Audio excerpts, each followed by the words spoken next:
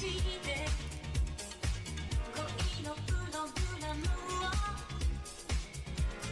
せないでね出会いと別れ上手に打ち込んで時間が来れば終わる Don't hurry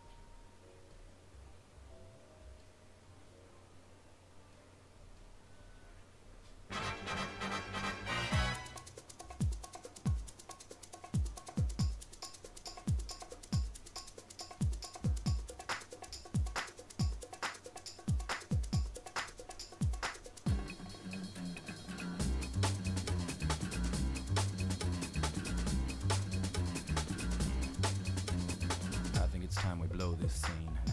Get everybody in the stuff together. Okay, 3, 2, 1, let's jam.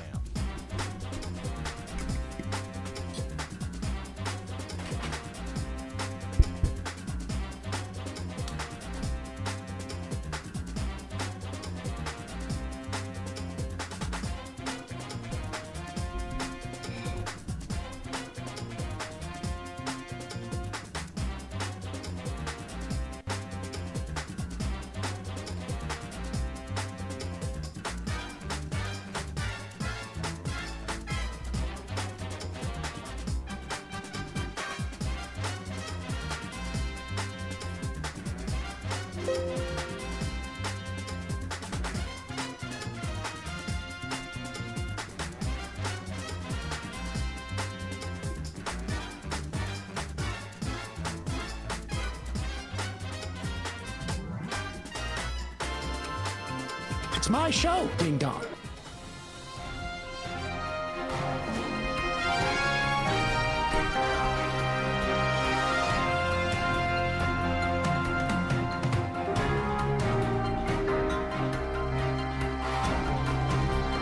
Hello! Hello! Howdy, howdy, howdy. I'm Left Hand Stu. Now! Today it's December 10th. I don't know what was happening yesterday, but today is December 10th. Not December 9th or December 11th. It's December 10th. When's December 10th? We have... I was going to say one day more of Parliament, but it could be maybe 5 hours like it was today. They sat starting at 2, and I think they adjourned at 7 p.m. So I was like, you know what? There was so much that happened in Parliament today in such short amount of time. Might as well give it some attention. Hope everyone's having a good Wednesday so far. We're gonna turn this off. It's my show, ding dong.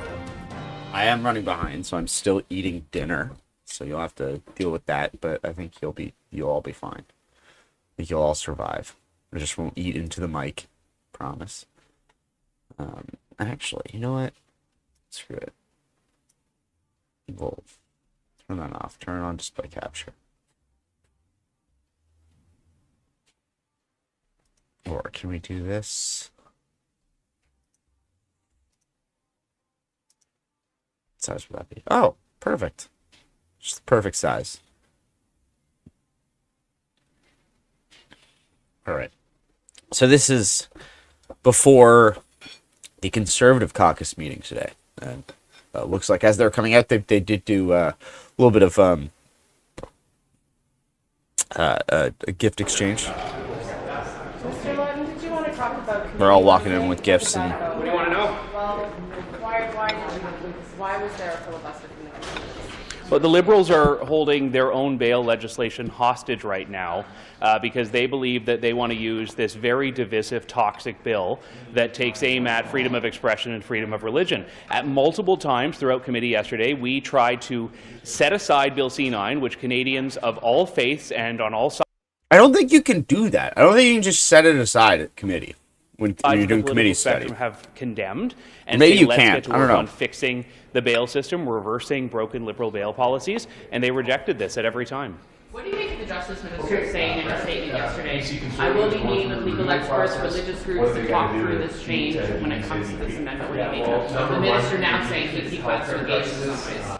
Well, ideally you do your study before you put something like this forward. The fact that the minister is only now talking about studying is exactly the concern that Conservatives raised on C9, which was that this was rammed through so quickly. We also never taking studied notes this on this amendment, stuff. and now we're hearing from every religious community in the country, effectively, that they will be targeted by this. So this is not a bill that will protect religious communities. This is a bill that will risk prosecution for them expressing their faith. What would you say to the Jewish groups, or 5 Jewish groups, CJAX and IBRIS, who came out saying, please just pass this bill as quickly as possible. What's your response to that? I spoke to dozens of rabbis yesterday, and they had a very different message, which is that they understand their own scriptures will also be targeted by this. And, Mark Miller, who was promoted to being the Minister of Canadian Identity, said himself, he named books of the Bible and the Torah that he thinks should attract criminal charges if you cite. So C9 is a very dangerous bill. It's not, you don't will just continue to have to fight cite The it. Liberals Like, can if you don't stop if you just holding say their that, own like, if you bail don't, reforms hostage at any time,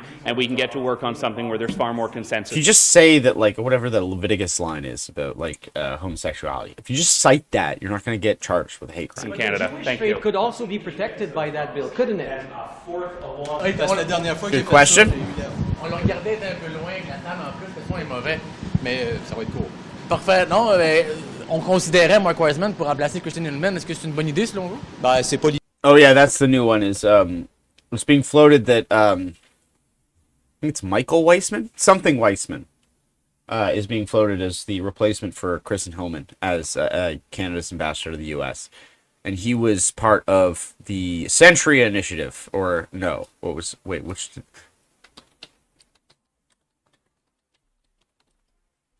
Century Initiative was.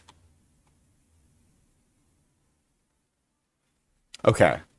So they're both called the Century Initiative. Yeah, so he was part of the Century Initiative. I don't think he was like the head of it. But l'idée he du was, like, siècle, hein? Est-ce que cette personne like, the va board of vraiment défendre directors les or intérêts something? du Québec, alors que quand il I'll faisait la look that up. promotion de l'initiative du siècle, il disait qu'il fallait aller de l'avant, même si le Québec aboyait. Donc, encore une fois, c'est vraiment pas l'idée du siècle. Got to ask you about the end of Parliament. How did you think it ran this fall? Was it good with the government? Did the government not do enough? We're just taking the temperature here. We were promised a $62 billion deficit in the election campaign, which was way too much already, and we have a $78 billion deficit. So I think we're in a really challenging time, and can't wait to get back here in January and continue the fight. Thanks. Just one more second. Yeah, of course. I also just want to wish all Canadians a Merry Christmas and Happy Holidays. Important for us to take, well, you know what, tough Here it loss comes. last night, but it was good to get a point, and I think we're turning things around Oh. out there.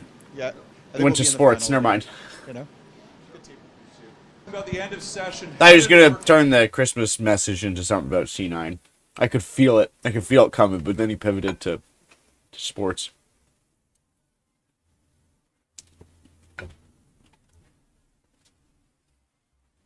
The government, did Parliament work functionally as a committee chair? Could things have gone better? Is it normal? We're just taking the temperature. I think if the government realized there is such thing as ministerial responsibility, I think Canadians would be a lot better served. But we don't see it from this government or from their ministers. Which one is that? Who is that? Who is that? Come on. So that's probably a pretty decent quote I can use. No, Tim Lake was the guy before. How did it work with the government? Did Parliament?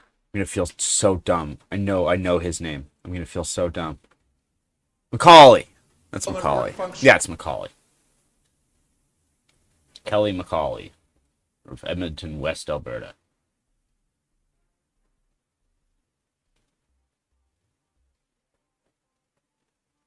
Edmonton West.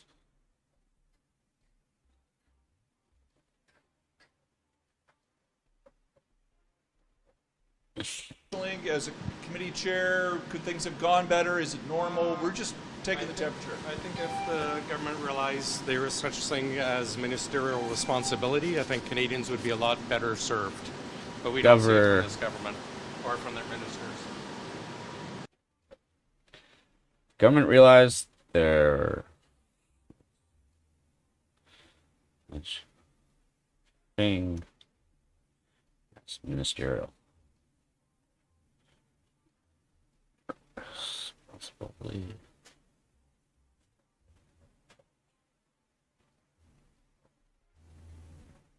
Would be better served.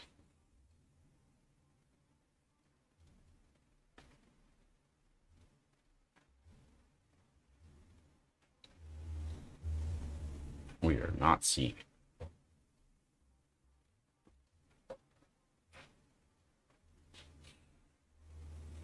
All right, that's conservative, so let's flip over because I missed the Liberal ins because I was at Elizabeth May's press conference. Oh, all smiles and good feelings from Carney and his former minister. Any comment on Ambassador Hillman's resignation? How are you going to replace Ambassador Hillman? The ambassador has done a fantastic job for Canada for 6 years. 4 as ambassador, a little more than 4 as ambassador, and then 2 before that. Across a huge range of issues. Obviously, we always have a huge range of issues with the United States. And particularly in the most recent time, during an intense period of discussions, as everyone knows, with the U.S.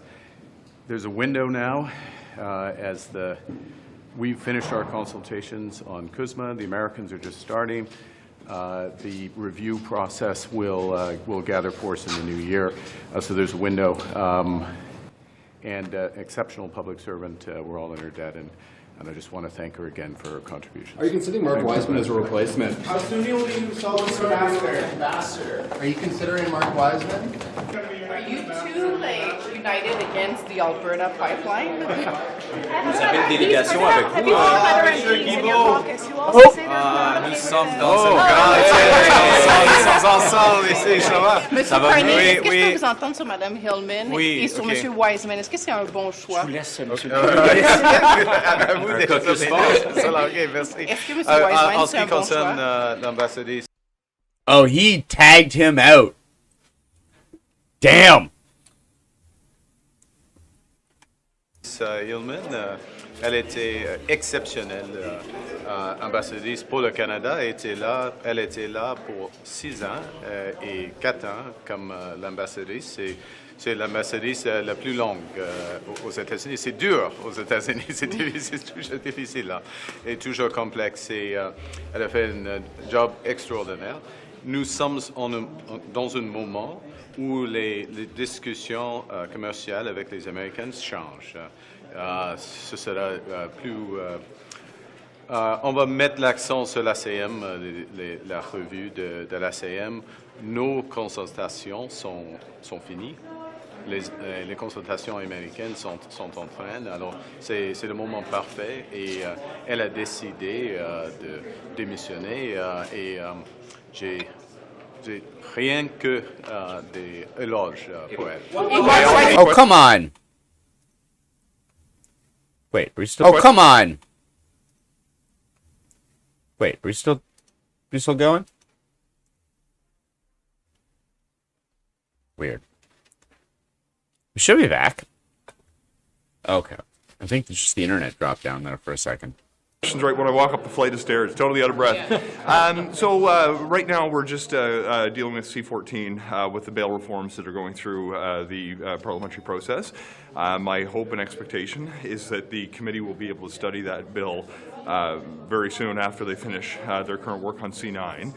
The amendments that they may look to adopt as part of that bill will be something that I'll leave to the committee to figure out, to hear witness testimony on. So that's a decision that we'll leave to consider whether the committee thinks that amendments are further justified. But how will you address transit violence? We're seeing an uptick on that. People don't want to take transit in cities like Toronto. How will you address transit violence? Well, look, there's a number of different ways that you can address these concerns, and you got to remember that some of these solutions may lie in criminal justice reforms.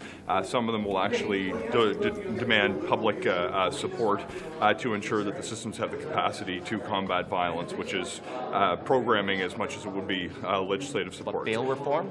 Well, we've not taken a decision on the right way to address this specific issue. However, I do see an opportunity potentially, if committee members think it would be appropriate, you could look at potential sentencing reforms, as we've done with first responders.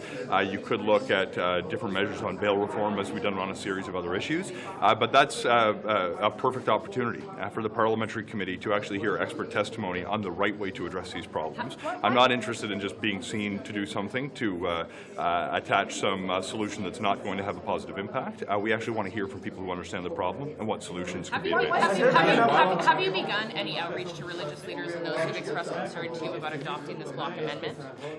Yes, so over the last couple of of days, our teams had significant engagement with different communities of faith who've expressed interest.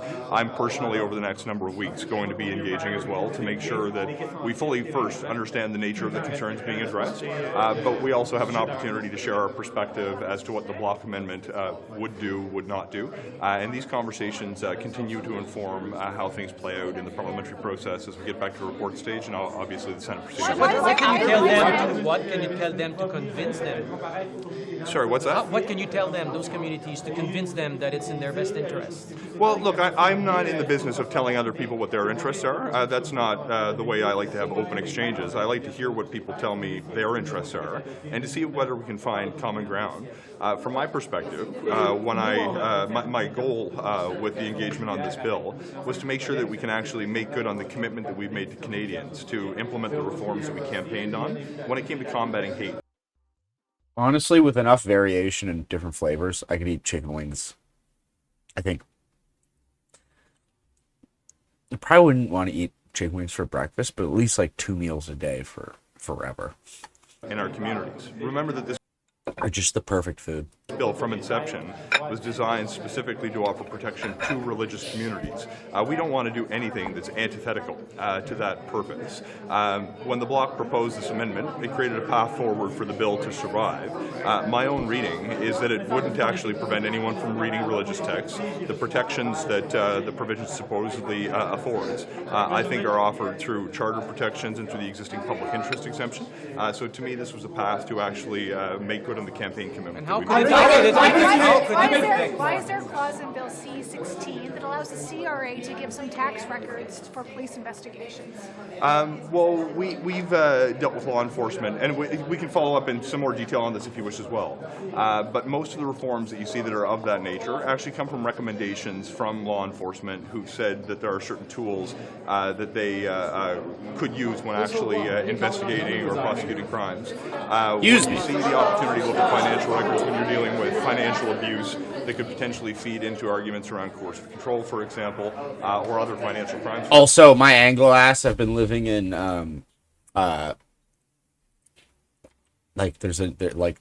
living down and there's a what's it called? It's like a wing spot, and I've been calling it Le Cage because it's Le and then Cage. And Ty keeps going like, "Do you want to go to casual sports?" I'm like, "What?" And then one time we went, and it's like we went to Cage, and he's like, "I thought we were going to casual sports." I was like, "That's what this is. It's called Le Cage." And I'm like, "Oh, I'm saying it wrong. I get it." Be right back. Get rid of my plate. Matter. It is somewhat helpful to make sure that you're listening to law enforcement. There are some other investigative tools that are included in Bill C-16 as well around the evidence, the regime around detaining evidence for the purpose of investigation. And if you want to explore in a little bit more detail, we can follow up. Shouldn't that block amendment on C9 have been studied and the consultation, shouldn't that have taken place before it's put into the bill? Well, it's an interesting question when you're dealing in a minority parliament setting, because obviously when you come forward with the initial version of the bill, which didn't include that exemption, we wanted to consult and did consult with different communities, including communities of faith, to understand their concerns. When you see an amendment that's being proposed by an opposition party at committee, that wasn't part of the intended policy from inception, so it wasn't part of that initial consultation. That said, at the committee, when asked during my own appearance a few months ago, Rael Fortin with the Bloc put the question to me, and I expressed an openness if committee members wanted to invite expert testimony to study the bill and have the majority of committee members make a recommendation. That process has unfolded. Some people came and spoke in favor. It's not been the main focus of the committee's engagement, but nevertheless, the committee has decided to support that proposal. I'm going to go into Is it final? You can catch me later. I just don't want to be late for the meeting. Thanks, everybody. Nate, can we ask you about the Ontario Liberal leadership? Marina's not going to run. She would have been great. What's that? She would have been great. Many think so. Many think so. But how about you? Does this put you sort of more officially or move you closer or help you with the decision? I don't think it changes things one way or the other. I said all along it's a conversation I'm having with family over the holidays, and the race still has to be set. and it's about building the best team you can. And Karina's excellent. She'd be an excellent addition to the race, and she's great in our politics. Par rapport à Mme Hillman qui s'en va, son départ, est-ce que M. Wiseman, c'est le bon choix pour la remplacer? Ben, moi, je laisse le premier ministre faire ses nominations. Moi, je ne fais pas de spéculation. C'est un personnage qui est controversé au Québec parce qu'il est derrière l'initiative du siècle. Est-ce que ça serait un bon choix? Le premier ministre fait une nomination ambassadoriale. There's 3 days left now here. What do you hope to get done before Friday? Well, we have a lot to get done. We have a lot to get through, and we're hoping to accomplish some significant things for Canadians. Any particular bills? Yeah, all of them. So your priority is everything all at once at the same time in the next 3 days? Our priority is to obviously deliver benefits that will be felt by Canadians as quickly as possible. Sur l'exemption religieuse, là, on est un peu confus. Vous appuyez, mais il va y avoir un sous-amendement. Comment ça va se passer? Vous avez vu le comité faire ses recommandations hier soir, et nous entamerons le débat au stade du rapport dans le temps opportun. Is C9 being rushed? I don't think anything's being rushed. All right, merci. Her U.S. ambassador post. Are you upset that she's going? I'm grateful to her for her public service. I mean, she's been a remarkable ambassador, has worked extremely hard for such a long period of time for Canada in Washington, D.C. Of course, these jobs are super pressure jobs, especially in most recent years. So I respect her decision to move on to the next journey in her life, and giving the Prime Minister and the government appropriate notice to do so. Est-ce que Mark Wiseman, ce sera un bon choix pour remplacer Mme Hillman?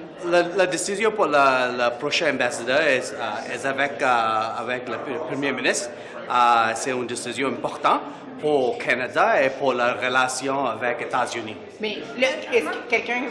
Wiseman, c'est quand même associé à l'initiative du siècle, c'est une initiative qui est controversée au Canada, est-ce que ça serait vraiment un bon choix? C'est une importante décision pour le Premier ministre.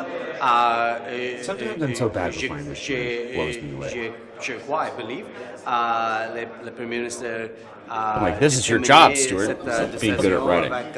Toute la considération sur la relation avec les États-Unis. What is the next ambassador? Considération sur la relation avec les États-Unis. What is the next ambassador? Have I missed? In the next 3 days. Oh, I need to hear it. The race, and she's great in our politics. Thanks. Sort of more officially, or move you closer, or help you with the family over the holidays, and you can.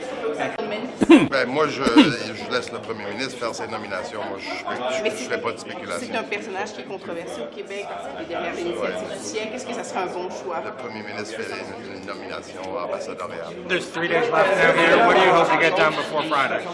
Well, we have a lot to get done. We have a lot to get 3 days through, left. and, That's optimistic. We're hoping to accomplish some significant things for Canadians. Any particular bills? Yeah, all of them.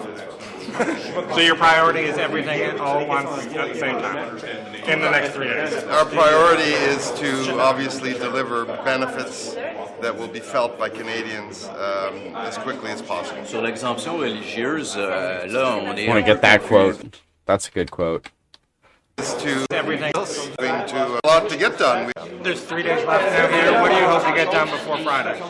Well, we have a lot to get done. We have a lot to get through, and we're hoping to accomplish some significant things for Canadians. Any particular bills? Yeah, all of them. So your priority is everything all at once at the same time in the next 3 days? So your priority is everything all at once? Yeah, through. You probably could have had some more concrete examples for that one. What do you hope to get done before Friday? Well, we have a lot to get done. We have a lot to get through, and we're hoping to accomplish some significant things for Canadians. Any particular bills? Yeah, all of them.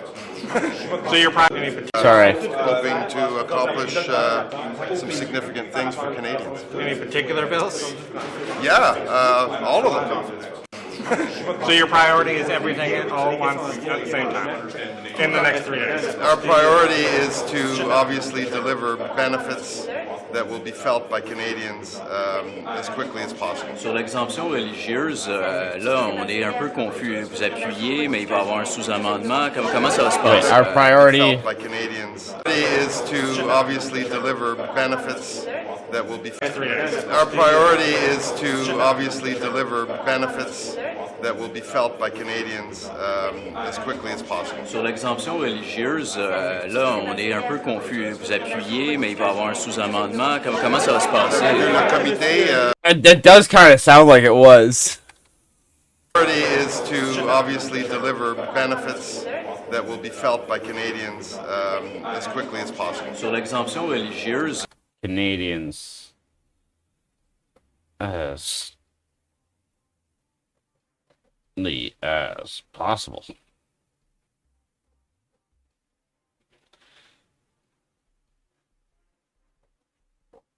What was the actual question? And we're hoping to accomplish done. We have a lot. There's 3 days to get through some significant things for Canadians. Any particular bills?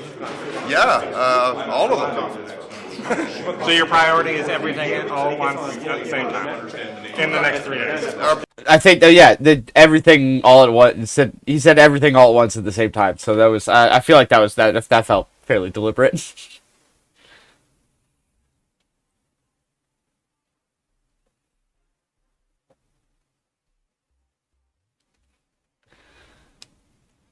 Just go to Legis info at a glance.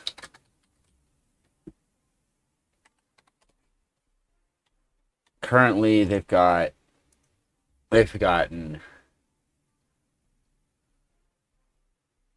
Oh, C-17. What's C-17? An act for granting His Majesty certain sums of money for the federal public administration for the fiscal year ending March 31st, 2026. Is C-17 the... No. C-17 isn't Ways and Means.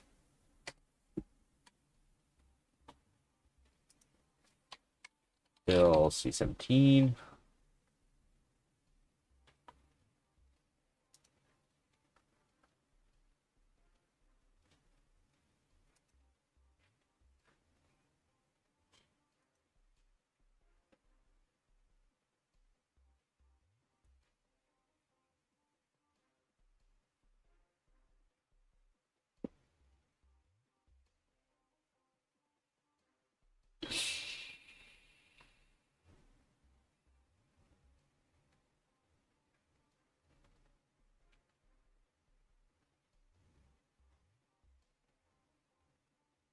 Okay, so C-17 was amending eligibility to the Canada Emergency Wage Subsidy.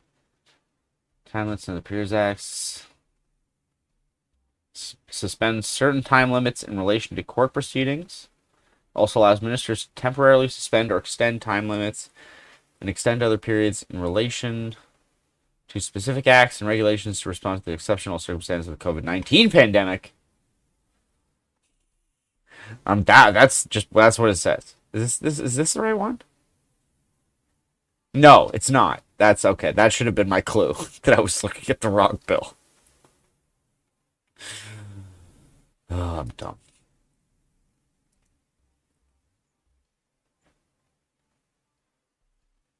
Oh yeah, so this is just a basic like, hey, we needed to pay for this stuff, or you need to approve these payments, sort of thing. All right. So C-17 is awaiting royal assent. So possibly by the end of this week, if they can do it by tomorrow, they'll have C-3, which was the Citizenship Act.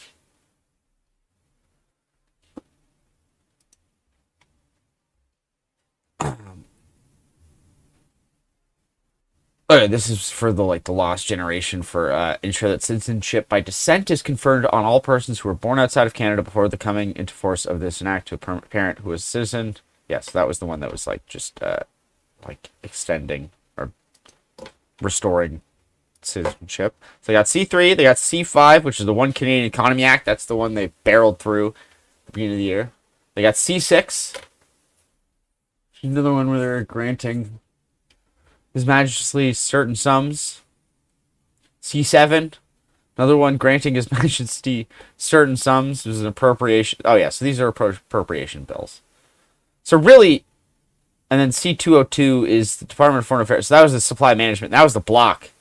So basically, substantially, it's like C3 and C5.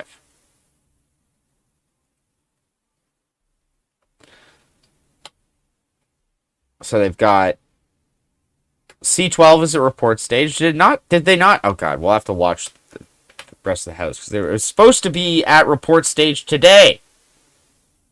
Oh wait, no. Yes, yeah, it was supposed to be. So C9 still says it's at consideration in committee because shockingly they canceled the Justice Committee today. C14. Which is the Bail and Sentencing Reform Act. C15, Budget Implementation Act. C11, Military Justice System Modernization Act. And C8, an act respecting cybersecurity, telecommunications act. Jeez. God, good lord. And making consequential amendments to other acts. So that's one. There's 5 bills in consideration committee. They've got 5 bills at second reading. So that's how many in total?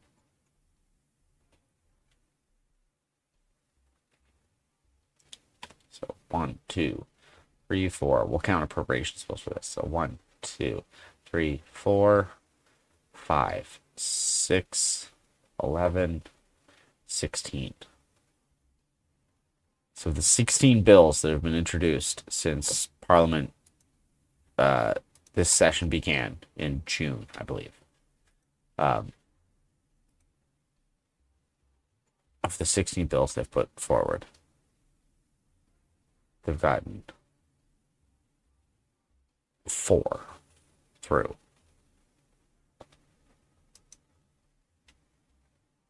And then a Senate member's bill. An act to authorize Gore Mutual Insurance Company to apply to be continued as a body corporate under the laws of the province of Quebec. Riveting. All right. Priority is to obviously deliver benefits. Religieuse, là, on est un peu confus. Vous appuyez, mais il va y avoir un sous-amendement. Comment ça va se passer? Vous avez vu le comité faire ses recommandations hier soir et nous entamerons le débat au stade du rapport dans le temps opportun. Is C9 being rushed? I don't think anything's being rushed. All right, merci. Her U.S. ambassador post. Are you upset that she's going? I'm grateful to her for her public service. I mean, she's been a remarkable ambassador, has worked extremely hard for such a long period of time for Canada in Washington, D.C. Of course, these jobs are super pressure jobs, especially in most recent years. So I respect her decision to move on to the next journey in her life and giving the Prime Minister and the government appropriate notice to do so. Est-ce que Mark Wiseman, ce sera un bon choix pour remplacer Mme Hillman? La décision pour le prochain ambassadeur est avec le Premier ministre. C'est une décision importante pour le Canada et pour la relation avec les États-Unis. Mais est-ce que quelqu'un, M. Wiseman, c'est quand même qui est associé à l'initiative du siècle, c'est une initiative qui est controversée au Canada, est-ce que ça serait vraiment un bon choix? C'est une importante décision pour le Premier ministre. Je crois, I believe, le Premier ministre déterminer cette décision avec toute la considération sur la relation avec les États-Unis. What does the next ambassador need to do? Well, this is one of the most important relationships. It's extremely important today. It's always been very important. And so we need an ambassador, of course, who understands the nuances and the complexities of the relationship, who, of course, has a very good line of contact with the Prime Minister and his government, and is able to work through not only with the White House administration, but of course, the legislative branch as well, both the Senate and the House of Representatives. Is Mark Wiseman the right fit? This is an important decision. Is Mark Wiseman the right fit? They haven't even picked him yet. He has in front of him. We need to make sure that our next ambassador, very similar to the one before and the one before her, are people who understands the complexities and nuances of the decision. This is a very important moment as we are engaged in some very important conversations with the Americans to strengthen our relationship, both political and economic. And that person, of course, needs to be able to accomplish that important work. Who do you think would be the right person? There's a lot of good Canadians. I'll let the Prime Minister, of course, to look at those suite of options available to him. No. J'ai resté ici. J'ai servi ma circonscription de Ottawa Centre. Okay, merci beaucoup. In appointing other ambassadors to places like London and locations in Europe, there have been delays. I'm sure again it's been a really busy time for the government on all fronts, so I'm sure Prime Minister is looking at all those considerations. Again, all those postings are very important, and I'm sure we'll be hearing those decisions soon. Thank you very much. Ooh, massive zoom in. Qui va être le prochain ambassadeur aux États-Unis. Donc, I'm skipping past questions that are about the ambassador. No offense to Madam Hillman, but I'm. Wiseman, c'est celui qui. Or Weissman. Said was that personally, I don't the Prime Minister's judgment. I don't know Mr. Wiseman to this day that we are under base in our trade relationship with the Americans and confidence, and I think the obvious is that we just need to continue. I have confidence in him. What does Canada's next ambassador to the U.S. need to do? Still ambassador stuff. Happening again on that relief for sectors hard hit before the Kuzma review. I think traders, they're really initiators to kind of that, of whether or not Quelqu'un a posé la question. J'ai pas une connaissance de son histoire à propos de Mr. Departure from the ambassador role. Oh my God. I think this is like I think it's recognition, the ability, very cases. Apparently McGuinty commented on the national security strategy from Trump. I don't know. A gentleman in my old riding who represented. Yeah. Whether or not, I don't know if you ruled out a potential I have. Maybe you've. Oh, this is OLP stuff. Because Gould wasn't running. Yeah, I just did a town hall on crime. I think the first thing is that the provincial government needs to do its part and have enough capacity. More Hillman.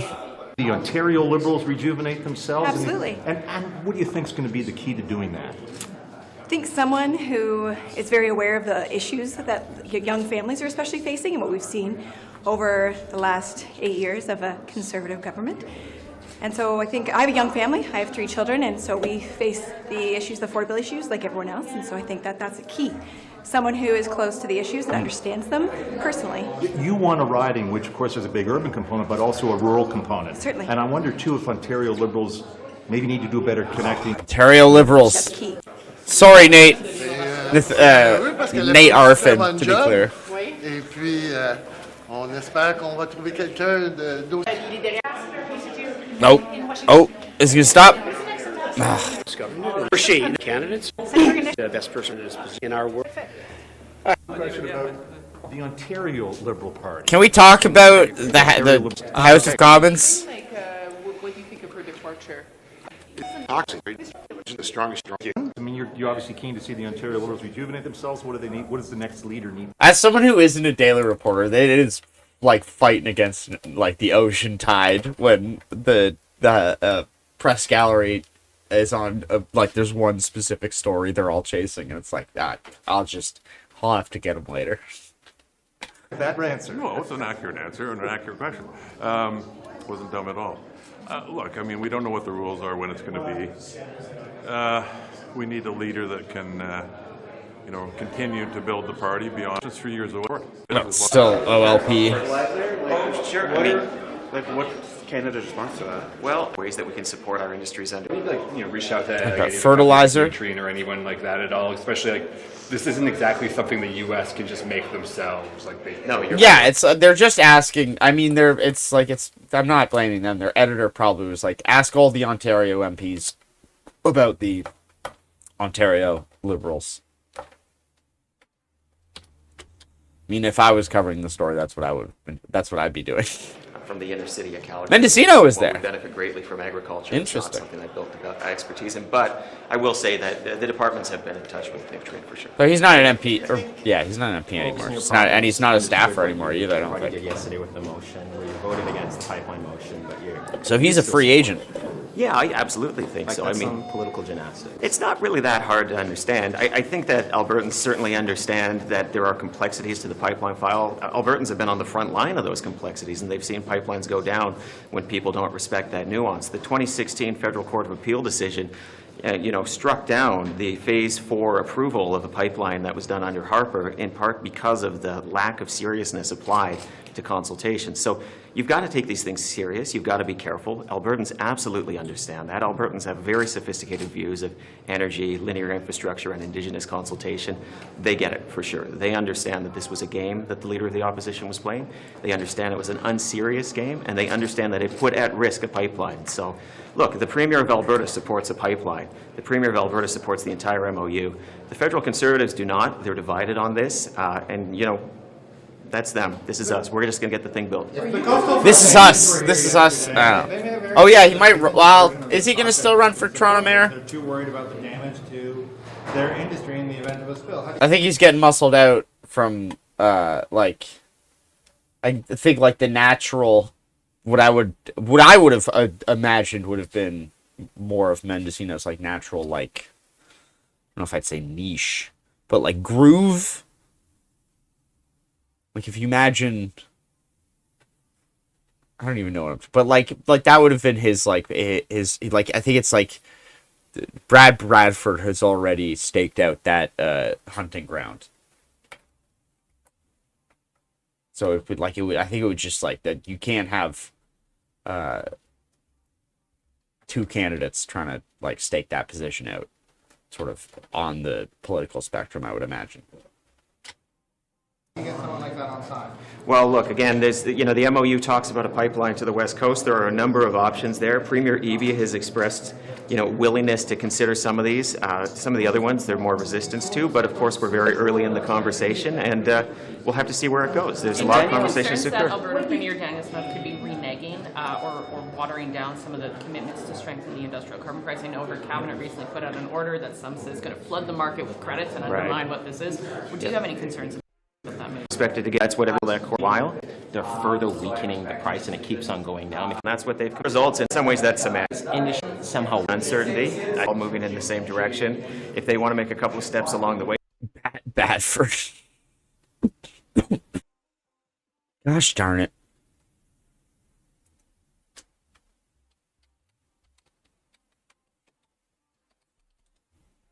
One of these days, we're gonna get through a whole stream. And it's not going to crash.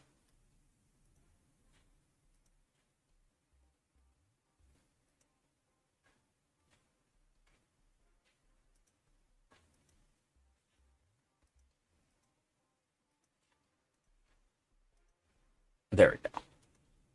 We're back. Oh no.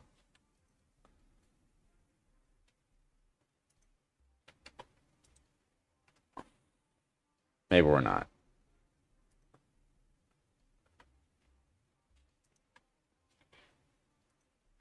Yeah. Gotta reopen the window.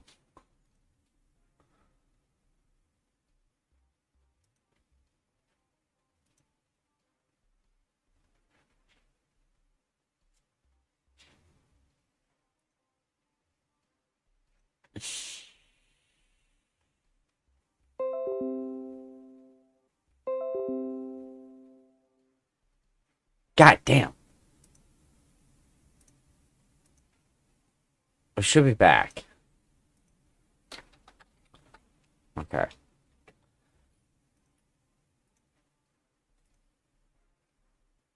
See, if it's not the OBS crashing, it's just the internet. It's just the internet just cutting out randomly.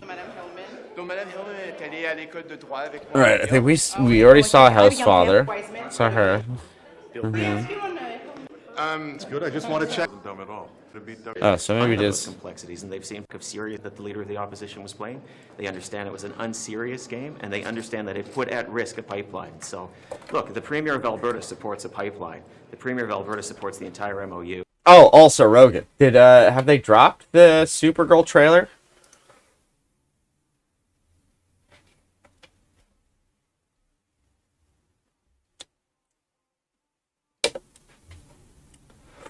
Also, someone tweeted, and it's like it's a same sort of vibe as my thing about how he's just gonna do female Star-Lord with more powers, and I'm just gonna fall for it, hook, line, and sinker. But they're like, it's putting a trench coat over top of a superhero's normal costume is always gonna look cool as hell. I know it's a gimmick, but it's always gonna look cool as hell. Oh, it's tomorrow? Oh, okay, I should have looked at it better. Do you have good airflow out of your PC, or does it crash because you're doing something so like...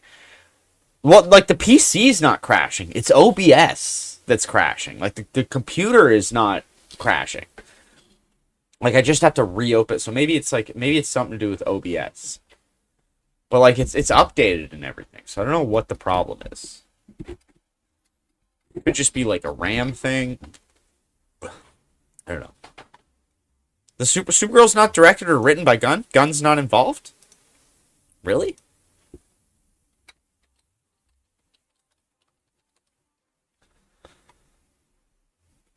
Craig Gillespie. Who's that? He's a producer. So he's involved. Yeah, executive producer. Because it's a spin-off of his movie, so I'm assuming it's... We did I, Tonya, Lars and the Real Girl, The Finest Hours, $1 Million Arm. Never seen $1 Million Arm. Did he do the Cruella movie? Yeah, oh, fair enough. Good point. Good point.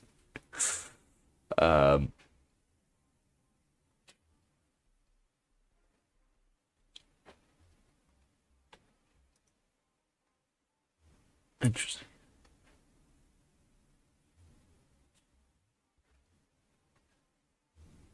We did Fright Night, apparently.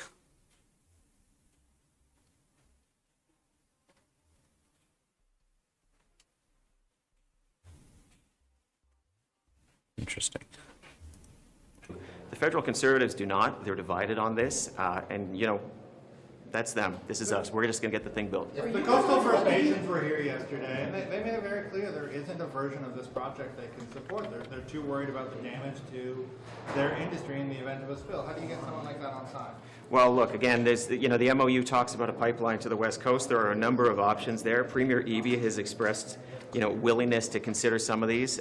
Some of the other ones, they're more resistance to, but of course we're very early in the conversation, and we'll have to see where To flood the market with credits and negotiating the 30.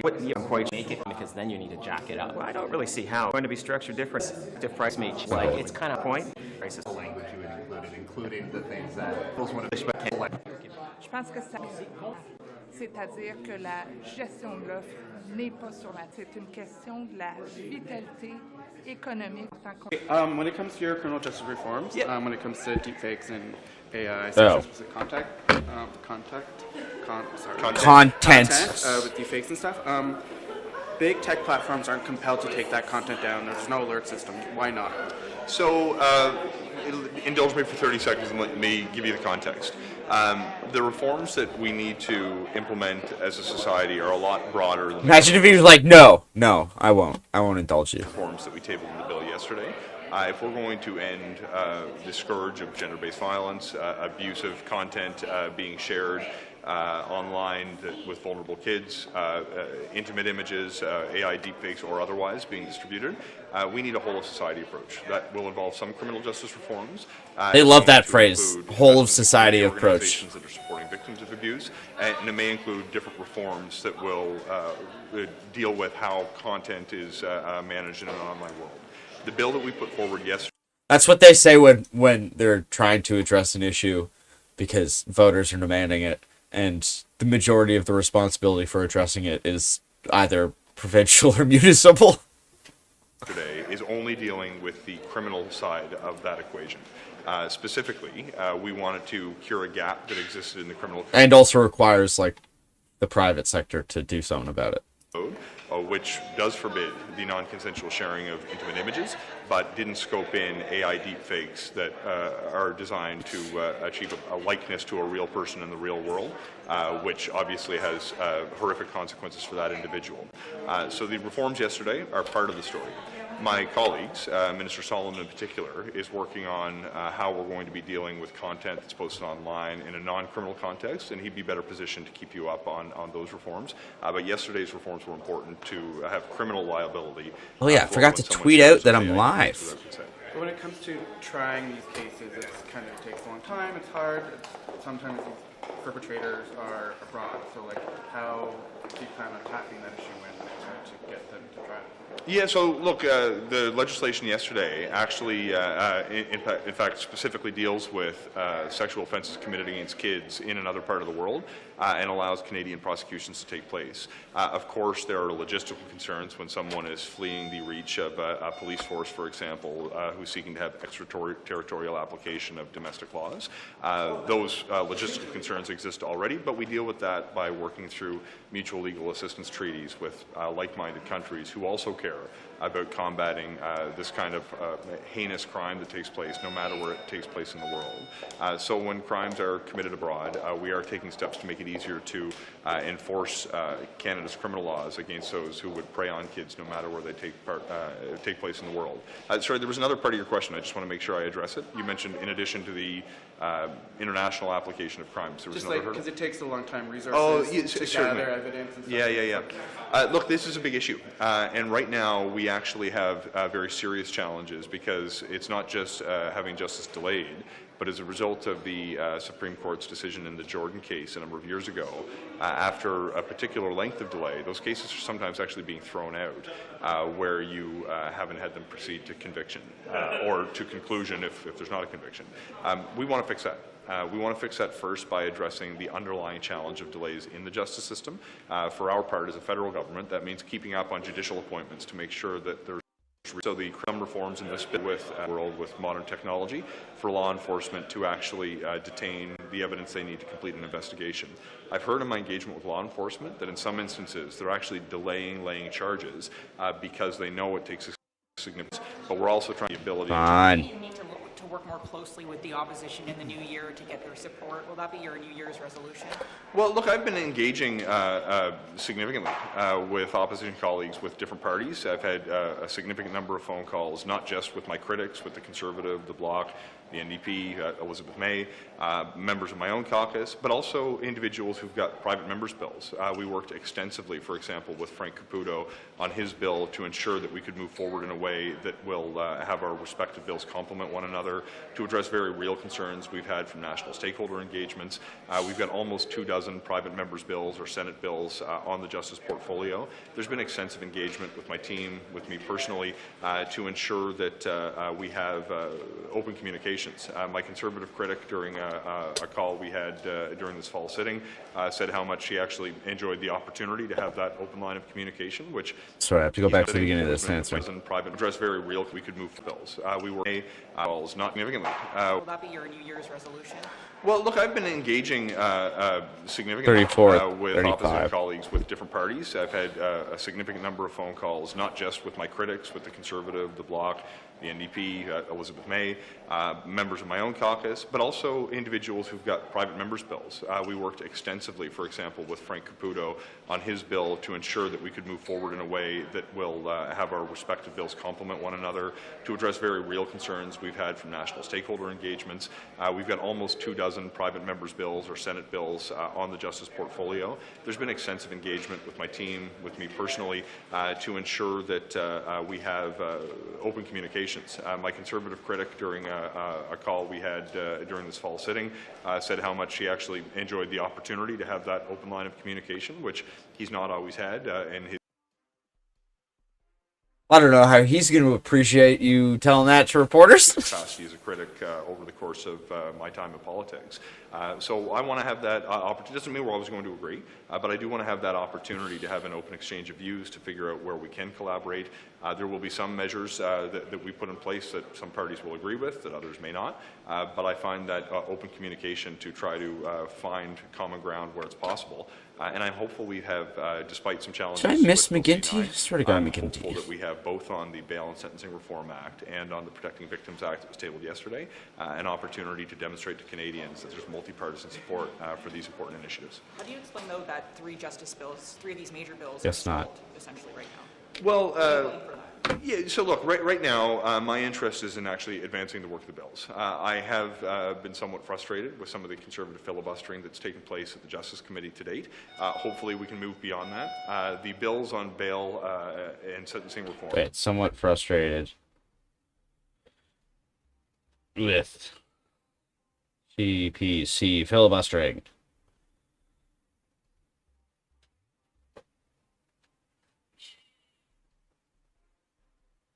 What do you mean filibustering at the Justice Committee? You all were there. We all watched it. Do you remember even a second where they weren't doing the most diligent and important and effective of work? Because I remember. That's not to my recollection. Protecting Victims Act. Once again, they've canceled today's meeting, and will probably cancel. I think they've already canceled tomorrow's meeting. Need to make sure that they actually have the space at committee for them to study. I would hate to see any party filibuster. Oh yeah, if everyone wants to give these so that it prevents us not only some from shares, dealing with, depending on which seems to be their focus now, which account you but that use, is having a downstream impact on our ability to expeditiously adopt bail reforms that I know police chiefs across Canada are asking members of Parliament to adopt quickly. So my sense is we need to get through the bill, which is in clause by clause now. I'm hopeful the committee can deal with that issue this week, but shortly thereafter, there is work now building up for the Justice Committee or potentially other committees that may have interest in these specific bills. Okay, thanks everyone. How do you think the House has been functioning this Parliament, the sitting? It's about to rise for the sitting soon. How do you think it's been functioning? We're a minority government, so there are obvious challenges that come with that. But despite that, I think that there's a number of things that are moving forward that are very important for Canadians, certainly around affordability, housing, for example, amazing things that are happening. So on a number of fronts, I think we're doing really well. We were starting to ask you this earlier, but have you heard from other MPs within your party that are also feeling similar to you, that they have concerns about this pipeline MOU? I won't speak on behalf of my colleagues. Please talk to them, and those who wish to express themselves will do so. And just in terms of priorities of Parliament, what should Canadians think about when they think about the House rising for the Christmas break? What will be top of mind in January when you guys come back? I think clearly issues of affordability continue to be top of mind for Canadians, and that's certainly something that our government is very seized with. Issues of security as well. We know that for many communities across the country, it is an issue. The trade war with the United States, unfortunately, not a problem not solved, and will continue to be something that our government is seized with. But also, I think Canadians, and obviously it's not top of mind for Canadians right now, but environmental issues continue to be a priority for about 18-20% of the population. It continues to be the number one issue. So I think we have to make sure that we're on our front foot on that. At the beginning of this sitting of Parliament, the Conservative leader had said they were going to cooperate with the Liberals on trade and other issues. Have you seen signs of that? Unfortunately, very little. The Conservatives seem to be more focused on blocking and trying to prevent progress on a number of issues rather than cooperate. And we've seen cooperation with pretty much all of the other parties on a number of different issues, whether it's Elizabeth May from the Greens, the NDP, the Bloc Québécois, and a number of things. But the Conservative Party of Canada and Pierre Poilievre haven't been very cooperative, unfortunately. And what does that mean for bills? Wait. Oh, I forgot this is still Liberal. And will continue to be something that our government is for 20% of the population. It's the number. We have this sitting at Parliament. The Conservative leader had said they were going to cooperate with the Liberals on trade and other issues. Have you seen signs of that? Unfortunately, very little. The Conservatives seem to be more focused on blocking and trying to prevent progress on a number of issues rather than cooperate. And we've seen cooperation with pretty much all of the other parties on a number of different issues, whether it's Elizabeth May from the Greens, the NDP, the Bloc Québécois, and a number of things. But the Conservative Party of Canada and Pierre Poilievre haven't been very cooperative, unfortunately. And what does that mean for What was it? More focused on unfortunately cooperate with the the 3845. trade and other issues? Have you seen signs of that? Unfortunately, very little. The Conservatives seem to be more focused on blocking and trying to prevent progress on a number of issues rather than cooperate. And we've seen cooperation with pretty much all of the other parties on a number of different issues, whether it's Elizabeth May from the Greens, the NDP, the Bloc Québécois, and a number of things. But the Conservative Party of Canada and Pierre Poilievre haven't been very cooperative, unfortunately. And what does that mean for bills? Well, it obviously means that bills that are important to Canadians, are important to this government, aren't moving at the speed that they should so that we can help to deliver for Canadians. Thank you. Mr. McKinnon, can we ask you about this session of Parliament wrapping soon? What are the priorities when you guys come back? Oh, these are outs too. Well, Okay. we obviously continue to look for ways to make life more affordable for Canadians and grow our economy. Those are our key priorities, as well as keeping communities safe. We have an amazingly robust crime agenda, and we're certainly hoping the Conservatives Amazingly robust. get their boot off of the neck of some things that our police forces and others are looking for to deal with things like child pornography, extortion. What do you mean by that? When you say the Conservatives, Well, they've been systematically holding up a number of bills, C2 most notably, and we have others. As you saw, the Minister of Justice tabled another bill yesterday. So our crime agenda is a very full one, and we're looking for some cooperation to help move that along. One of the first things the Prime Minister did was he signed something that canceled the carbon tax, but also the middle class tax cut. He signed something. Yeah, that's fair. We're still not really sure what that really was that he signed. He put a signature on it. We know that for sure. What it was is still anybody's. You could whatever you want to call it.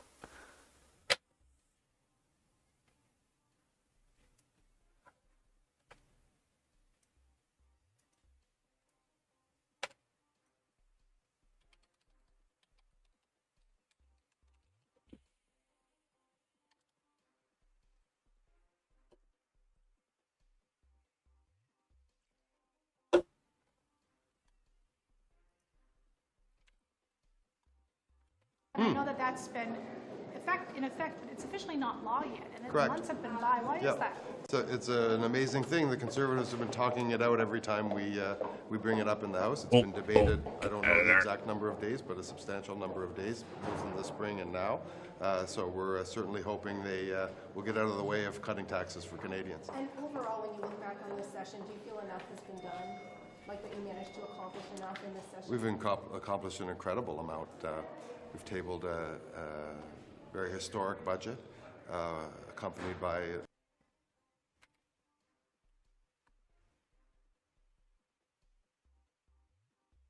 Accomplished. What was the word he said? We've accomplished an incredible amount. We've tabled a very historic budget, accompanied by legislation to implement it.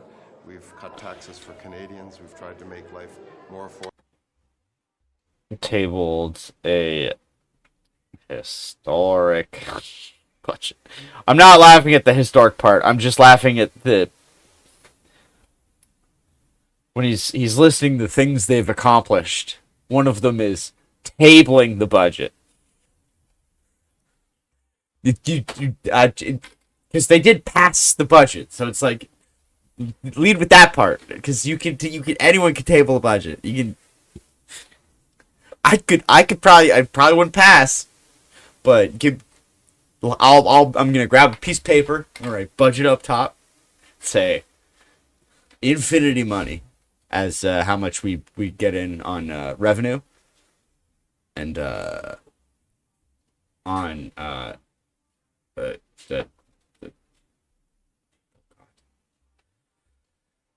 expenses. There's a better word for it. You know what I'm talking about. But on expenses, this can be infinity -1. So there, that's fucking. Yeah, I tabled a budget with $1 surplus. So that's a historic achievement. You lead with the passing of the historic budget. Just quibbling. Tried to keep our streets safer. We've made a lot of progress on a lot of bills. We'd like to get a few of them over the finish line. That's going to require the opposition collaborating with us by frankly stopping the delay tactics. There have been complaints that you haven't been making enough concessions when it comes to trying to get partners on some of these things to get it through. What would you say in response to that? What I would say is we engage, ministers engage, you see committee hearings. There are multiple opportunities for the opposition to feed into our priorities, to make constructive suggestions, and I think we've shown that we're nimble and agile enough and in listening mode enough to be able to adopt some of them. And it takes time to get bills passed, but would you say what you described what's going on is actually delaying these bills from going through, or how would you say what the impact is? I think there's some demonstrable some examples where it can be pretty clearly demonstrated that we're not talking about, debating the principle of the bill, but rather talking it out so that the government can't move a legislative priority forward. What's a demonstrative C4, the affordability bill. Can I ask you the Thursday question now? What are you guys going to be dealing with when you get back? What's your legislative priority? Bringing in new legislation? Well, we're going to deal with this session first, and there's a very robust set of legislative priorities that will be brought forward in the winter session, and I'm looking forward to that. So, Mr. Mayor, not to get you to repeat yourself, but is there anything else that you're expecting to get through the finish line before we rise on Friday? Well, we have some days to go, and we'll days to go, 3 or 2. Carefully as we continue to move forward on them. Wouldn't answer direct questions. What happens in caucus, but a productive conversation about well, which I think we're getting things done. Specific bills he wants across the finish line. Bills haven't been passed. Look, I think a lot of legislation has been passed and has been advanced, and when I think about, despite the obstructionism from Pierre Poilievre and the Conservatives, so I think we're advancing issues, whether it's on housing, whether it's on, the legislation to deal with public safety and crime, on affordability, the investments in the budget.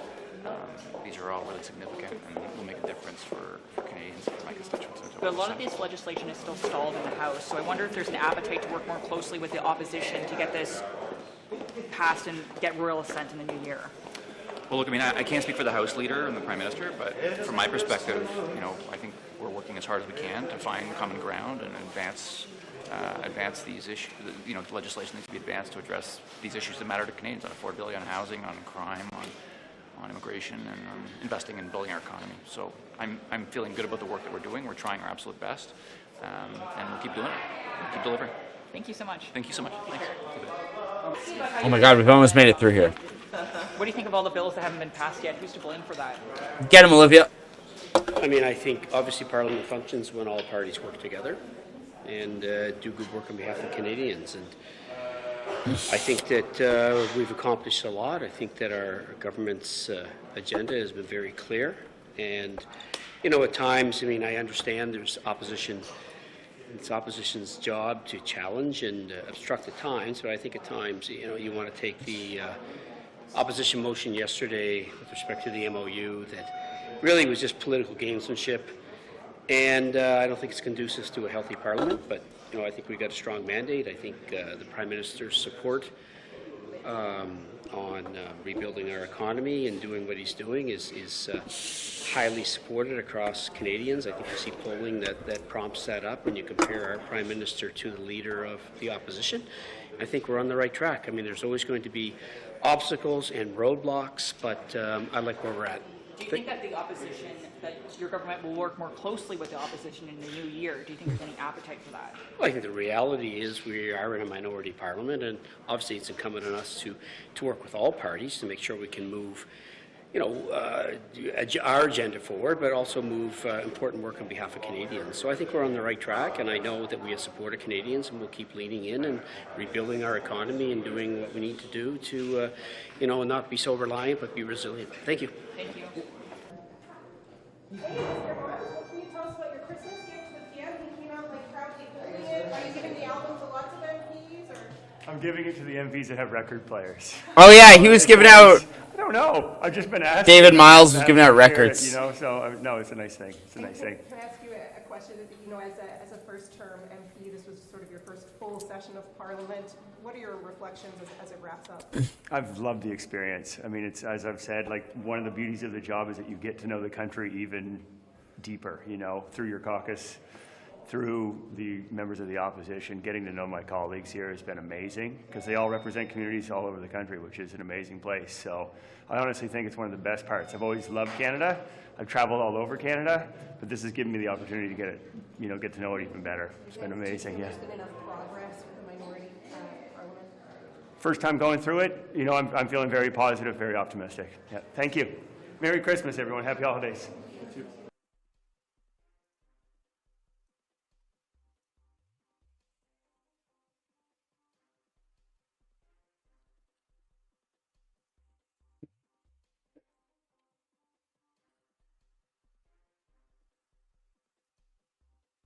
We made it through. All right, we'll get to what's the next one. We'll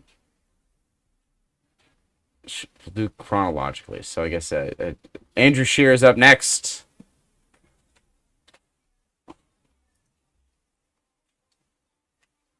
Well, good afternoon. It's clear as this session winds down that the Liberal government has been engaged in political games. They've basically been operating a deliberate campaign of self-obstruction, literally blocking their own agenda. For the past few weeks and months, we've seen all kinds of procedural tricks and games that Liberals have played that has had the effect of holding up their own agenda. Now, there's a few reasons why they might be doing that. It might be that after 10 years... Wait. Scheer's accusing... See, this is so funny, because Lawton kind of said the same thing.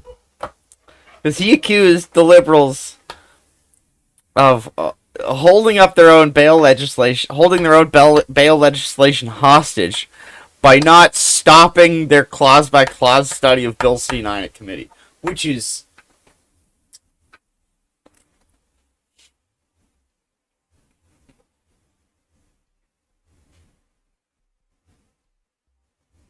just great. I love it.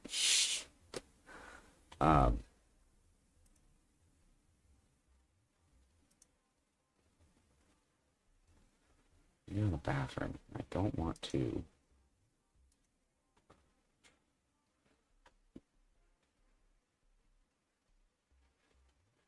Oh, here's something I could put on while I go to the bathroom. This is only like 3 minutes long. The first budget of his career and the first from the budget of the Carney government. Which I would say, very brave thing for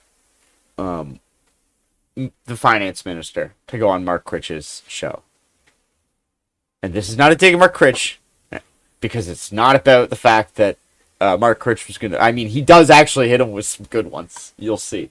But Mark Critch, it's like, he's like, that Grim Reaper meme where it's like all the doors? Because it's like the last time Mark Critch had a sit-down interview with a high-ranking liberal. It was probably one of the last major interviews Justin Trudeau did as Prime Minister. Because they had pre-recorded it earlier in December. So when Freeland resigned and all that happened, they canceled all of the year-end interviews. So the only person with a year-end interview for 2024 for Justin Trudeau was Mark Critch. And I will respect him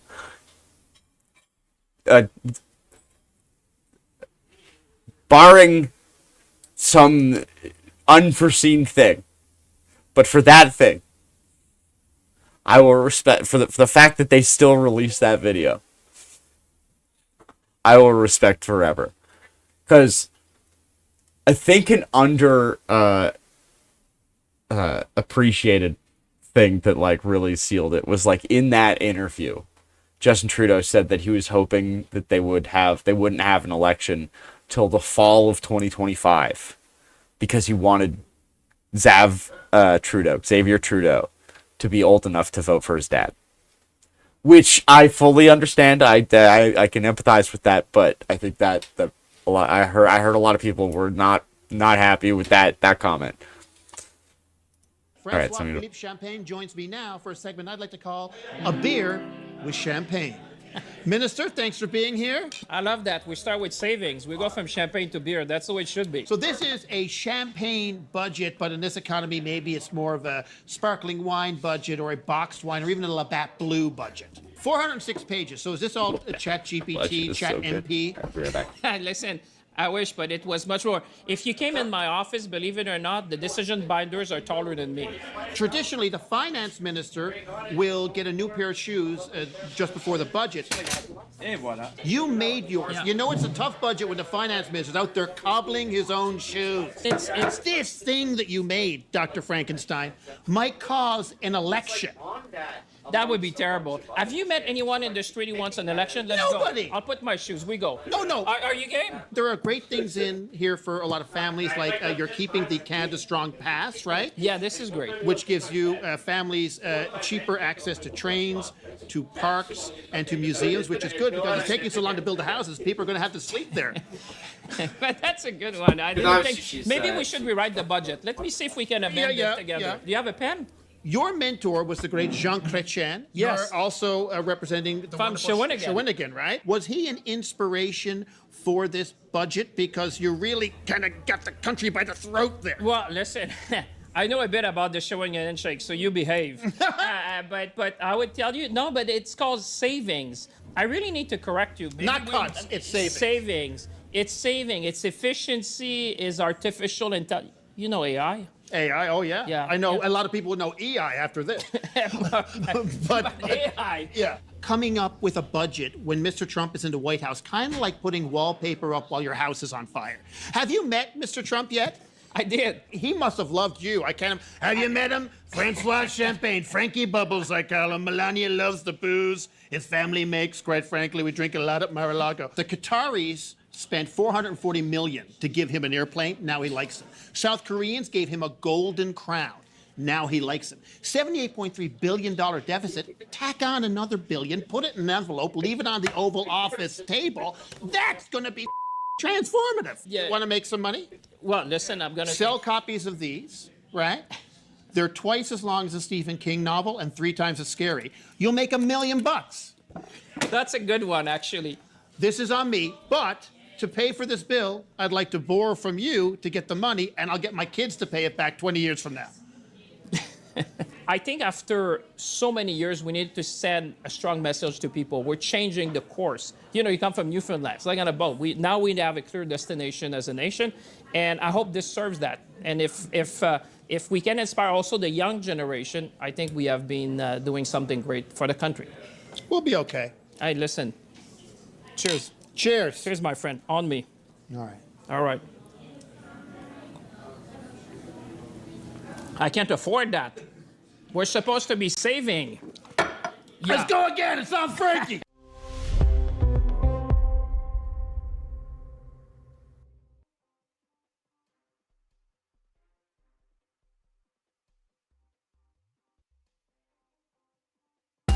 At issue tonight, free trade renegotiations. Donald Trump is not committing to renewing the trade deal he signed. It expires in about a year, and we'll either let it expire or we'll maybe work out another deal with Mexico and Canada. One of his trade representatives says the U.S. could withdraw from the deal altogether. The Liberals say they are working to keep it. We will work to protect what we've gained in CUSMA. So what did the president's comment? Oh, I was freaking out. I'm like, what is it? How is there a new ad issue? But it's last week's.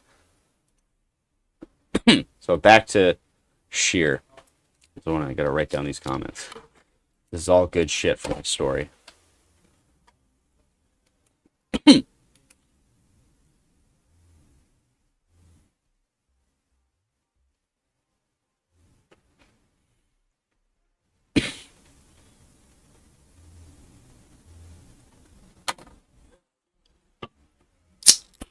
I love that you guys are just watching this. It makes it. I don't even care if it's only 4 of you.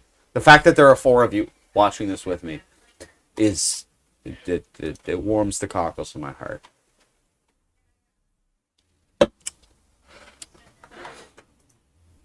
Entertain one man, entertain the world. Session winds down that the Liberal government has been engaged in political games. They've basically been operating a deliberate campaign. So what was in a session winds down that the Liberal government has been engaged in political games. They've basically been operating a deliberate campaign of self-obstruction, literally blocking their own agenda. For the past few weeks and months, we've seen all kinds of procedural tricks and games that Liberals have played that has had the effect of holding up their own agenda. Now, there's a few reasons why they might be doing that. It might be that after 10 years of government, they are still not very good at governing. When you look out at Canada, not holding up their own agenda.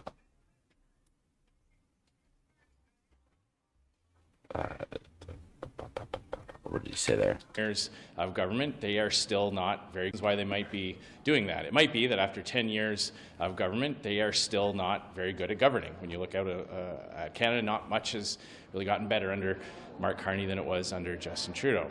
Second one, it could be because they're divided. It could be that they had to campaign on things that they did not believe in. When Canadians were sick and tired of Liberal policies that caused inflation, caused a housing price crisis, caused crime and chaos in our street, the Liberals had to pretend to change position on all those things, but in reality they haven't changed their minds, they haven't changed who they are, and they don't even support their own agenda.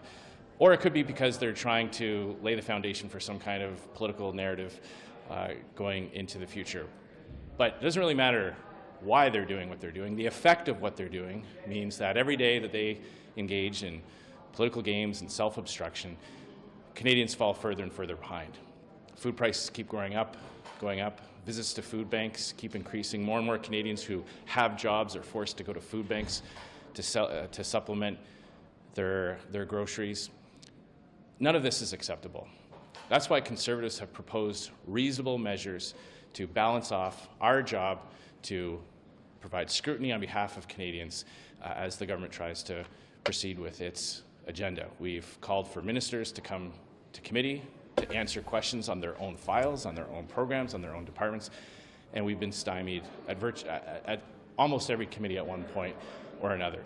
When you look at the Liberals' first piece of legislation, Bill C2, they had to do a complete rewrite because they got it so wrong. They claimed they were going to come to Parliament with measures to strengthen the border and the immigration system. They threw so many other things in there that they had no support from any other party. They had to completely overhaul their own piece of legislation. Literally the first piece of legislation that they introduced, they had to do a complete rewrite. They themselves obstructed their own I shouldn't be budget by reading tweets because he's saying things that I should be. Why they're doing what they're doing. The effect of what they're doing means that every day that found a position on all those things, but in reality they haven't changed their minds, they haven't changed who they are, and they don't even support their own agenda. Or it could be because they're trying to lay the foundation for some kind of political narrative going into the future. But it doesn't really matter why they're doing what they're doing. The effect of what they're doing means that every day that they engage in political games and self-obstruction, Canadians fall further and further behind. Food prices keep going up. Visits to food banks keep increasing. More and more Canadians who have jobs are forced to go to food banks to supplement their groceries. None of this is acceptable.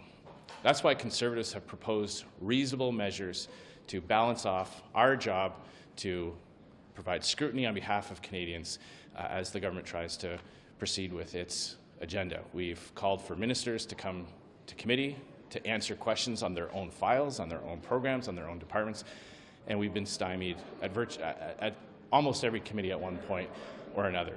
When you look at the Liberals' first piece of legislation, Bill C2, they had to do a complete rewrite because they got it so wrong. They claimed they were going to come to Parliament with measures to strengthen the border and the immigration system. They threw so many other things in there that they had no support from any other party. They had to completely overhaul their own piece of legislation. Literally the first piece of legislation that they introduced, they had to do a complete rewrite.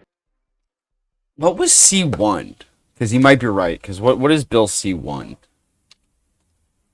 Was there a C1? I think Bill C1 might actually be the it's like the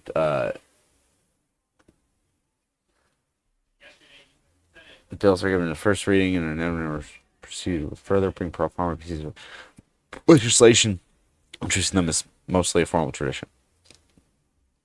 I think it also Bill C1 has it's like the throne speech. They themselves obstructed their own budget by delaying it until the fall rather than obstruct their own budget.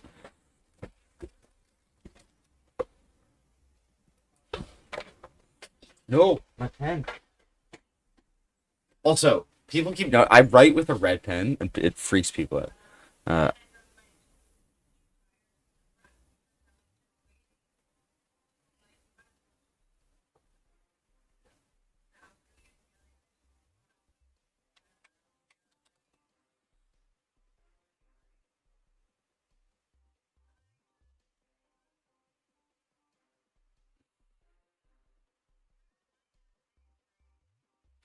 of legislation that they introduced, they had to do a complete rewrite. They themselves obstructed their own budget by delaying it until the fall rather than presenting it in the spring, as has been the case in Canadian history for literally generations.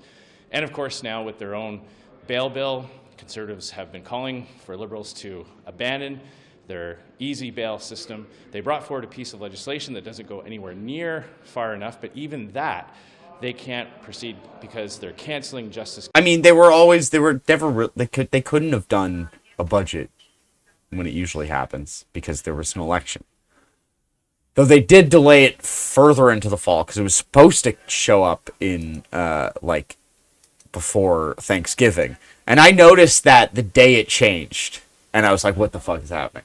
Because it was one day they're like, the budget October 3rd. And then the morning they were saying October 3rd. And then, and I think it was the same day that, because I noticed it, because it was I was like, wait, Freeland has just resigned again, and now they're talking differently about the budget.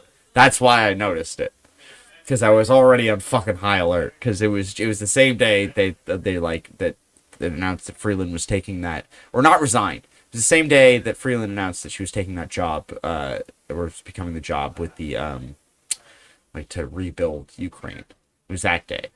And the same day, that morning, they were saying, they had, I had heard, it was either cabinet ins or caucus ins, and I heard them say, October 3rd budget, and then there was there was some on the catching people on the way out, they started saying November budget. And I'm like, what is going on? Committee meetings and obstructing. So they did delay it, but from the fall to later in the fall. Again, not technically correct. The best kind of correct, as we've established on this show. Conservatives are going to keep multiple fighting for times. Solutions to help with the affordability crisis, to fight hidden taxes on food, to stop inflationary deficit spending, and to bring real justice reform so that Canadians can once again live in safe communities. Those are Toes, I see you lurking. We hope that when the House resumes in this, It shows me the moderators in chat. that Liberals I see have you. a change I of see you, heart. Toes. Maybe their New Year's resolution could be to take their job seriously and to work on behalf of all Canadians. Thank Also, you very much. Happy to have your questions. Since I'm watching, Or hello, gonna Igloo. Do anything anyway. I see Why you does it matter lurking. to you if they're not going to pass? Well, as I mentioned, with Bill C, with the bail reform bill, we don't believe that goes far enough. But we have opened up an open hand to them and said it's better than nothing, and we would help that proceed. Instead, they've chosen to play procedural games at the Justice Committee, canceling their own meetings, obstructing, filibustering their own legislation. So it's very disappointing. So many Canadians are being terrorized by crime, and they're being terrorized by criminals who have been released under Liberal bail laws. There are people becoming victims of violent attacks. In real Wave time, of laughter this government in the is playing background wasn't procedural great timing. Games at committees. It doesn't make any sense. That's why we're making this this appeal today. Wouldn't the Justice Committee study the bail law if it was allowed to get through the clause by clause, which is of C9, which is currently being filibustered by Conservatives? Well, the crisis with Liberal easy bail is happening in real time. There are every day there's more reports of dangerous criminals who have had multiple convictions, who victimize Canadians again and again. That should be a priority. We can at least bring some improvement to the system very quickly. It's the Liberal choice. They set the agenda at committee. They have the... Yep, so, okay, so that wouldn't that behoove you to dispense with the clause by clause? Like, you could have had clause by clause done yesterday, and then they had scheduled the Justice Committee meeting today and done the is it 15? I think it's C14 is the one. C14. Let's just... I think it's C14. Yeah, C14. They could have dispensed, because those are the two bills at Justice. If they had finished clause by clause last night, maybe they would have had the Justice Committee today and had time to do C9. So they probably wouldn't have been able to finish clause by clause. But the Conservatives don't want the bill C9 to finish because they don't. They're against the block amendment. They don't want the religious exemption removed. The chairman's power to cancel meetings unilaterally, that's what they've been doing. There's no reason for it. The blame for a lack of action on bail lies 1,000% with the Liberal government. Well, but you guys have obstructed it twice now, or rather filibustered it twice now. Not on the bail. No, but to prevent that from happening. We've been calling for them to bring the bail bill forward towards... I don't even think you can do that. Justice Committee, they are the ones saying no to that. How would you compare or contrast, say, the spring sitting, that few weeks post-election, and this fall run? Similar, different? Well, it's a little bit tough to compare because the spring one was quite a bridge because of the election. But I will point out that Mark Carney himself said that he was a self-appointed master negotiator. He said that we would move, that his government would move at unimaginable speeds. That's what he said during the election when he needed Canadians' votes. There's been zero evidence of that. In fact, quite the contrary. He's failed at getting his own government legislation through, despite an opposition that has shown great willingness to work together on things. What would you consider a win for the opposition in this setting? Like, if you reflect back, what's one thing you're like, hey man, we won that one? Well, we forced the government kicking and screaming back to the table on their border bill and on the immigration bill, tightening it up, ensuring that the minister didn't have sweeping power to unilaterally extend various types of permits.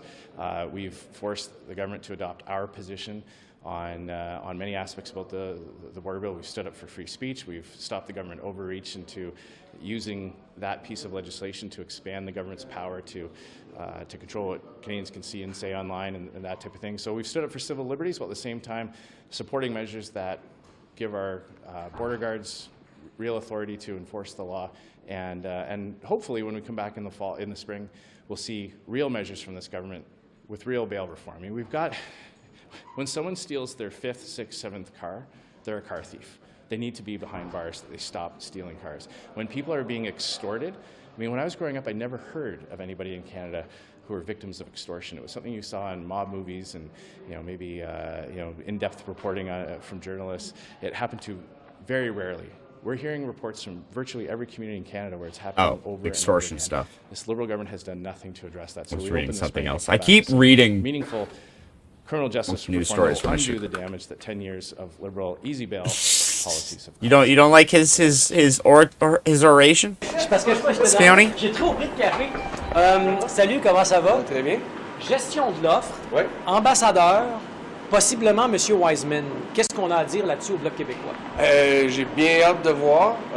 J'ai bien hâte de voir les questions qui seront posées en Chambre aujourd'hui parce que, sincèrement, ça serait mal avisé selon moi. Ça serait peut-être aussi une incompréhension de ce qu'est le Québec pour M. Carney, mais ça, on apprend tous les jours que M. Carney non seulement connaît mal le Québec, mais je pense qu'il ne s'y intéresse tout simplement pas. On ne sait pas encore si ce sera lui, mais est-ce qu'un ambassadeur qui est contre la gestion de l'offre peut faire du bon travail à Washington? Poser la question, c'était répondre. Ça va? Vous avez vous aussi? J'aimerais ça vous poser une question Oui. sur la gestion de l'offre et du futur peut-être ambassadeur Wiseman qui a eu des propos qui n'appuyaient pas nécessairement la gestion de l'offre, je veux dire ça comme ça. Est-ce qu'un ambassadeur à Washington qui n'appuie pas la gestion de l'offre, c'est une bonne idée? J'aimerais ça vous répondre, mais malheureusement, on n'est pas dans mes dossiers. Gestion de l'offre, c'est M. Perron. Since Spioni is here, I will no longer skip through the French. L'ambassadeur. Sorry, Anglos, you'll just have to deal with it. We have 2 official languages in this country, and I respect that. Je pense que vous allez avoir du plaisir si vous en jasez avec notre chef. OK? Vous voulez pas le scooper, là? Je vous donne la chance, là. Ça se fait pas. J'aurais pas aimé ça dans le temps pour faire ça. Bonne journée. Hey, bonne journée, c'est bon. Merci d'être arrêté. Est-ce que si on a un ambassadeur comme M. Wiseman à Washington qui a déjà décrié la gestion de l'offre, c'est possible de continuer de bien négocier avec les Américains? Bien, ça envoie un très mauvais signal. Nous autres, au NPD, on a toujours été des grands défenseurs de la gestion de l'offre. Avoir quelqu'un qui représente le gouvernement fédéral là-bas qui n'y croit pas lui-même, ça part pas fort de négociations. Est-ce que la question où il a fait partie notamment de l'initiative du siècle, est-ce que ça, c'est problématique ou pas de votre point de vue? Il faudrait voir c'était quoi ses positions sur l'ensemble de ce dossier-là, parce que c'était complexe, il y avait quand même beaucoup d'angles. Je ne sais pas à quel point c'est quoi ses opinions personnelles, donc je ne m'avancerai pas là-dessus. Mais on n'est pas sûr que ce sera lui non plus de toute façon, là, pour le moment. Là. Donc on verra, mais pour la gestion de l'offre, c'est inquiétant. Si, mettons, c'est lui, là, est-ce que c'est le moment pour le gouvernement de reculer? Est-ce que vous demandez au gouvernement Carney de choisir quelqu'un d'autre? Bien, pour nous, on demande d'envoyer des gens qui vont être capables de défendre les intérêts des Québécois et des Québécoises, des fermes québécoises, puis la gestion de l'offre dans l'ensemble du pays. Envoyer quelqu'un qui n'y croit pas, ça part bien mal. Merci. What do you think of the constitution bill that's currently being debated in Quebec provincially? I don't have any comments. I don't know exactly what is in it. I know that they study it right now, but I'm busy with what's going on in the House. Do you think Quebec needs a constitution? If they want one, they have the right to have one. Thank you. What do you think of the Alberta government's use of the notwithstanding clause 4 times within the last 2 months? Well, look, I've said this before, and I'm happy to say it again. The notwithstanding clause was not designed to be used in this way. It was supposed to be in case of emergency break glass, when there's overwhelming majorities of citizens who support something, and it looks like the court's got it wrong. Because let's be really clear what the notwithstanding clause is. It's often seen as imposing reasonable limits, but the Constitution by default allows governments to impose reasonable limits on rights as long as they're free and democratic. Alberta used the notwithstanding clause for the 4th time to pass this bill. Joke I've been making all day is, do they get a free sandwich next time? Because I'm super clever. Society. The notwithstanding clause definitionally is about imposing unreasonable limits, limits that would be found unreasonable by the courts. Not saying the courts always get it right, but this doesn't even give the courts a chance to kind of look at the issues and parse them and see what's happening to rights. So look, as an Albertan, I'm deeply concerned about it. And as an Albertan, I'll certainly make my voice heard on that matter. And what do you think of the subject matter it's being used for? I mean, it was used last night around bills regarding trans children in Alberta. Right. Yeah, I mean, I'm an Albertan, and as Albertan, we're about rights, we're about freedom, and I don't understand how a purportedly conservative government would use use a bill to attack rights and attack freedoms. I think that's not what Albertans expect their government to do. Thank you. What do you make of the government's legislative progress so far this Parliament? I'm sorry, the government. Yes, let me flip back to my actual job. Ellie! That's what I'm talking about. That's my colleague Eleanor Want. I was like, Ellie, go stake out cab outs and ins and ask them this question. And I'm like, yes, this is my girl. My very professional and respectable female colleague. I shouldn't call her. She knows what I mean. She knows. Don't yell at me. You know what I mean. I think it's fantastic. Look, it's obviously a bit of a slow plod in a minority government, a conservative party that doesn't really want to play ball on a lot of things. But look, you look at it and you don't even need to judge it by a curve. We've given a tax cut to 22 million Canadians. We've created Build Canada homes. We've created massive investments in productivity, massive investments in infrastructure, massive investments in the defense sector. And you're starting to see the proof in the pudding here. We're seeing our GDP climbing faster than any other G7 country. And you are also seeing that we're seeing employment come up. Employment's gone up the last 3 months. And look, nobody's spiking the ball. There's a lot of challenges. The world is very, very difficult. But this is the hard work that needs to be done. Nobody's and Mark spiking the Carney's the right ball. guy for it, and we're starting to see those results. About the processes by which you're getting it through, that you're burning too many bridges with opposition parties? Oh, no, I mean, I just absolutely disagree. We're burning bridges with it. We interact with them very regularly on a number of issues. Politics is politics. Pierre Poilievre's got a leadership review coming. The Bloc Québécois has got an election in Quebec next year coming, and everybody's thinking about things through those lenses. I get it. I don't have to like it, but I get it. But behind the scenes, we're having productive conversations. And we'll continue to try to have productive conversations because Canadians expect us to. Canadians know we're in a moment where we need to work hard. We need to work together. The world's a dangerous place right now. The world's a weird place right now. And we got to get some big stuff done. On potash, President Trump is talking about potentially tariffing fertilizers. Yeah. It's a natural resource that we utilize. So any comments on that? And what can the government do to try and sway Trump away from that? Look, I mean, this is a continuation and a variation of a conversation we've had about trade with the United States. We've got to diversify markets. We've got to make sure we're our own best customer. We've got a lot of work to do, and we cannot rely on the United States as a reliable trade partner at this moment. I think that's unfortunate. It's been a very productive trade relationship. Potash is incredibly essential to U.S. farming. It's hard to imagine they're going to do it without Canadian potash, but that's what the President of the United States says. We're going to have to adjust accordingly. We don't control the wind, but we control our sails. Thank you. Thanks very much. Monsieur Kenny, j'aimerais vous parler de Mme Hillman. J'aimerais que vous me disiez le fait qu'on change de négociateur en plein milieu des négociations. It's Jason Kenny. Pourrait faire à ce qu'on essaie de faire avec. I forgot he was in the House of Commons today. Saison, elle a fait un très bon job pour le Canada, mais enfin, elle va avoir des changements de temps en temps. Et elle était une ambassadeur très capable, mais je crois que c'est une bonne idée, peut-être d'avoir du renouvellement avec un nouveau ambassadeur qui puisse commencer jusqu'au but avec le gouvernement Trump. Et M. Wiseman, vous avez travaillé avec lui, Ouais. il y a des liens avec l'Alberta. Qu'est-ce que vous avez à dire sur sa nomination possible? Il était président du board de AIMCO, ça veut dire le grand fonds des pensionnats de l'Alberta. Il connaît l'économie de l'Ouest, des ressources très bien. Mais tout d'abord, il était un acteur important à Wall Street. Je crois qu'il connaît bien le secrétaire Lutnick, Bessent, Jared Kushner et les autres. Ça veut dire qu'il vient de ce monde de Wall Street important au monde de Mr. Trump. Et ça, c'est un avantage? Oui, tout à fait. In English on the ambassador and Mark Wiseman. I wasn't expecting to get scrummed here, guys, but okay. Yeah, Ambassador Hillman did a great job. Proud Albertan. Et Dominique, là, tu vas bien? Say hi to my buddy Jason Kenny. How are you, man? Très bien. I'm happy, je suis content de te voir. Ouais, et vous-même? C'est mon chum, ça. On mange des steaks ensemble à Calgary. Yeah, ouais. Bye. So I was saying, I think Kristen's been a great ambassador, done well under tough circumstances, wish her well. And Mark Wiseman, I worked with him before when he was chairman of AIMCO. The 100. Shout out to Cole Hogan and Liberal MP Corey Hogan, because, oh God, to be a fly on the wall in that family Christmas dinner, because that would be so. That's gonna be like the goddamn the Christmas dinner from The Bear, and they're both Bernthal, just sitting, just waiting to just like say it. I'm gonna throw just The only thing that's up in the air is which one of them throws the fork, proverbially.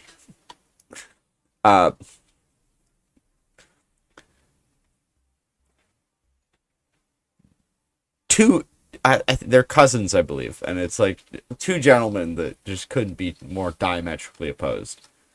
At least on, like, I'm sure there's a bunch of stuff they agree on, but like when it comes to the stuff in the federal political sphere, like they probably both like the Oilers or something. I'm sure. An $80 billion Alberta pension fund. He understands the resource in Western economies. Most importantly, he comes from the Wall Street world of Lutnick, Bessent, Jared Kushner. So I think he'll have the ability to communicate with them in their language. Jared Kushner. Premier Smith's use of the notwithstanding clause about 4 times within 2 months. It's receiving some criticism. Do you support it? I have a very easy answer, which is I don't comment on Alberta politics. Merci d'être arrêté, Monsieur Thank you very much. Alrighty, we made it through. Okay, so did that. We got next. What's next? Can't be it. No.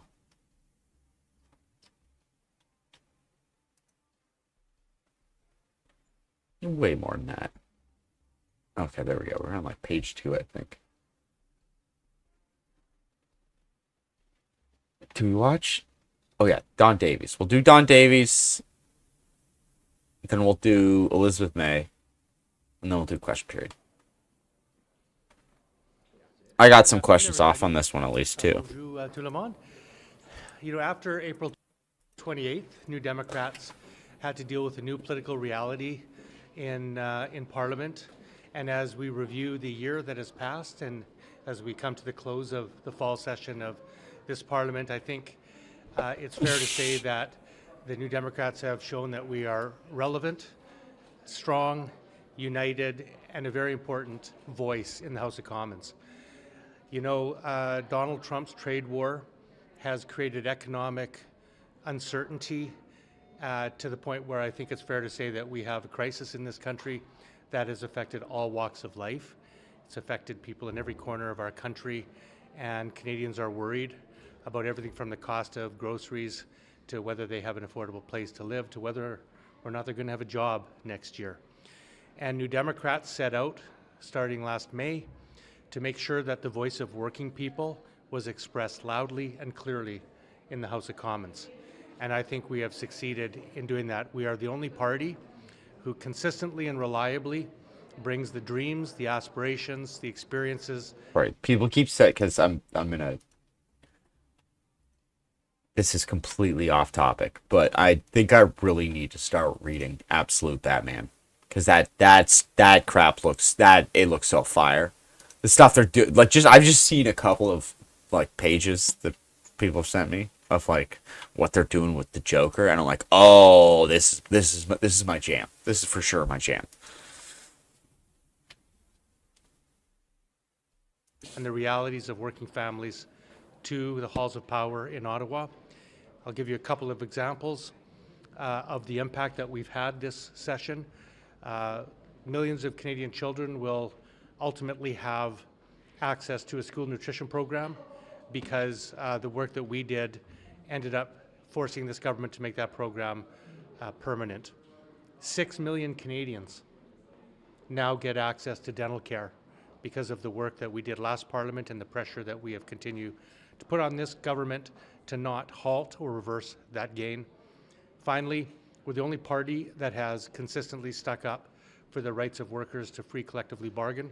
You know, when workers face a crisis in the economy, one of the few powers they have is the power to join a union and to fight for better wages and working conditions in their places of work through organized labor. And we sat and watched the Liberals repeatedly trample that right by invoking Section 107 to order striking workers back to work, whether it's flight attendants at Air Canada or Canada Post employees or workers on the ports or the rails of this country. And the New Democrats were the only party that ever stood up in the House and fought against those anti-labor positions. Certainly the Conservatives didn't. So as we reflect on 2025, I can tell you that we have a caucus that is united, strong, working cohesively, and I think that we can justly take some pride in the fact that I think our voice is relevant, strong, and needed more than ever in this country. And we are we look forward to 2026 with a lot of enthusiasm as we continue to rebuild our party, to grow, and of course we'll end up having an exciting leadership race that will happen in the first 3 months of 2026. And I look very forward to continuing this rebuild of what I think is a very important Canadian institution, the New Democratic Party of Canada. Finally, I'll just say, if I heard one thing consistently in 2025, it's that Canadians do not want a US-style two-party system. One of the strengths of Canadian democracy is that we have a range of choices, a diversity of perspectives, and that makes our governance stronger. And so I look forward to continuing our work to make sure that the New Democratic Party of Canada remains and continues to be a strong voice in Parliament and across our country. Thanks. I look forward to any questions you might have. When you look at the Carney government right now, how do you compare it to the Trudeau government prior? What are the main issues in style in regards of Parliament work also have changed and are comparable? Well, I think the first thing that's quite obvious is that the Carney government is a right-of-centre government. There's just no question about it. I mean, there's not a single person that could look at the policies the Carney government has implemented since they took office in April and say that there's an ounce of progressive instinct in this government. They have stolen policy after policy from Pierre Poilievre's playbook, and I think it's the most conservative government, maybe more conservative than Paul Martin. But they did protect the programs that you just mentioned. Mm-hmm. Isn't that a testament of maybe they are still progressive in some ways? No. I mean, saying you're not going to roll back healthcare is at best centrist. But every other policy from, from building pipelines to eliminating environmental protections, to trampling the rights of labor. I mean, these things are things you'd expect from a conservative government. I would also say as well that this government has also shown an unwillingness to reach across party lines in a minority parliament and work together. That's a difference, I think, from the previous Liberal administration. How would you say this parliament has functioned? We've heard a lot of complaints from the Liberal government that a lot of key pieces of their legislation have been held up. How would you assess how Parliament is functioning this round? That's a great question. I think it's a little early to tell. I think this Parliament is still trying to find its feet.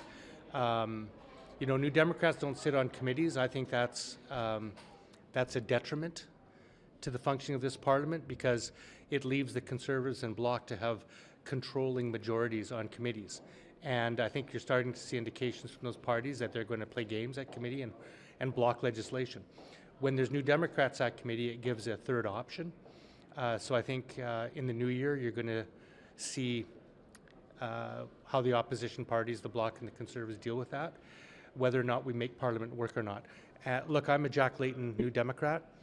He always told us that the number one priority of a parliamentarian is to try to make Parliament work for Canadians. I had this on my playlist, but I didn't know Liz May did it. Yeah, she did one at about they don't send us here to fight. Started about 10 a.m.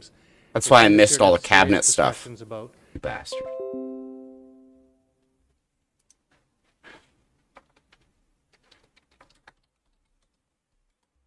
We're back. Listen to Radio County and do a breakdown, make fun of them all. I did watch it. It was very funny because it was like that was a very long week for me, and it had been a very long day. And I just turned it on in the background. And for half a second, I was like, did I just suddenly become fluent in French? And then I was like, wait, why are they speaking English? The NDP French-ish debate was very, very funny. Because the whole week I was like, I've heard at least Rob Ashton speak French very recently, or attempt to at least, and it was not ready for prime time. I know what's her name? Avi Lewis. He had been working on his French. His French had been getting a lot better. McPherson, obviously, she's in the House of Commons. So, like, I was confident. Like, everyone was confident in her French. It was the other two. I don't know. I didn't really watch that because my colleague Ellie, she was covering it, so I didn't have to watch too in depth. But it didn't seem like the other two were super good at French either, which is very funny. But like you can fix that. Like Carney's French was not great. I mean, he was, in fairness, he was able to participate in a French language debate in the liberal leadership debate. They did not hold it first, and they backloaded it so he could have enough time to learn French. And he had been but he'd already had some background in French that I think he probably would have had to have as like the governor of the Bank of Canada, possibly. So it's like he wasn't coming in like with no French experience. Whereas I think like Rob Ashton was having trouble saying Poilievre's name, which in fairness, that one is like, I don't know. It's like how do you not know? Have you not gotten that at least by now? There was a sort of like a triangulation when he became leader, where they're like, do we do Poilievre as he's normally been, or like do we go really French? Where some people were going like Poilievre, where they were like saying, so like they sort of met in the middle with like kind of like a sort of like a Franglish pronunciation for Poilievre. That they have to work across party lines if they're going to get solutions.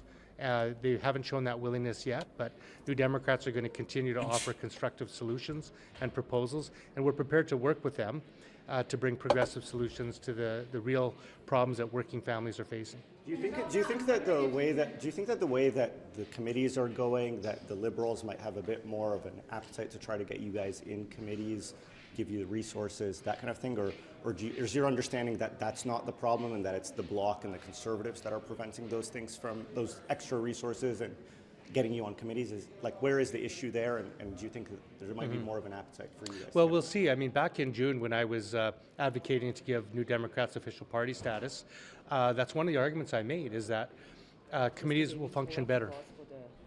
Okay. Oh yeah, I forgot that they had to like cut him off halfway through so the mace could come in, which is very important. We'll skip ahead so you can see the mace.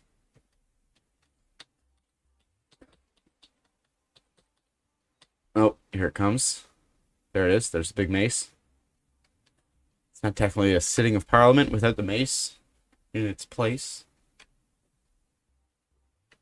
Question mark? So it was just about the way that the committees are going, and just whether you think there might be more of an appetite, and what exactly is in the way of that? Like, is it the Liberals, or is it the opposition, the other opposition parties? Just if you can reflect on that, I guess. Well, this is one of the arguments I made in June when I was seeking official party status, was that Parliament will function better if New Democrats are on committees. And that would require an adjustment to an arbitrary number, 12 seats.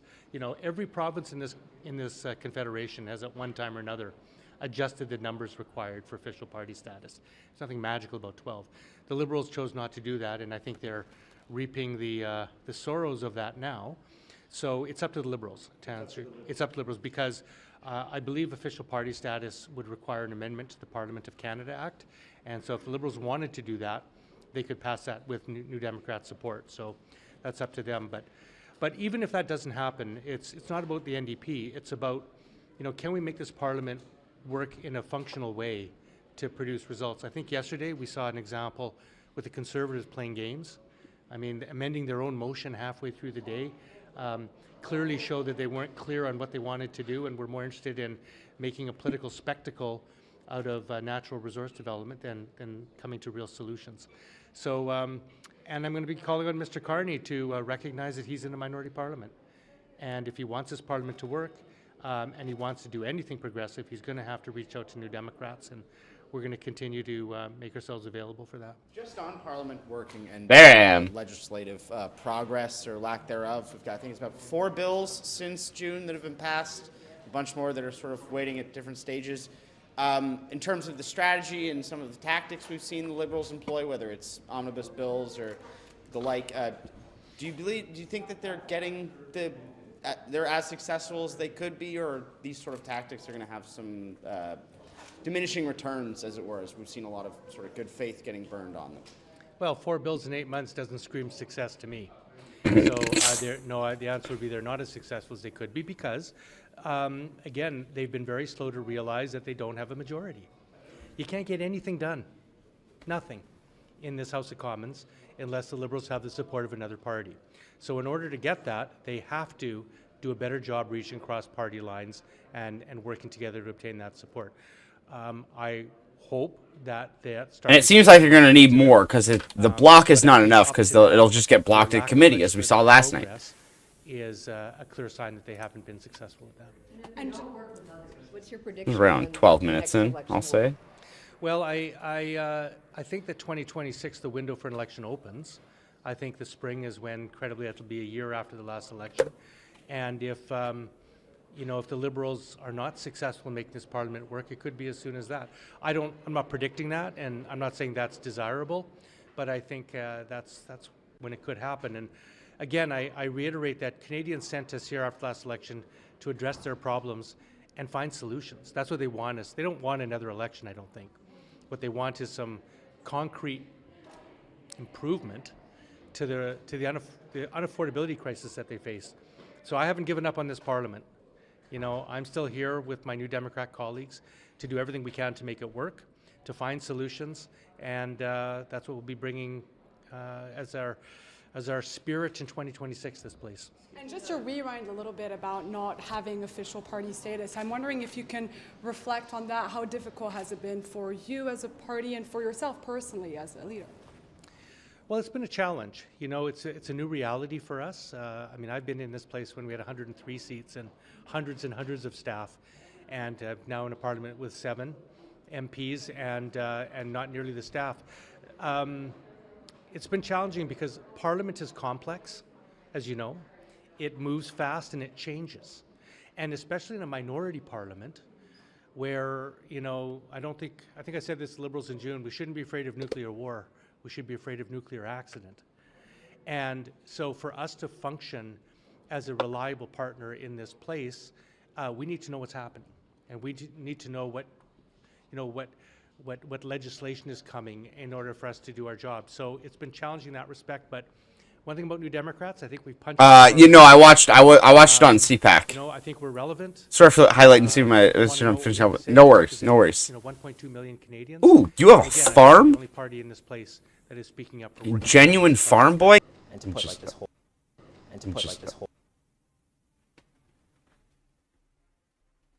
It's like it doesn't even say like my internet's dropping. Whole trade situation with the U.S. to rest. Are you surprised it's taking this long?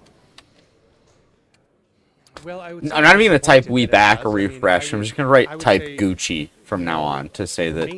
Oh, there's Blu-rays. Blu-rays showed up. Gotta do some French. And who's best to handle the economic situation? He very famously said he was taking an elbows-up approach. And quite honestly, I think it's a fair comment to say that we've seen nothing but unilateral concession after concession after concession by the Carney government to Donald Trump without obtaining a single thing in return.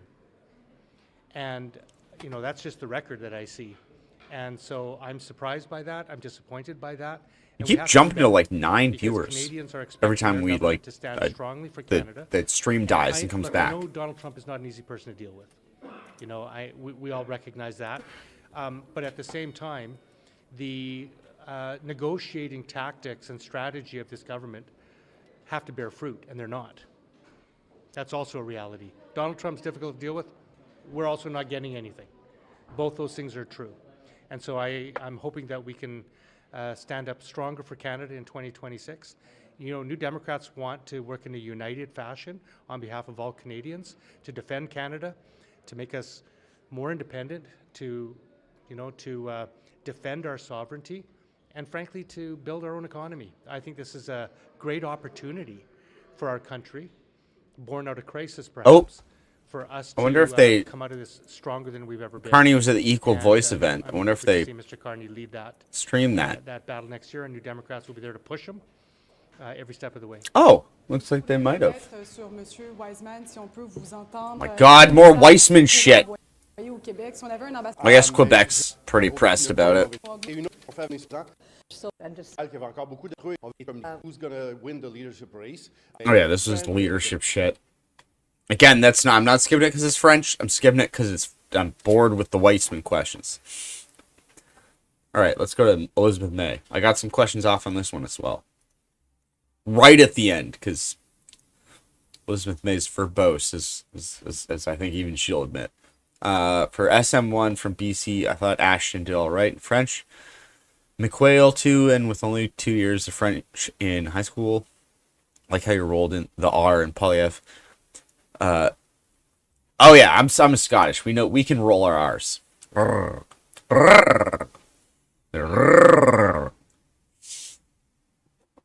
don't even know if that's an R sound anymore. Good morning, and thanks for being here.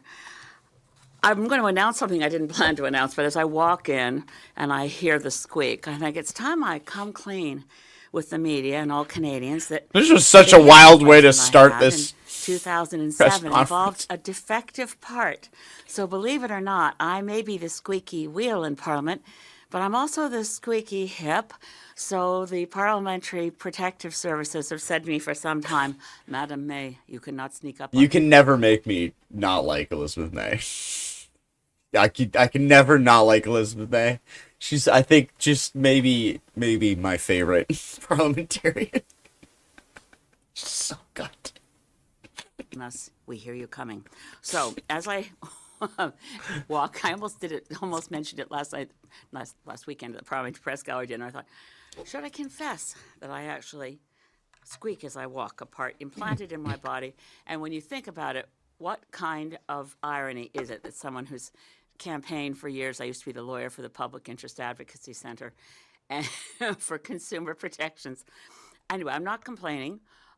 My hip doesn't hurt. I'm blessed to be in a country with a healthcare system that ensures anyone who needs knee and hip replacements will get them, even if you have to wait. It's not a life-threatening condition, but I never thought I'd end up being someone who, as I walk, I squeak. Can't tell you how many people stop in the woods and say, I hear a bird. Just a moment. I know what it is. And I say, no, it's my hip. No, it was a bird. All right, so to the purpose of today's brief press resume of where we are on Wednesday with Parliament shuttering Friday evening for the next until the third week of January, I wanted to review where we are and the concerns I have as a member of Parliament. There is a lot of legislation yet to be passed, but more fundamentally, there's a lot of legislation yet to be studied. Pour moi, comme député, j'ai le grand honneur d'être le député de Saint-Gilles-de-Golfe il y a presque 15 ans. Alors, c'est une surprise pour moi aussi. Mais dans tout le temps quand j'étais le député de Saint-Gilles-de-Golfe, c'est la première fois où les droits des députés, le processus de démocratie dans notre système parlementaire, c'est menacé par l'approche du bureau du Premier ministre. C'est un fondamental manque de respect pour le Parlement lui-même. So we have a lot of bills, not that much of a legislative agenda. Had I been Prime Minister at the end of the election, would have started with saying what bills died on the order paper, which ones should we take up soon, because some of them have been studied, some were at the point of being passed, and unfortunately on January 6th they died. In the normal course of things, I would have expected the government today to say, let's pick these up. Bill C-33, for example, which was ready at report stage. There were others ready for third reading. And say these Sneak peek of Pluribus. Also, if you're not watching Pluribus, get on Pluribus. It's so good. My girl Carol can do no wrong. Zosha is great. We all love Zosha. That weird dude. I've said my piece about the weird dude on Air Force One. That's the only cool thing he's done. God, that show's so good. Broad support across Parliament. In any case, that isn't the approach the Prime Minister took. And we have had, since the election, most of the bills brought forward fall in the category of omnibus bills, with many changes made within one piece of legislation, and with an approach that great speed can be conveyed to the Canadian public and may, in fact, represent competence and decisiveness. I'm not going to judge or be partisan about it. I'm just making sure Canadians know that legislation passed in this place is being passed without adequate study. Certainly, Bill C. Wait, 5, in fact, quote. great speed can be conveyed to the Canadian public and may, in fact, represent competence and decisiveness. I'm not going to judge. That speed does not necessarily represent competence, or what was the other word she used? Judge or be partisan about competence, be conveyed to the Canadian public, and may, in fact, represent competence and decisiveness. I'm not going to judge or be partisan about it. I'm just making sure Canadians know that legislation passed in this place is being passed without adequate study. Certainly Bill C-5, the Part 1, which was about reducing barriers between provinces for trade, is a goal I totally support, but I couldn't vote for Part 1 of Bill C-5, and I certainly couldn't vote for Part 2 of Bill C-5, the so-called Build Canada Act. Much has been confused and confusing since the great urgency that bill needed to be passed in June. Very few people will remember, other than those of us who lived through it, that at every stage the Liberal agenda was supported by whipped. Wait. It's the Great Canada Act. Barriers between Bill C-5, Something she said there. Part in this represent competence and decisiveness. The legislation passed in this place is being passed without adequate study.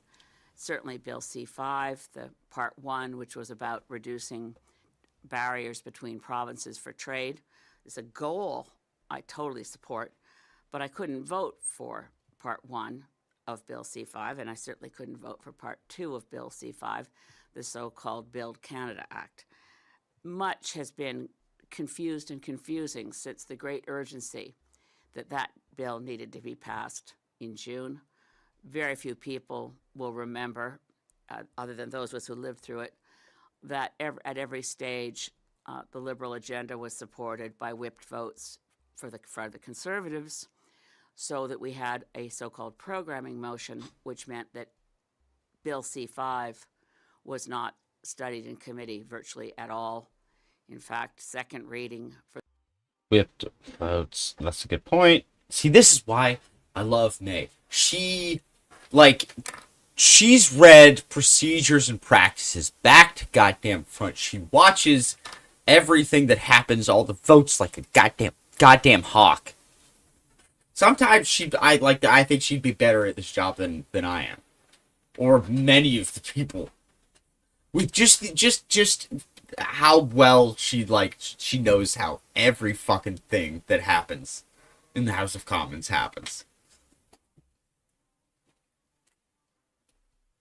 What was the thing? That is a good point. She programming motion for the programming motions.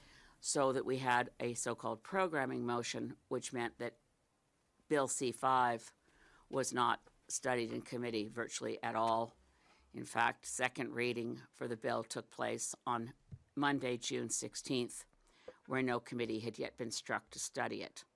Tuesday, June 17th, committee was struck to study it, to start at 3:30 in the afternoon and conclude its meeting at 5:30. That's a good point. I won't go through the rest of the week. The bill was through all stages and passed from the House of Commons by Friday, June 20th. Since then, we also had, before C-5, we had introduced Bill C-2, which was called this. Yeah, no, they canceled the committee today, and I'm assuming tomorrow. Yeah, Justice Committee was canceled today. The Strong Borders Act. So their C2 over the C9 course of is just summer going to be attracted stuck at hundreds of clause by civil clause society forever. organizations to form a coalition. Groups such as Open Media, Association of Refugee Lawyers, Civil Liberties Associations, saying C2 should be completely withdrawn. I thought we'd seen some progress when in the fall, and we reconvened, the Strong Borders Act, or parts of it, were reintroduced as Bill C12, which... Oh my God. So, yeah, so the Justice Committee still is technically suspended. It's not adjourned, it's suspended. So it's technically still the same meeting.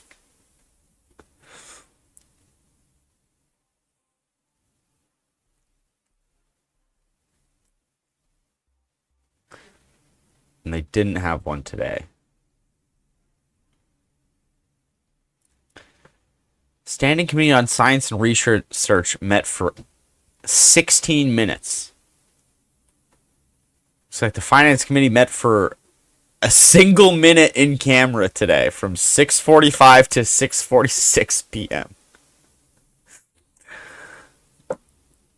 Indigenous and Northern Affairs met from 4:33 to 6:10 p.m.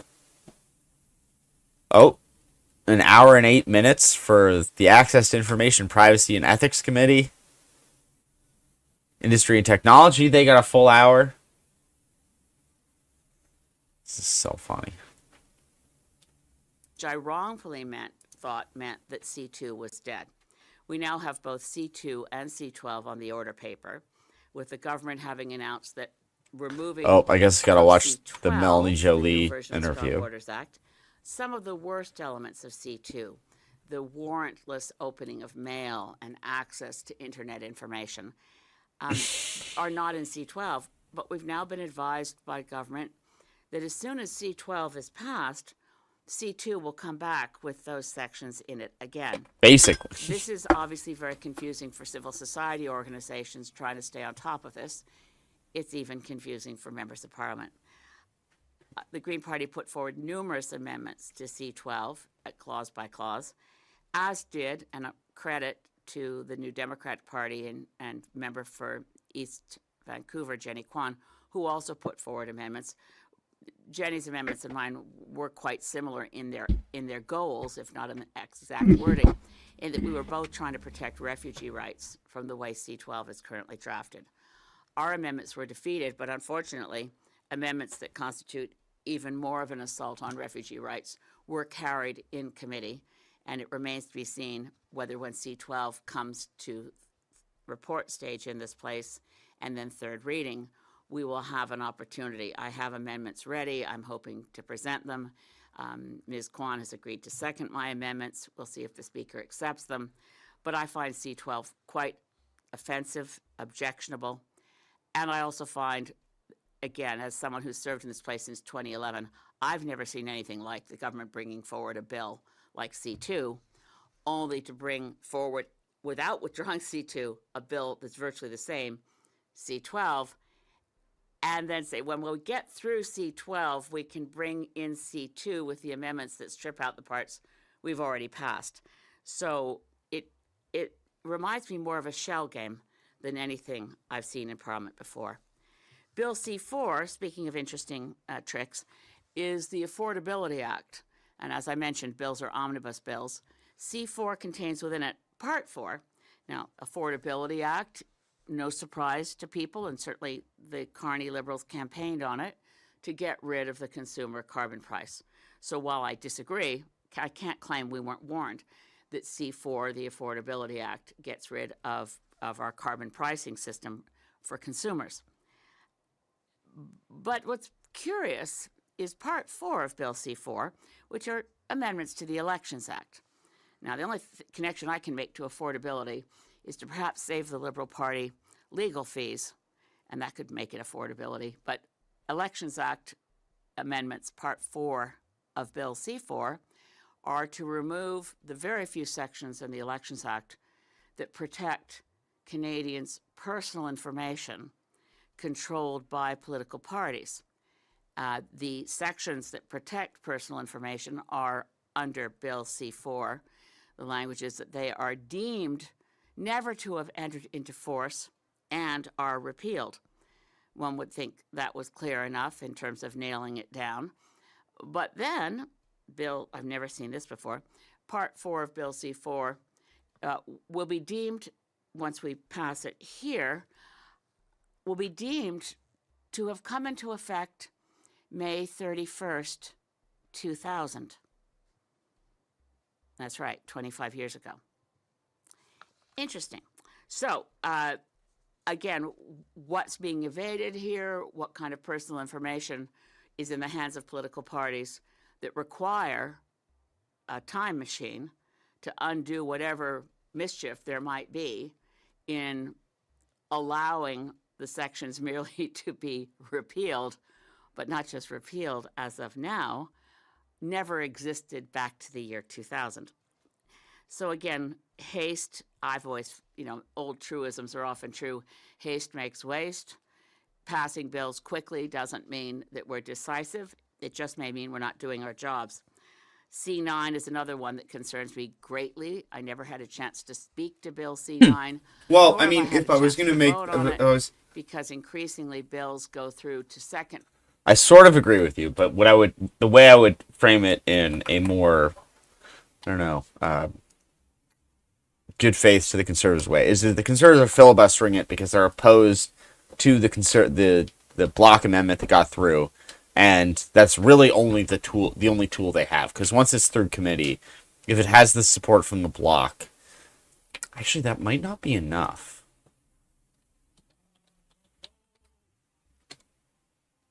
If they get everyone from the block, because it's 170, and how many in the block? They got some, because if they got everyone from the block, 170 plus, that would get them to 192. Yeah. So if they could get, if it's the only real tool the Conservatives have is just trying to delay the bill as long as possible, because they can't really stop it. Rating. If the block's on side with division, the Liberals. Which means that only the recognized parties in Parliament have anything to say about second reading. The recognized parties being the Conservatives, the Liberals, and the Bloc Québécois, which means that the NDP members of Parliament and myself, in the past, we would have had the right, 5 of us, to stand up and say, we asked for a recorded vote. I haven't been able to record my position on C9, haven't had a speech on it, and haven't been able to vote on it because I've been, like the other New Democrat MPs, swept up in passed on division. The parts of C9 that I find objectionable are the parts that affect civil liberties. Most of the debate right now is around the religious text exemption on hate speech. But I find it very worrying to imagine that you could be in a location and not know that behind you there's an offensive image.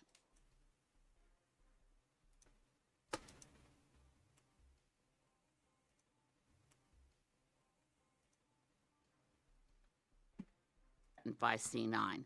So I say it today in a press conference because I haven't had Did we drop out there? Been allowed to say it on the floor of the House of Commons. But that's almost nothing compared to the Budget Implementation Act, which we've still not voted on, which is over 600 pages long. And the devil's in the details, as we know. The idea that you need an... Oh, hey, random question. Do you have any plans on reviewing Bill S-206? Which one is Bill S-206? Sorry, I didn't see your comment. S-206. National Framework for Guaranteed Livable Basic Income. Oh, yeah, it's Kim Pate's bill. Possibly. I didn't have any plans on it tonight. It's not. I mean, it's. Where is it at legislature? It's still at second reading. If it gets to the House of Commons. And that you don't. But I think I've written a couple of stories on livable basic income from Kim Pate.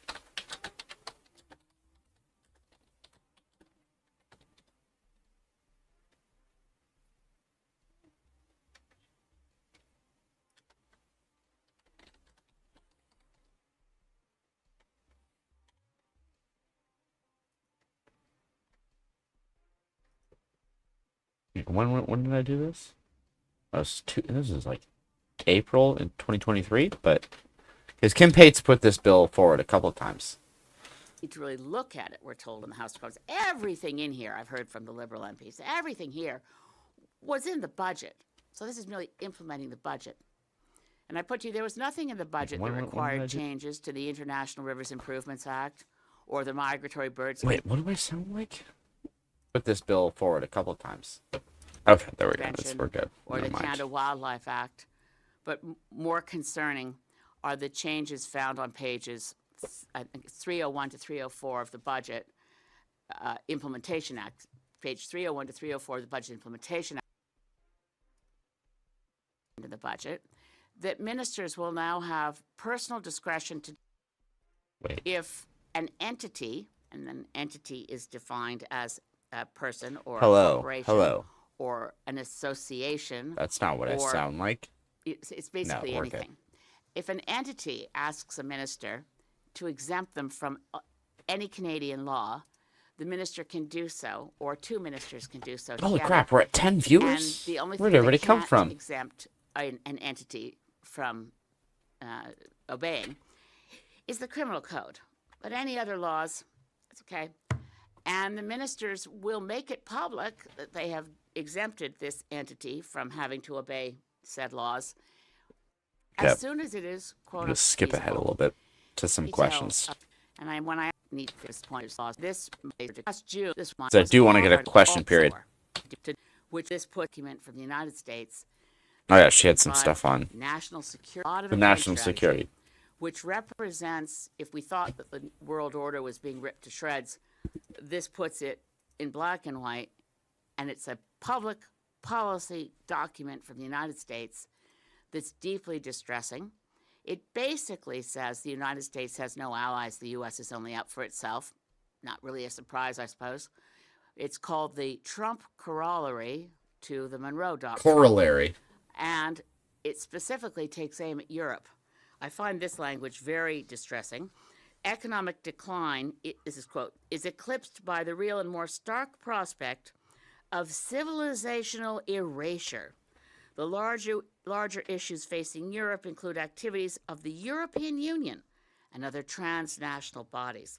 Through this document is a clear incitement to support the most right-wing populists and fascists within the European Union to interfere in domestic elections within Europe and to support those that would like to do away with international institutions, with the rule of law, potentially with NATO itself. They target that these horrible transnational bodies undermine political liberty and sovereignty through censorship of free speech, suppression of political opposition, loss of national identities, and self-confidence. So nationalistic, white supremacists, misogynist, against immigration, you bet. Also against the Paris Agreement, against climate action. But I have to say that given that Canada shares those values, when we expand our trading relationships, I think we should be seeking out countries that have shared values with us, which obviously with Europe we do. Respect for democracy, respect for human rights, and somehow this document landing right now, I guess some people might look at it and think, well, phew, it doesn't even mention Canada.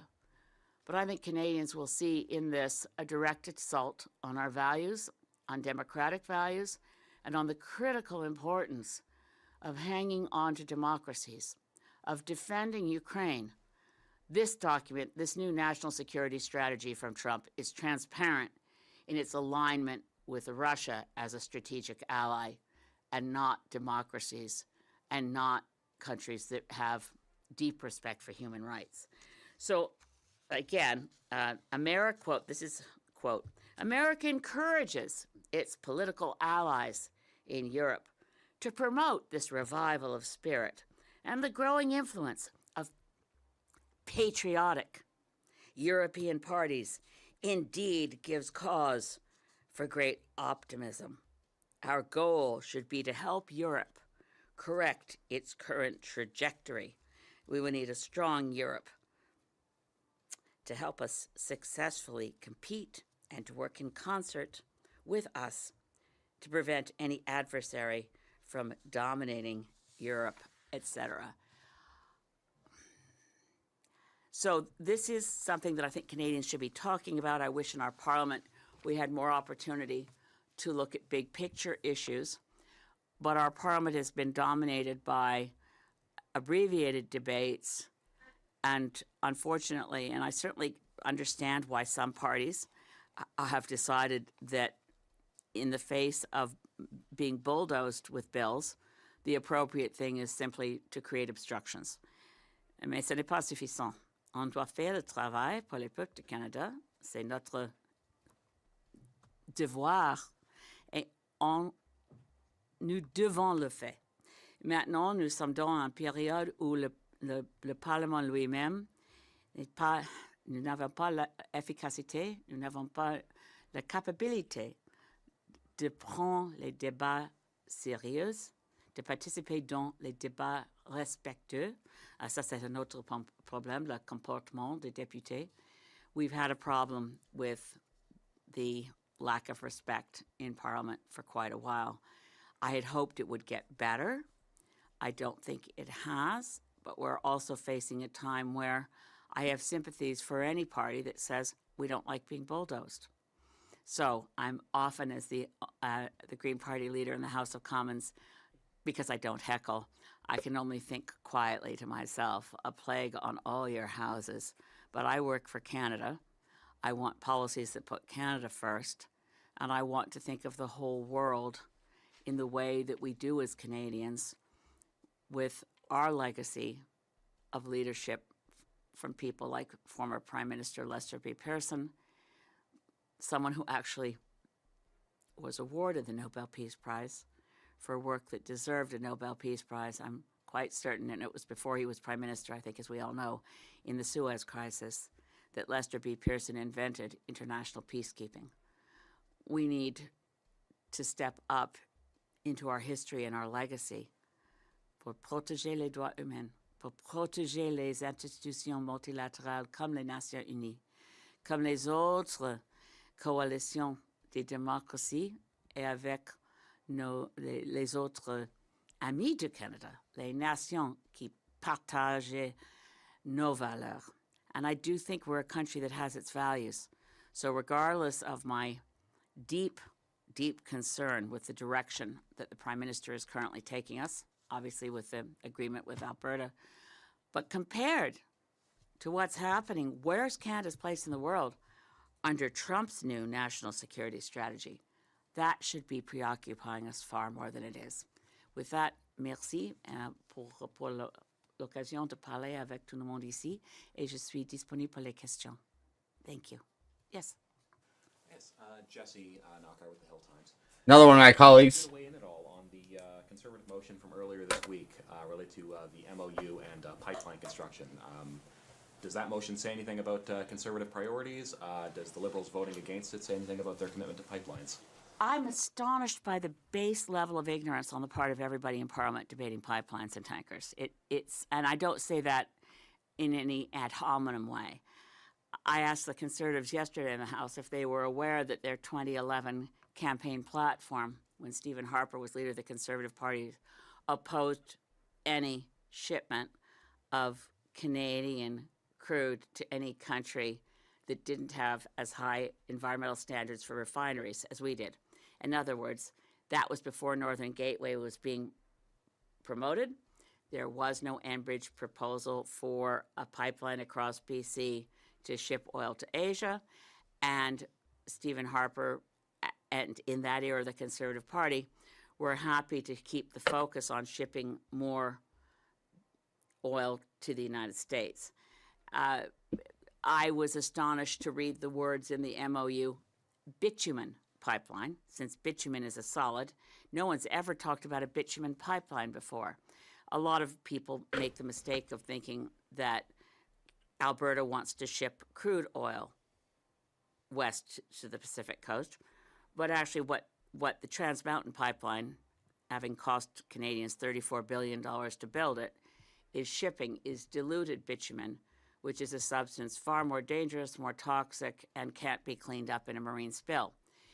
None of these things come to light in our debates. So yes, what it says about the Conservative Party is that they see this alliance with Daniel Smith as threatening to their base. They don't want pictures of Daniel Smith and Mark Carney signing documents together in, I have to say, quite a Trump-like style, big documents that can be held up. The MOU itself, much has been said about it, particularly in the debates. We heard Liberals say this makes it clear that there must be a private proponent before the pipeline is built. Actually, the MOU doesn't say that. The MOU says you have to have private financing. The MOU specifically says Alberta is the proponent. So again, the MOU requires quite a lot more study before people claim it says things it doesn't say. It certainly doesn't say that there must be free, prior, and informed consent and respect for UNTRIP. So again, on both sides, I think it's very revealing. The MOU itself contradicts language, not just promises made to me, it contradicts language in black and white in the budget document. Definitely burned a lot of goodwill here. Let's make sure I don't make a mistake here. Page 348 is where the budget document says that investment tax credits will not be made available for enhanced oil recovery. But the MOU says that, yes, indeed, Alberta can, and fossil fuel, the biggest companies, some of the most profitable companies on earth, are going to get more tax dollars from Canada. So when I asked in the House if the finance minister had recalculated Canada's deficit, because when you shovel more billions to the fossil fuel industry, that means you've increased your deficit. I'm afraid I didn't get an answer because they put Julie DeBruzen up to answer the question, and she didn't seem to have heard the question. So to your point, Jesse, yeah, the debate was dispiriting. What it clearly said was the Liberals don't understand the Paris Agreement because they prefaced everything in the MOU on net zero by 2050, which is the Intergovernmental Panel on Climate Change has made very clear. It's net zero by 2050 does not get us to where we need to be to ensure that this planet remains habitable, to stay as far below 2 degrees C as possible. And these are complicated concepts because 2 degrees C is of average global temperature increase. It gets people's eyes glaze over. I hate going over the details. But net zero by 2050, in the words of climate youth activists, it was a couple of years ago now that Greta Thunberg and a bunch of MPs said, youth said net zero by 2050 is surrender. You need sharp reductions soon, and those are the reductions Canada committed to in the Paris Agreement. Sorry. How do you compare the style of Justin Trudeau as Prime Minister and Mark Carney in and outside Parliament?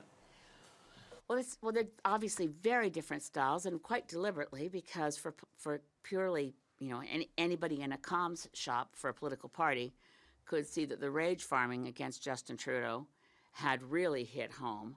I mean, in my own community, which is one of the sweetest, kindest little towns you've ever seen, Sydney, British Columbia, where we're so blessed to have an RCMP depot where the officers are bored out of their minds put forward. What's my outlet? It's Hill Times. And Nathaniel Erskine-Smith, Liberal MP from Beaches, East York, put it very clearly during the time C5 was being passed into the media, saying if the Conservatives, way back, if Harper we had Gucci ever tried this, Liberals would be screaming bloody murder. A lot of what's happening in Parliament isn't being communicated to the Canadian public, and I think. Wait, was that my question? And the agreement, planet remains habitable, to stay as far as well, the Prime Minister and Mark Carney in. Oh yeah, no, that was the other guy. For purely, anybody are bored out of their minds because Sydney. But for me to see in the Thrifty's parking lot an FUCK Trudeau decal that people spent money buying to put on their van, you think, this isn't Canada. We didn't. So the style of the prime ministers is very different. Certainly, Trudeau broke his word quite a lot, and now so does Prime Minister Carney. In terms of inclusiveness, I think it was definitely the case that either Prime Minister Trudeau or the people around him understood Parliament more and did more to try to gain consensus around policies before they were put forward.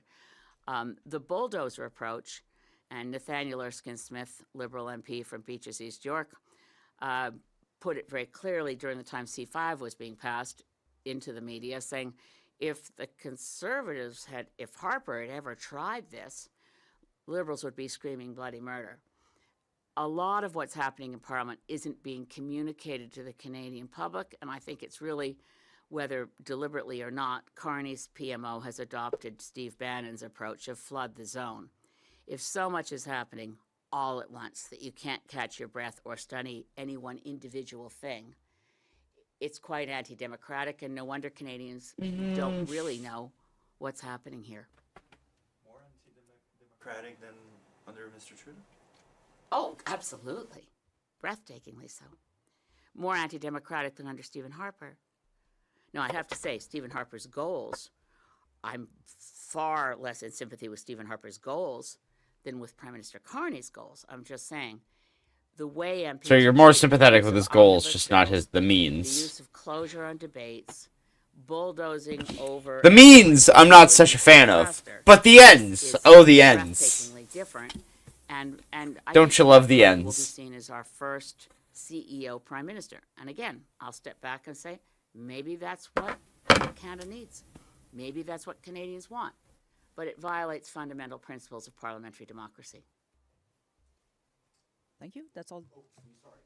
I have I was like, not until I get my questions off. Legislative stuff and then the national security stuff. Yeah, they have a press conference at 10:30, so I'll try to get a short answer. No, I'll be sorry. very. So on the first one, like you said, they've been moving very, very fast, and there's been a lot of sort of work being done, sound and fury, all that. But I mean, there's only about 4 bills that have gotten passed.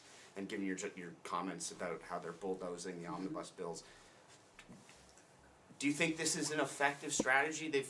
I mean, it's only 4 bills, or if it's been effective with those bills, how long do you think it can be effective? It's only effective as long as it's a minority parliament, which is a point I should have underscored earlier. It wouldn't have been possible to bulldoze C5 through without at every single step the Conservatives look who's backing the here. Liberals on every single vote, including the procedural ones. The Conservatives aren't doing that as much anymore. So on some they will, on others they won't. And Conservatives are seeking obstruction and filibustering in committees and so on. And sometimes the Liberals filibuster in committees too. So there's less understanding of Parliament, I think, in the people who surround the Prime Minister. And there's less willingness to spend the time it takes to develop good working relations. We are all human beings, and we need to know each other and know how to work with each other. I think the current approach of the Prime Minister's office is to be Just a very very much more small, transactional. These are, after all, bank cases. small Less cameo concerned from with Drea. culture, Drea. and less Dre. concerned, I think, actually, with what would be good economic strategy for Canada. But transactional, in a hurry. She did not want to be on and camera. I don't think it's particularly effective at getting bills passed. No. W cameo. Hopefully got that as a good. Oh, Security stuff. Does Canada need to make a more forceful pushback against this and be more vocal? I know, like taking in with the tariffs for state comments.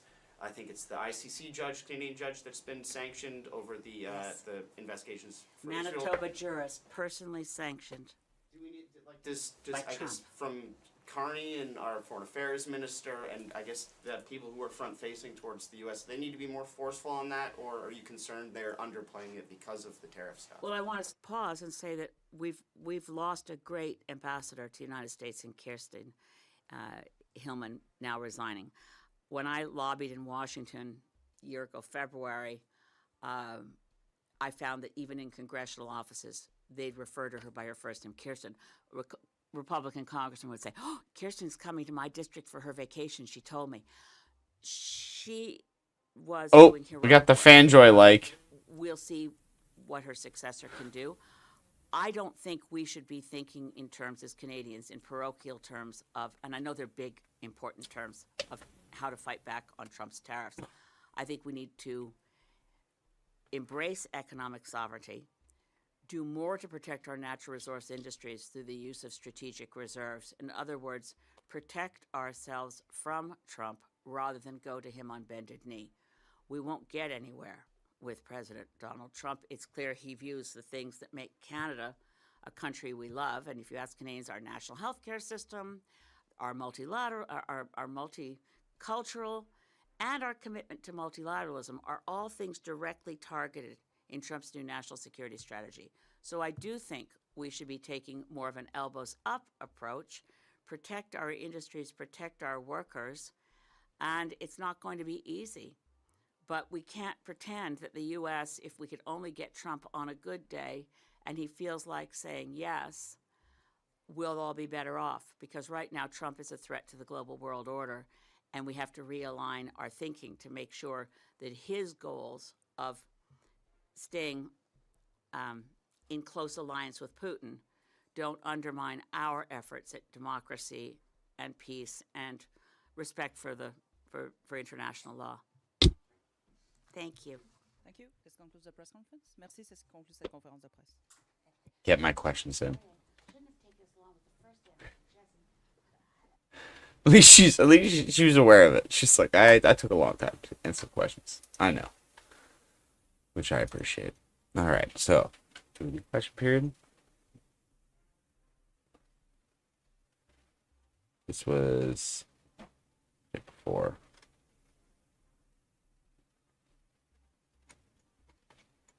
I think that might be everything.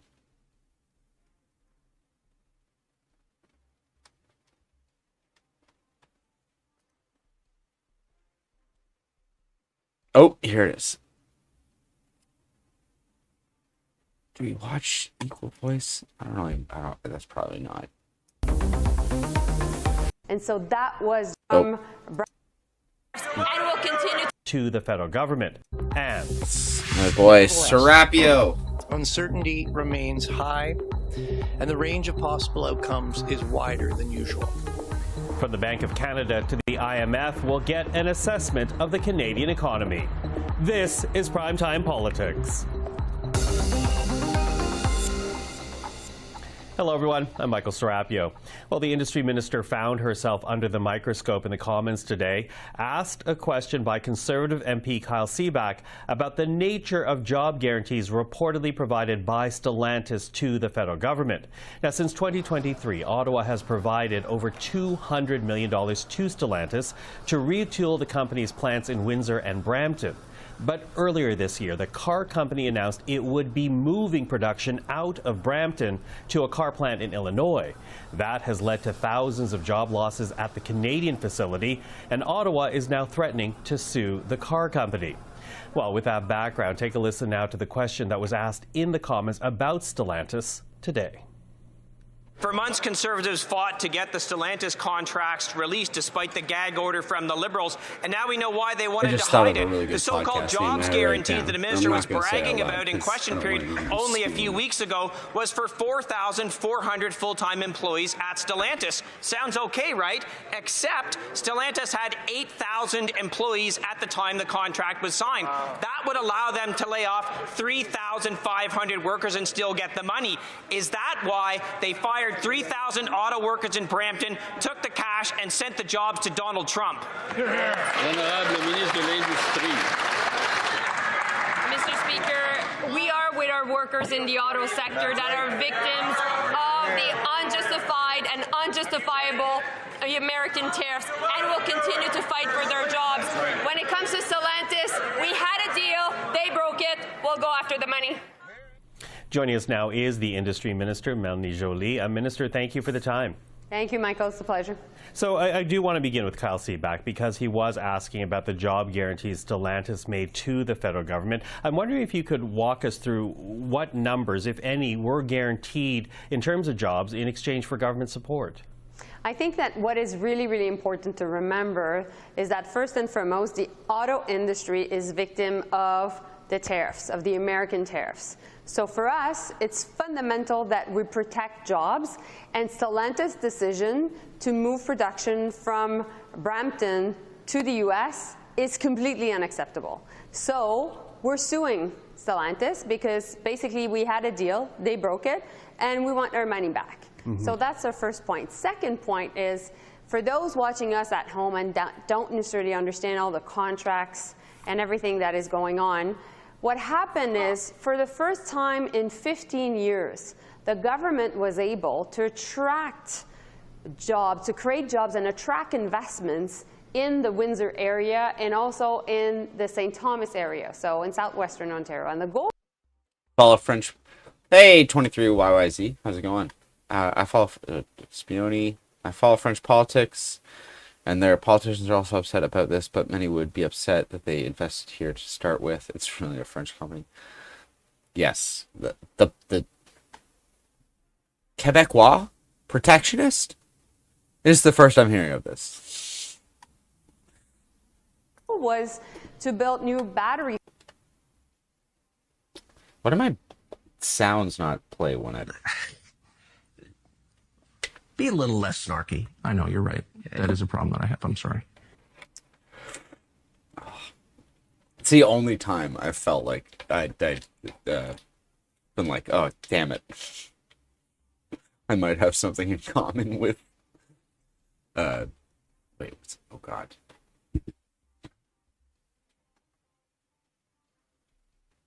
Second, only think of Nick Fuentes, Piers Morgan. What is his name?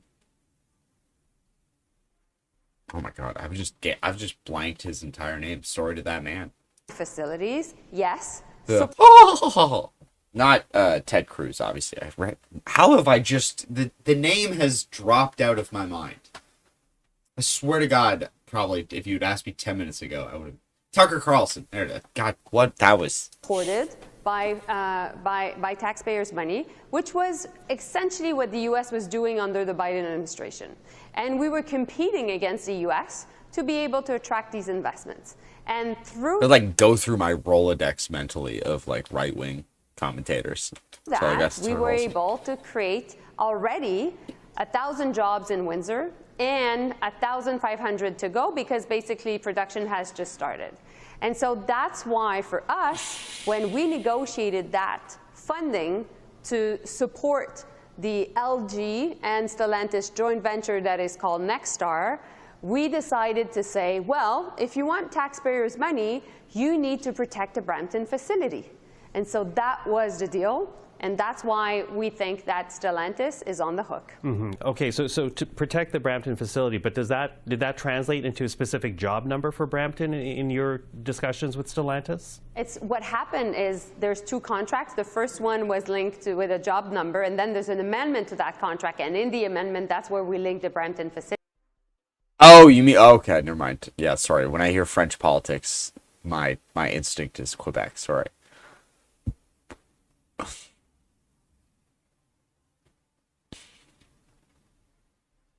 Okay, and I guess your comment makes a lot more sense. So I was going to say, I was like, Stellantis is Quebecois? And so that's why you have to read both together. And obviously the opposition, rather than working as one Team Canada, pushing back against the Trump tariffs, or trying to blame the government for actually attracting investments and creating jobs, which I think is completely ridiculous. I think that Canadians see through all this. They want us to fight against the American tariffs as we're in this trade war. And so that's what I'm trying to do every single day. Fight against the American tariffs, make sure that Stellantis is on the hook, working with the workers and, of course, their unions, which is in this case Unifor, as one strong team, and making sure that ultimately we save the jobs in the auto sector in Ontario, period. Mm-hmm. Now, you did tell a Commons Committee last week that you've served notice of default to Stellantis. And I'm wondering if there's been any signal from that car company that they are willing to get production back to Brampton sooner rather than later. Well, so we're having conversations. I met also with the entire auto sector this morning, and all of them were represented. So Toyota, Honda, Stellantis, GM, and also Ford. And so these are the five OEMs, like we call. So basically the...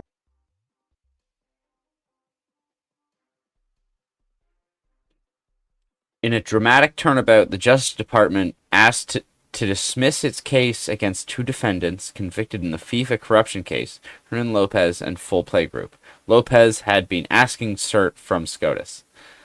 DOJ gave no explanation other than it was in the interests of justice.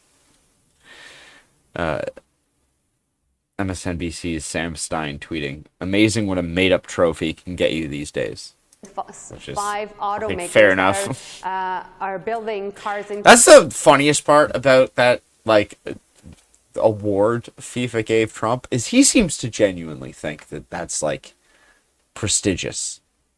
Like, he's somehow been embiggened as a person for having been given that award, rather than that being one of the most expensive. You can't even call it a participation trophy. It kind of is a participation trophy because it's like they're giving him a trophy for participating in foreign affairs. But it's like, you're the president of the United States. You don't get a medal for the shit you're supposed to do, as the great Chris Rock once said. Like, it was a participation trophy. That's what that like, and it's like, you can barely call it a participation trophy for FIFA, because spiritually, a participation trophy from FIFA would at least go to someone who participated in the tournament. Canada.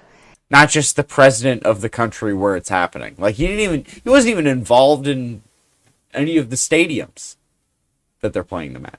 It's a participation trophy awarded from someone who has nothing to do with the matter. Yes, exactly. Well, I mean, it's not even a participation trophy. It's a consolation prize for not getting the Nobel Peace Prize. Which, while he was in consideration for it, I was like, I didn't say anything about it, because it was like, well, it seems to be motivating him to at least try and find a solution to, or at least end the conflagration of violence in Israel and Palestine, the Gaza war. So it was like, just keep jingling those keys in his face until he at least gets something done. And now that that's something, which I think is as much as I don't think we can hope for better from Trump, so I'll take what we got. Now that we've got as best as I think we can, we could probably expect. It's so goddamn funny that was even, anyone was even talking about that like it was a real thing. Because it's like, imagine if he had won. Imagine if he had won the Nobel Peace Prize. Like,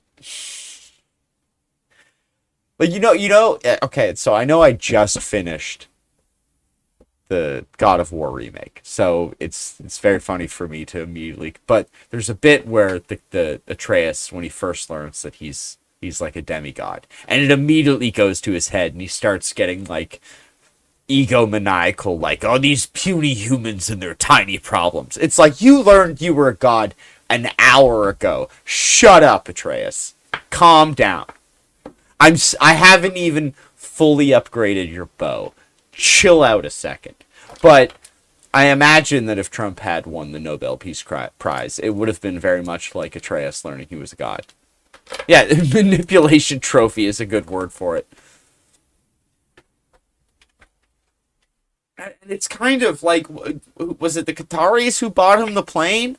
The Qataris basically proved that that's sort of how you have to. You just have to bring him a shiny object that makes him feel special, and he'll do what you want.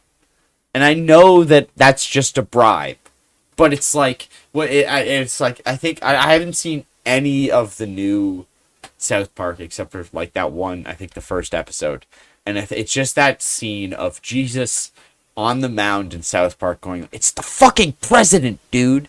And at that point, if it's the president of the United States, and it's like the only way to deal with them is bribes, then it's like, well, I guess you gotta bribe him. I don't like it. I really, it makes me feel gross. But if that's what you gotta do, like, maybe like that's the trick is figuring out a way to bribe him in a way that makes you feel the least dirty. And I think FIFA maybe threaded that where it's just giving him a fake trophy is a pretty good way to do it. Giving a full goddamn plane, a little bit of overkill. It's way too obviously a bribe.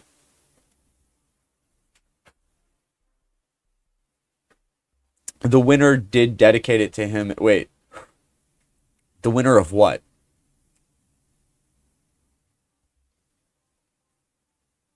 Yes, and then he like that's the thing where they're like now worried that the guy who left all those pipe bombs might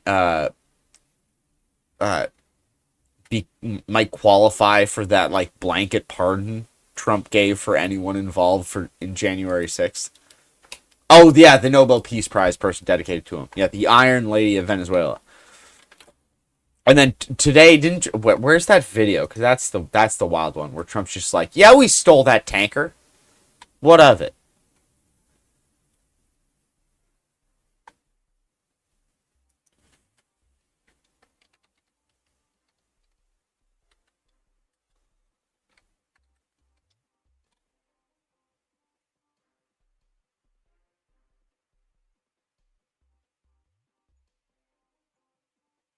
Wait, here it is.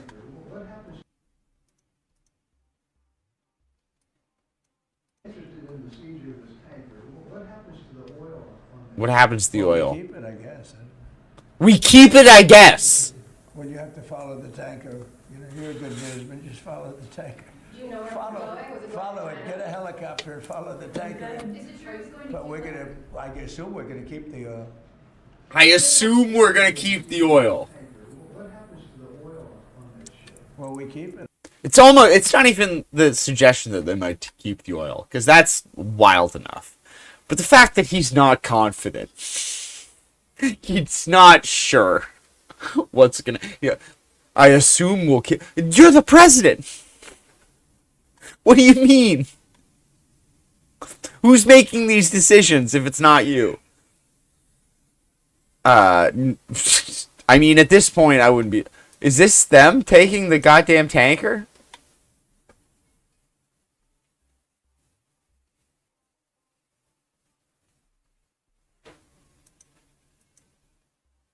Now, how is this fundamentally different than the videos the Houthis released of them seizing those tankers? It's the same video. And I would not be surprised if both seizures were maybe not equally, but in the same realm of legally dubious. This is wild.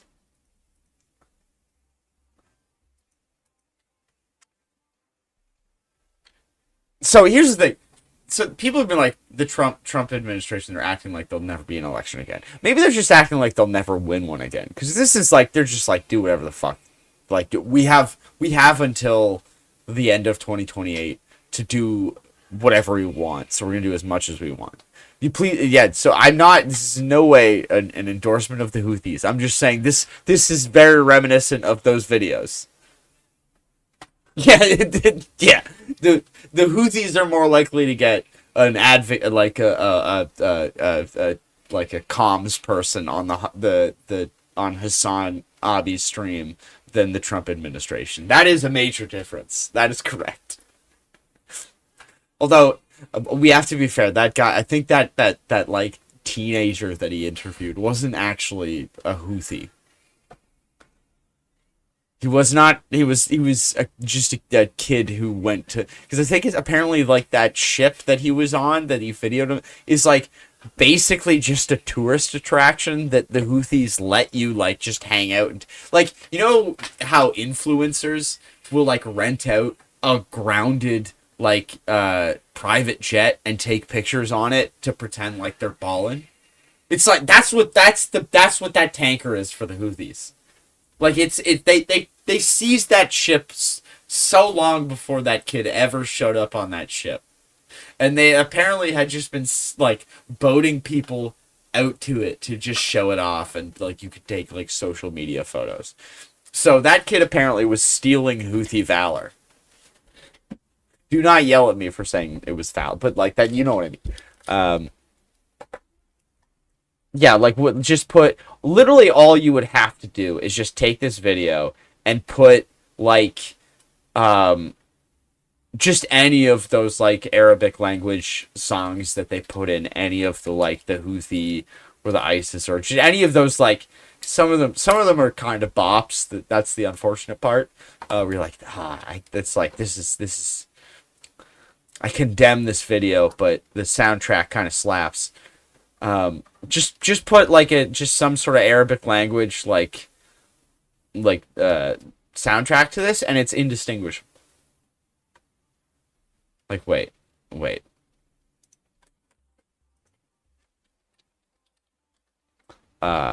Ship hijack video. I wonder if they put music on theirs.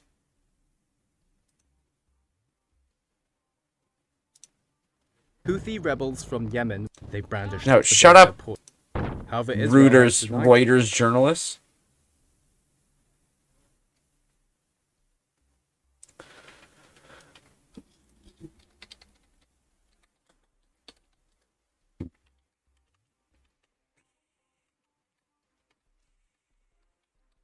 I'm really about to fuck up my algorithm because I just to make a joke, I'm searching terrorist video soundtrack. It's really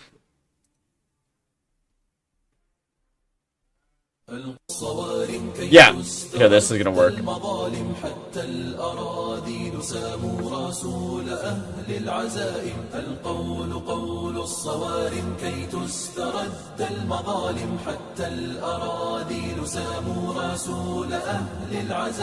ما دنسوا لي حمانا لو طوقته الضراغم حثالة البغي صالت فأين عهد الحواسم ناسوا بأن أبات.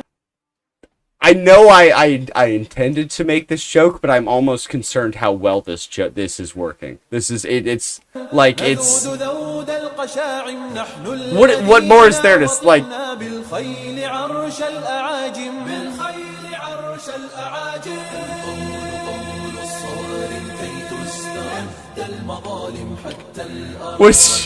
What else can I say? It works too well. I'm gonna probably pause it actually because I think I might. I don't know how. I don't know what it would be, but it feels like I might get DMCA'd for this. It would be very funny if I got DMCA'd. Yeah, like if I get an old guy, yeah, it's like I'm gonna get a call from like. Because I do like talk to some former CSIS people for like some of my stories, and I just start getting calls from it's like, hey, so we gotta talk. What was going on in your stream on Wednesday night? And it's like I was doing a very funny bit. Yeah, no, I'm already on a CSIS watch list now. But I think I've made my point. Please tell me someone clipped that.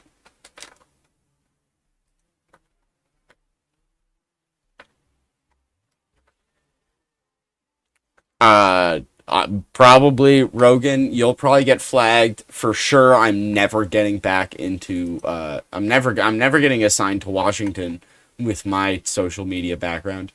Yeah, Al Qaeda. Where was it? Yeah, this was it.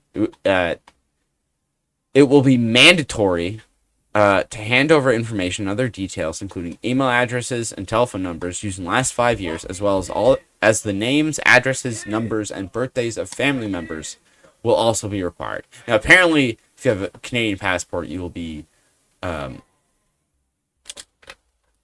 you won't be subjected to this, but you think I'd buy that? Also, I was pretty proud of this story. I got the sort of the behind the scenes, like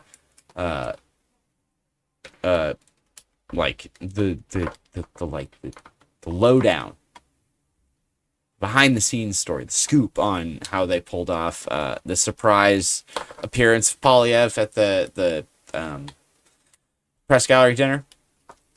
I spoke to Chris Wilson, who is this hour's 22 minutes Polyev impersonator. I thought it was a very funny photo. We're in Sir John A. Macdonald building. If you know where that is, it's across the street from Parliament. It's an old bank. Like if you think about like sort of like the classic image of like sort of a neoclassical, like those sort of like turn of the century style banks. Like anytime you've seen like a bank robbery or like you think of like a good example is like what the architecture of the bank was in Dark Knight kind of thing. Not exactly that, but in the same sort of style. So it's just a big room now because they've taken out all of the sort of banking stuff. So it's just basically a big ballroom. But they do still have the bank vault in the basement. And in order to not spoil the surprise, they had the two of them sort of like hang out in the bank vault in the basement for like 2 hours.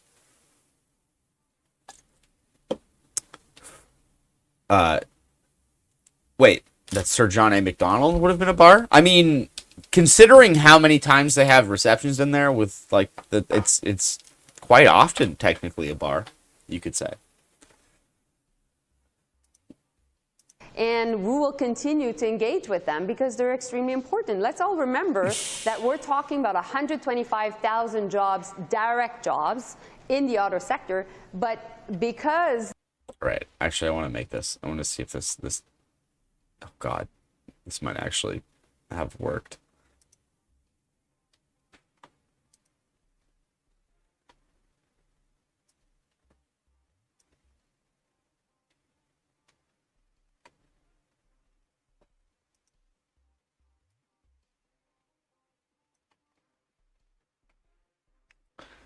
DMCA, like if I get an old guy, it's like I'm gonna get a call from like. All right, so that didn't work. That's not where we want the fucking thing to go.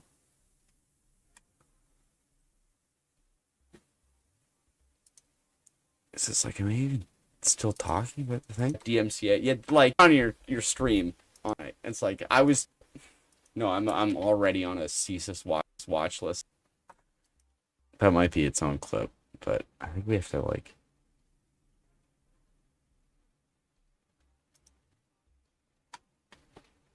Where can we go back?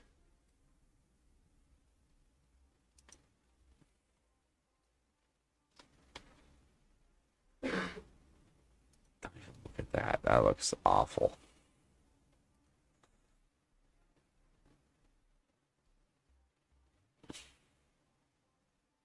Wait, where's...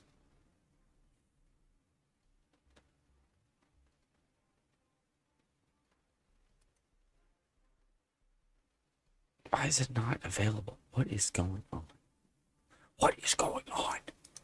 Just want to make a clip.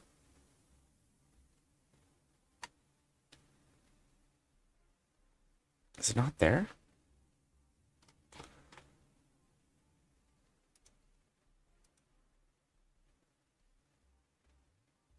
I guess the VOD's not available to me. Alright, I'll have to go back and make it later. Whatever. This sector has so much impact on other types of jobs. Ultimately, it's 500,000 jobs. There's no... Don't worry, the U.S. government will be preoccupied today. Newsom posted an AI vid of Trump in handcuffs, so Trump will probably try to send the FBI to arrest him, kicking off the next civil war. See, which is the one that had the Civil War where it was like, it was the movie Civil War, the one that was on like Prime, and everyone's like, why would California and Texas secede as one country? And here's the thing, Rogan, it's Rogan. He gets all of the Californians, all of those comedians, all those L.A. liberals.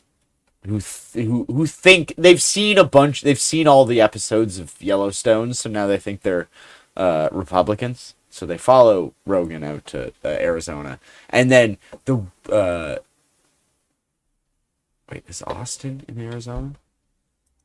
Because this joke doesn't work if Austin isn't in Arizona. I'm so bad with American geography. It's not. Austin is Texas. Wait, yes, no, that's where I'm wrong. They're not moving to Arizona. That's stupid. They're moving to Texas.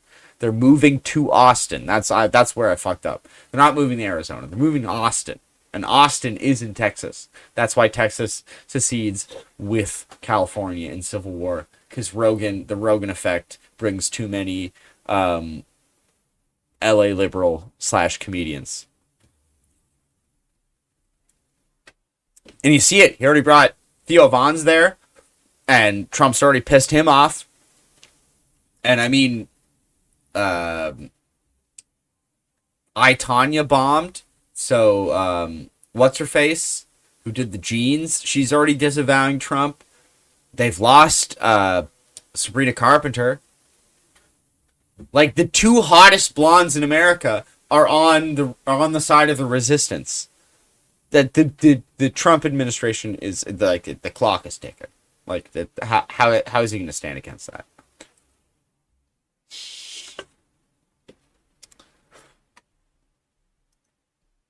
No other sector in Canada that has. And you're going to be like, Stuart, that's gross and misogynistic. And then it's just going to be an earworm. It's going to dig into your brain. And in about a week, you're like, you know what? Stuart was exactly correct. The fact that he's lost. What is the other one's name? The I, Tonya actress who did the jeans ad.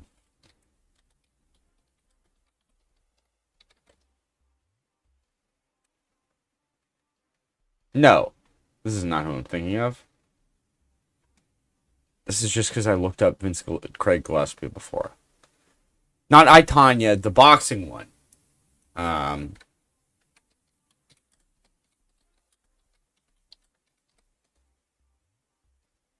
Sydney Sweeney, that's the one I was thinking of. Yes, Sydney Sweeney. I'm not slandering Margot Robbie. Is Margot Robbie British?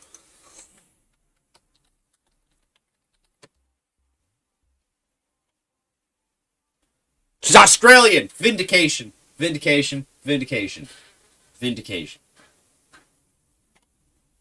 Well, you was really good at making an entrance, Katie, and that's what I appreciate about you. Oh, is that what you... Randy's! Oh, no, that makes sense. Ryan's just subscribed for 40 months. We were just discussing the geographic location of the hottest blondes per capita. Or per capital. As I had said, the two hottest blondes in America are Sydney Sweeney and Sabrina Carpenter.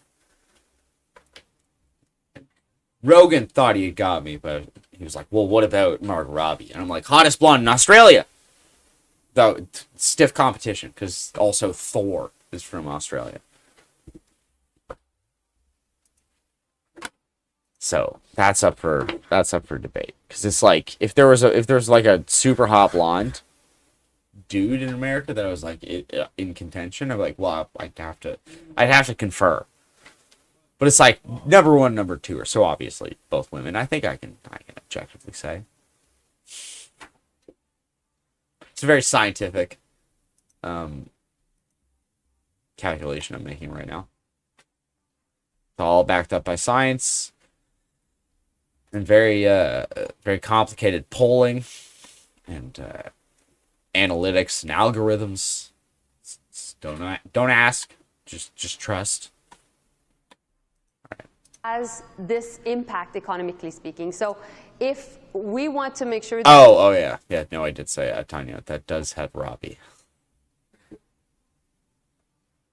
Oh yes. Okay. Fair enough. That is a slander. we protect these jobs, we need to make sure that we push back against Stellantis, because I don't want to open the floodgate of automakers leaving the country. And so this is a really important measure that we're putting in place and pushing back. And I really hope the Conservatives stop their shenanigans, which are making us lose time, and actually that we work as one strong team. Shenanigans! And I think Canadians are expecting expecting from us that we work as one. Last time we negotiated NAFTA, we worked as one Team Canada. Why aren't they now? I think that you can see my frustration. It shows how much it's counterproductive. Well, I do wonder, though, again, you're in the process of suing Stellantis. You put in that notice. The suit's not yet there. Any indication that they are willing to reconsider because you're moving forward with this type of, I guess, punishment for moving the plant? We have to do both. So we have to be able to hold them to account. Meanwhile, continue. You, Stellantis, have meddled with the primordial forces of nature, and you will atone. You have to do both. I made myself clear. Stellantis has started a third shift at Windsor. 4,500 people work in Windsor right now at their plant, at their assembly plant. Meanwhile, there's 1,000 new people working also at another plant in Windsor, which is that joint venture I was talking to you about between LG, a Korean company, and Stellantis. And they're building batteries, and they are in the midst of also hiring 1,500 people more. And so only that is actually 6,000 people. And so we need to make sure that we continue to engage with the company because there's 6,000 jobs on the line. But meanwhile, we're fighting for the 3,500 workers at the Brampton facility that have been laid off and that will continue to engage with the union to fight for. Listen, before we're done here, because we're quickly running out of time, I do want to ask you and perhaps get some comment on concerns that were raised by U.S. industry leaders at those public hearings about trade in Washington last week. There was some concern expressed that Canada and Mexico, to be fair, were being used as back doors for Chinese materials to make their way into the U.S. despite import bans and tariffs imposed on China by Washington. I'm wondering if you're addressing that concern at all. Everything is well, obviously, we're working with the industry to make sure that the U.S. understands how much basically this free trade agreement we have is beneficial to Americans themselves as it is for Canadians. I think it is clear that at this point, Americans understand that tariffs are a tax, and that is having an impact south of the border. But at the same time, we'll continue to let the Prime Minister negotiate. We'll continue to let Dominic LeBlanc, the Minister in charge of U.S.-Canada trade, do his work. And I'm there to support them because obviously I used to work on the causes of the trade war, on the diplomatic front of it. Now I'm working on the consequences and definitely the economic front. And we know that the battle is the economy. Our front lines are our auto workers, our lumber workers, our steel and aluminum workers. And so we need to make sure that we keep them, that we protect their jobs and that we stand very strongly side by side with them. Is there a role for industry, though, to play here, to essentially signal to the Americans that this country is not being used as a backdoor for Chinese products? Trust me, that's what they do every single day. And there's lots of people going to Washington to advocate for their cause and defending Canada's interests. And we always work through the embassy and through our great diplomats back in Washington to make sure that that's the case. Okay. Minister Joly, thank you for this. Really appreciate the time. Pleasure. Thanks. Well, there is speculation this evening, unconfirmed reports that the next Canadian... All right. We'll watch some QP.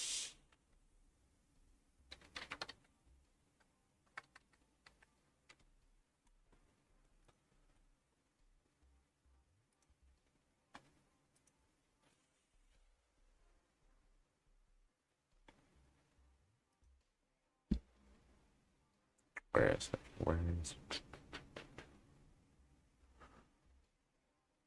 Oh, there it is.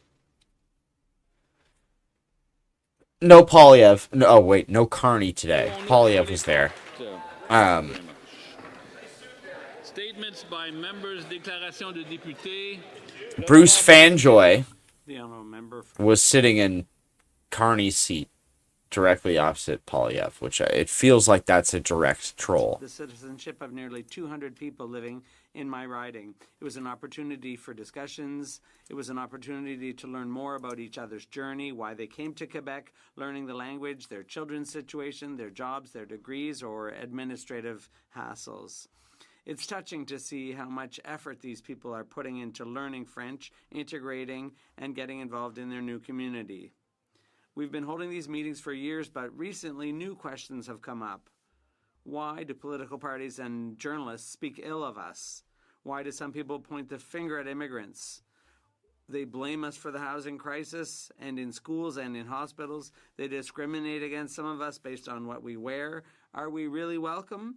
As parliamentarians, we have a responsibility to highlight their contribution to society and to defend their rights, to build an inclusive society where everyone has their place.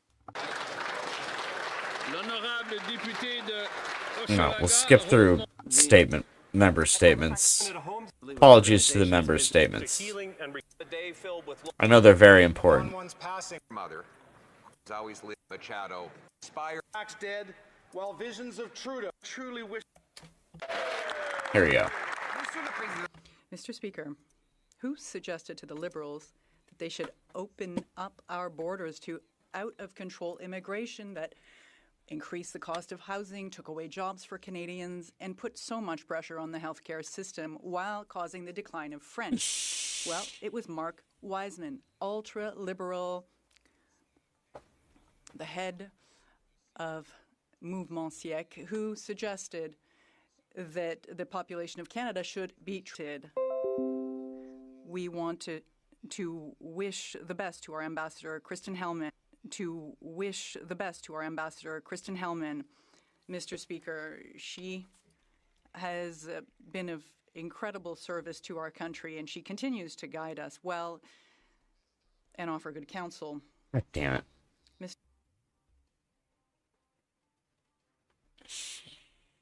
The housing crisis. I want to wish a happy year too, all in an environment. It was 2 weeks before. And the liberal increase the cost of drives up their cost of living. To work closely with Kirsten over the last few months. I truly appreciate her friendship and her work for Canada. I understand the leader of the opposition is trying to extrapolate a number of faulty elements of certain aspects that he's mentioned have never been and will never be the government's policy. I understand he's trying to get a clip on tonight's news, but this won't be the one. Opposition. Canadians have wanted to know who came up with the idea of radical open doors, liberal immigration that overwhelmed our healthcare, housing, and job market. Well, it turns out it was Mark Wiseman, the Prime Minister's corporate crony, longtime Liberal elite, and head of the Century Initiative, whose stated mission is to triple the population of Canada to 100 million people, a policy that is designed to profit multinational corporations by driving wages down and housing costs up. Why is it that every time somebody comes along with an idea that harms Canadians and drives up their cost of living, and same question in English and in French, obviously. Well, Mr. Speaker, I wish to reiterate my thanks to our outgoing ambassador to the United States of America, Kirsten Hillman, who has furnished incredible, loyal, and very insightful services to the people and to the government of Canada. Mr. Speaker, I think our country owes her a debt of gratitude, and once again, the policy that the member across refers to has never been and will never be the policy of the government of Canada. The Honourable Leader of the Opposition. Mr. Speaker, every time a Liberal insider does damage to Canadians, drives up their cost of living, they get a reward. It's not just with Mr. Wiseman, it's the Prime Minister himself. His policies are driving up grocery prices for the year to come. And what did he do as punishment for himself? Gave himself an $800,000 privately chartered flight to Egypt, where there were meetings. I think he added a 0 to that one. I don't think it was 8. Why is it that Canadians need to line up at food banks so that he can go? If it was an $800,000 flight, it loops back around to being impressive. Carney flight to Egypt. If it is $800,000, maybe I'm. No, why is it?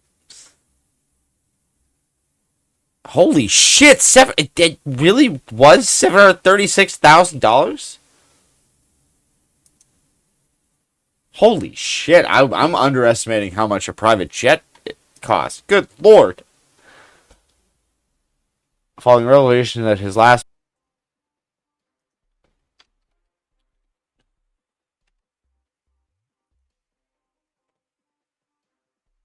All right. Well, I guess all I can say is if you like the stream, please subscribe or donate or just go to YouTube, follow and like. And maybe at one point I can buy a computer that won't crash every 2 hours or so. Good God.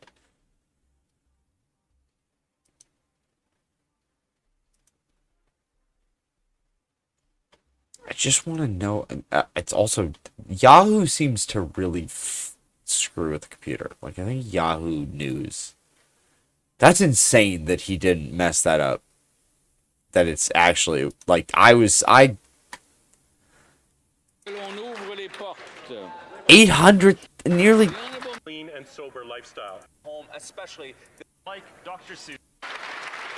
Like that almost gets to a point where I'm not even being a pedant, where it's like, well, technically it's under $800,000. The fact it's over 700 is nuts. That's wild to me. Maybe I'm just a broke boy and I don't know how much things cost. Because I've never contemplated how much a private jet would be. And I'm just displaying my broke ignorance. It's wild. The proudest moment of her life, Maria Corina Machado was not. Oh, we're still at statements. God damn it. Attend the ceremony. We won 4 in a row. Of the honorable for his attendance at that event. The opposition. Mr. Speaker, the Prime Minister was conspicuously irrelevant at that meeting, where he had played no role whatsoever in. It's a private jet company on TikTok I follow. I'll send you their stuff. Maybe you get a few quotes from them to compare. I also assume they had a lot of very expensive specifications, modifications to make. I think it would, like, I mean,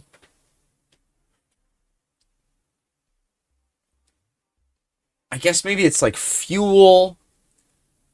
And maybe if it's like last minute, it's more expensive. And maybe it's like per person. And they could also be including like the hotels. Because even if I like assume I'm just a broke bitch and I have no idea how much private planes cost. Because it wouldn't be like, I'm imagining like one of those like the like private planes like that you see like on the runway, like the smaller ones. But it would have to have a significant be a pretty sizable plane if it's fitting all of the, because I mean it did like it there wasn't enough room for any fucking reporters apparently to join him, so it couldn't have been that big.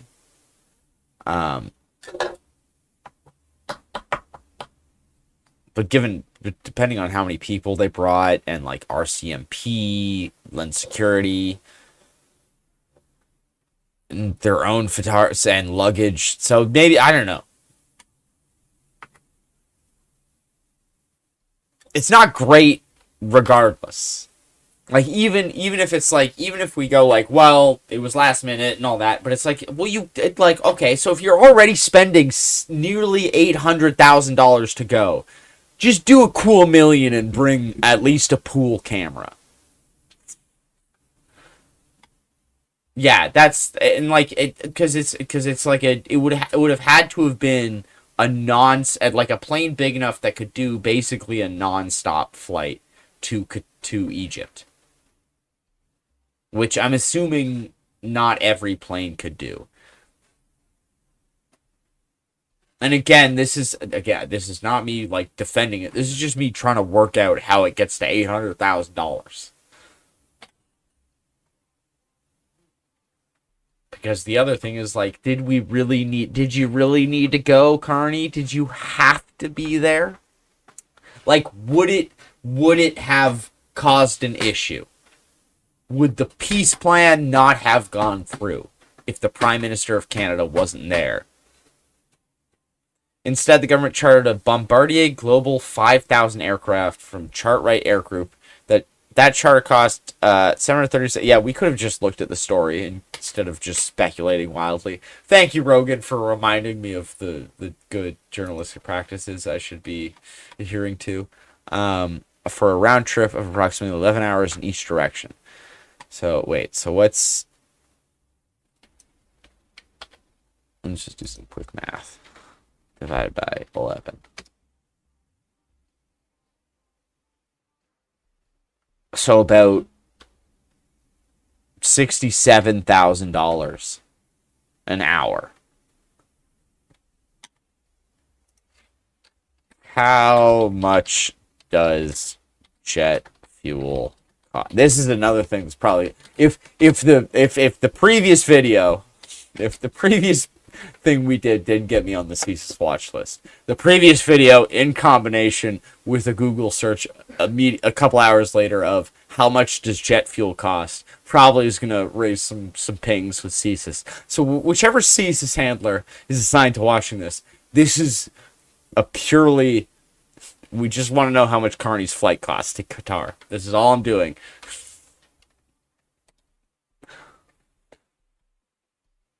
I feel like this is not going to be helpful. I feel like there's not going to be like where you can check like jet fuel costs vary, but generally ranges between $3 per gallon on low end and $5 per gallon on the high end. All right.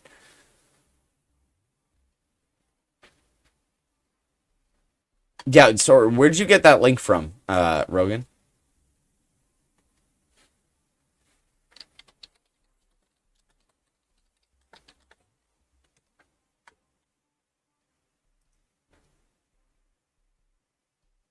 The Toronto Star. Oh, wait, here's CBC News.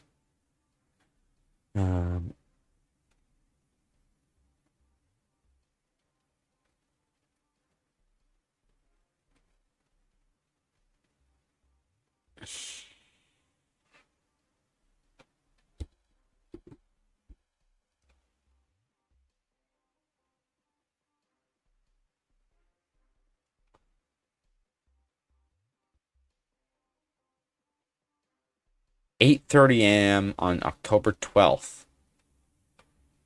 By 6:45, the plane left Ottawa with Carney, a security team, and half a dozen staffers. So security team probably, and like whatever they would have bring with them, probably would have been significant.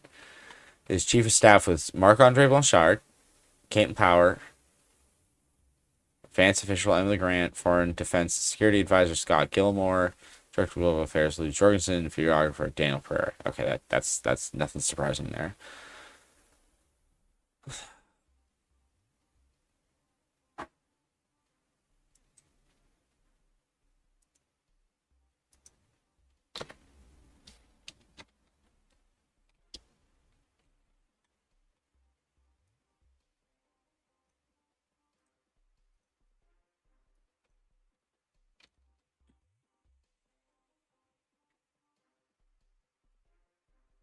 Oh, that was Toronto Star that you were citing.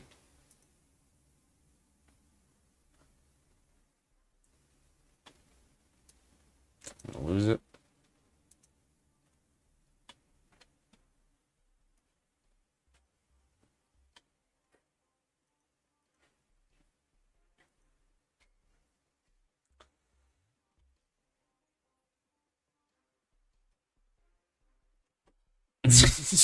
Oh my god, I bet those were some very dubious Google searches.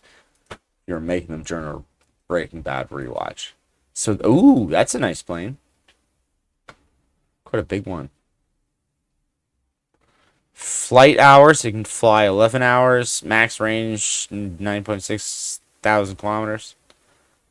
Max altitude, 15,000. 12 passengers.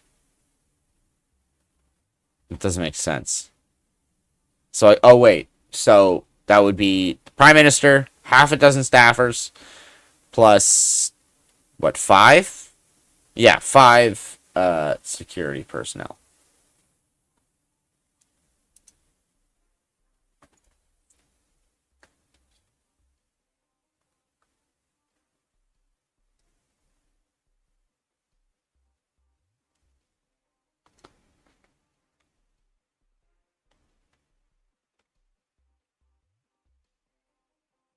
Holy shit.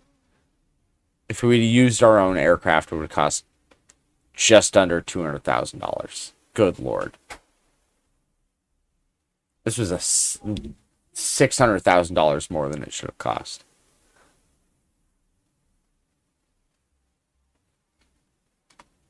Oof. Oof. It's not great. It's not great, Bob. It's not great.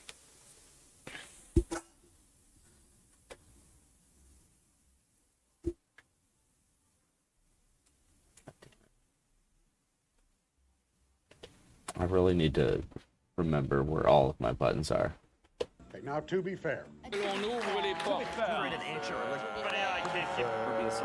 opposition. This time, a Liberal insider does damage to Canadians, drives up their cost of living. National corporations by driving wages of other world leaders. There's so much Weissman shit at that. This is probably what pissed, like, why I'm so over hearing that Weissman shit. The opposition. Because it's like, this isn't even the first round of, like, having the, like, Century Initiative. Like, this, it just, anytime I get deja vu from last fall, I start to get real angry. It's like, we dealt with, we already did this. They've cut immigration. They've cut all this. Can we not because it's like 1.5% population growth per year, which isn't even that extreme to get to 100 million. I'm not saying it's good or bad. I'm just saying it's like the historical average is around 1.5%. Was conspicuously irrelevant at that meeting, where he had played no role whatsoever in the agreement, and yet he charged Canadians $800,000 for a privately chartered jet. Apparently, his own prime ministerial jet was not good enough for him. He does this while he imposes an industrial carbon tax on farm equipment. See, if I were him, I don't even know why. Like, if you're already rounding up, don't say 800,000. Say almost $1 million. Million, like, that's, like, you never say 10 years. You say a decade. Like, if you've been working somewhere, you don't say you've been working there for 10 years. You say, I've been in the industry for a decade. That sounds so much better. So you say, he spent nearly $1 million on a flight to Egypt for a day. That sounds so much worse than $800,000. It's also, it's simpler to say. On fertilizer, on food processors, that has driven 2.2 million Canadians to a food bank. Why is the Prime Minister being the Grinch of the grocery store, charging taxpayers for flights when Canadians can't eat? The Honourable Minister of Foreign Affairs. Mr. Speaker, the Prime Minister's work on the world. I can't hear.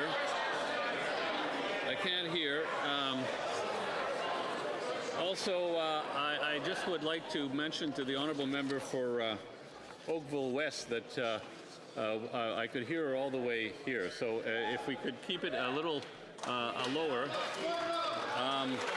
We will now go to the Honourable Minister of Foreign Affairs.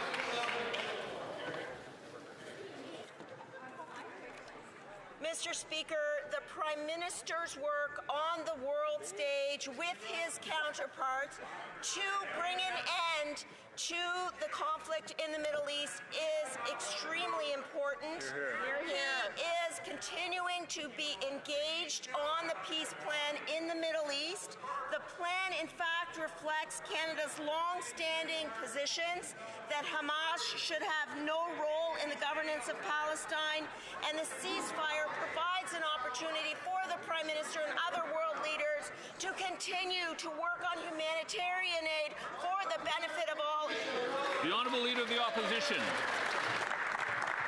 Mr. Speaker, the Prime Minister's refusal, even though he's in Ottawa, to answer my questions directly is not keeping with the Christmas spirit. And he's going to, this is at a time when he's driven up the cost of living so much that 2.2 million Canadians are lined up at food banks, that food prices are going to drive an extra $1,000 onto the grocery bills of Canadians next year after he imposed higher taxes on farm equipment, fertilizer, food packaging, and more. will the Prime Minister, instead of being the Grinch of the grocery store, reverse these taxes so that Canadians can have an affordable, delicious Christmas? The Honourable Minister of Jobs and Family. Mr. Speaker, while the member opposite talks about imaginary taxes, Canadians know exactly what's going on, and it's related to climate change, Mr. Speaker. Our thoughts are with the cattle farmers in the western provinces this year, Mr. Speaker, who have faced unimaginable loss of crop and loss of cattle as a result of drought, Mr. Speaker. That's driving up the price of beef, something that we can't actually control right now. But you know what we can, Mr. Speaker? We can make sure that Canadians have extra money in their pocket. That's what Canadians are counting on, that will be for them in these tough times. The Honourable Member for Saint-Jean. Mr. Speaker, the Prime Minister is considering appointing Mark Meisman as Ambassador to Washington. He is a co-founder of the Century Initiative, a policy that aims to increase the population to 100 million people. It's beyond Quebec's capacity to cope. I quote, 100 million Canadians by 2100 should be the federal government's policy, even if it makes Quebec howl. He used the term howl in English, which literally means the cry of a dog. Does the Prime Minister really think he can represent Quebecers abroad? The Honourable Government House Leader. As it's been said on numerous occasions in this House, Mr. Speaker, that policy that my colleague is referring to was never a Government of Canada policy and never will be. The Honourable Member for Saint-Jean. Well, Mr. Speaker, you know, wise men say that only fools rush in. The Prime Minister already made an appointment last week that turned the entire province of Quebec against him.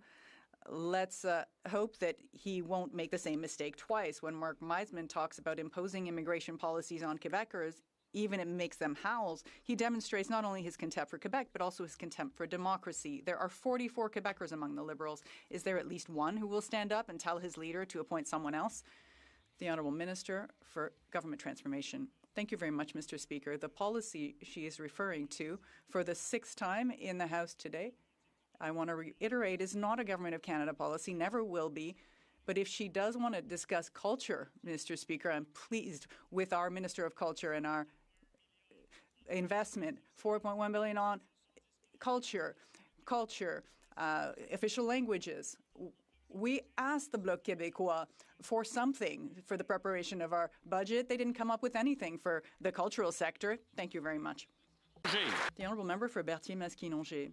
Mr. Speaker, the Liberal drift towards authoritarianism continues after Bill C-5, which gives the federal government the power to bypass all legislation for its major projects, such as pipelines. Now we have Bill C-15. The Liberals are enshrining in law the right for all their ministers to break any law under the pretext of innovation.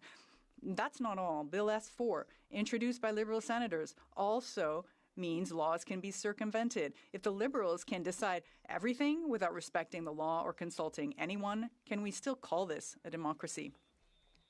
The Honourable Government House Leader. Certainly, we can call it a democracy, Mr. Speaker. We are discussing these matters publicly, so I think that is the definition of a democratic debate. With respect to Bill C-15, it contains tools that are very important to advance our economy, to advance innovation in Canada, and to make sure that we can achieve great things together for Quebec to achieve its ambitions, for Canada to achieve its economic ambitions and other ambitions as well, Mr. Speaker. We are pleased to continue to debate these matters with the member and the House as a whole.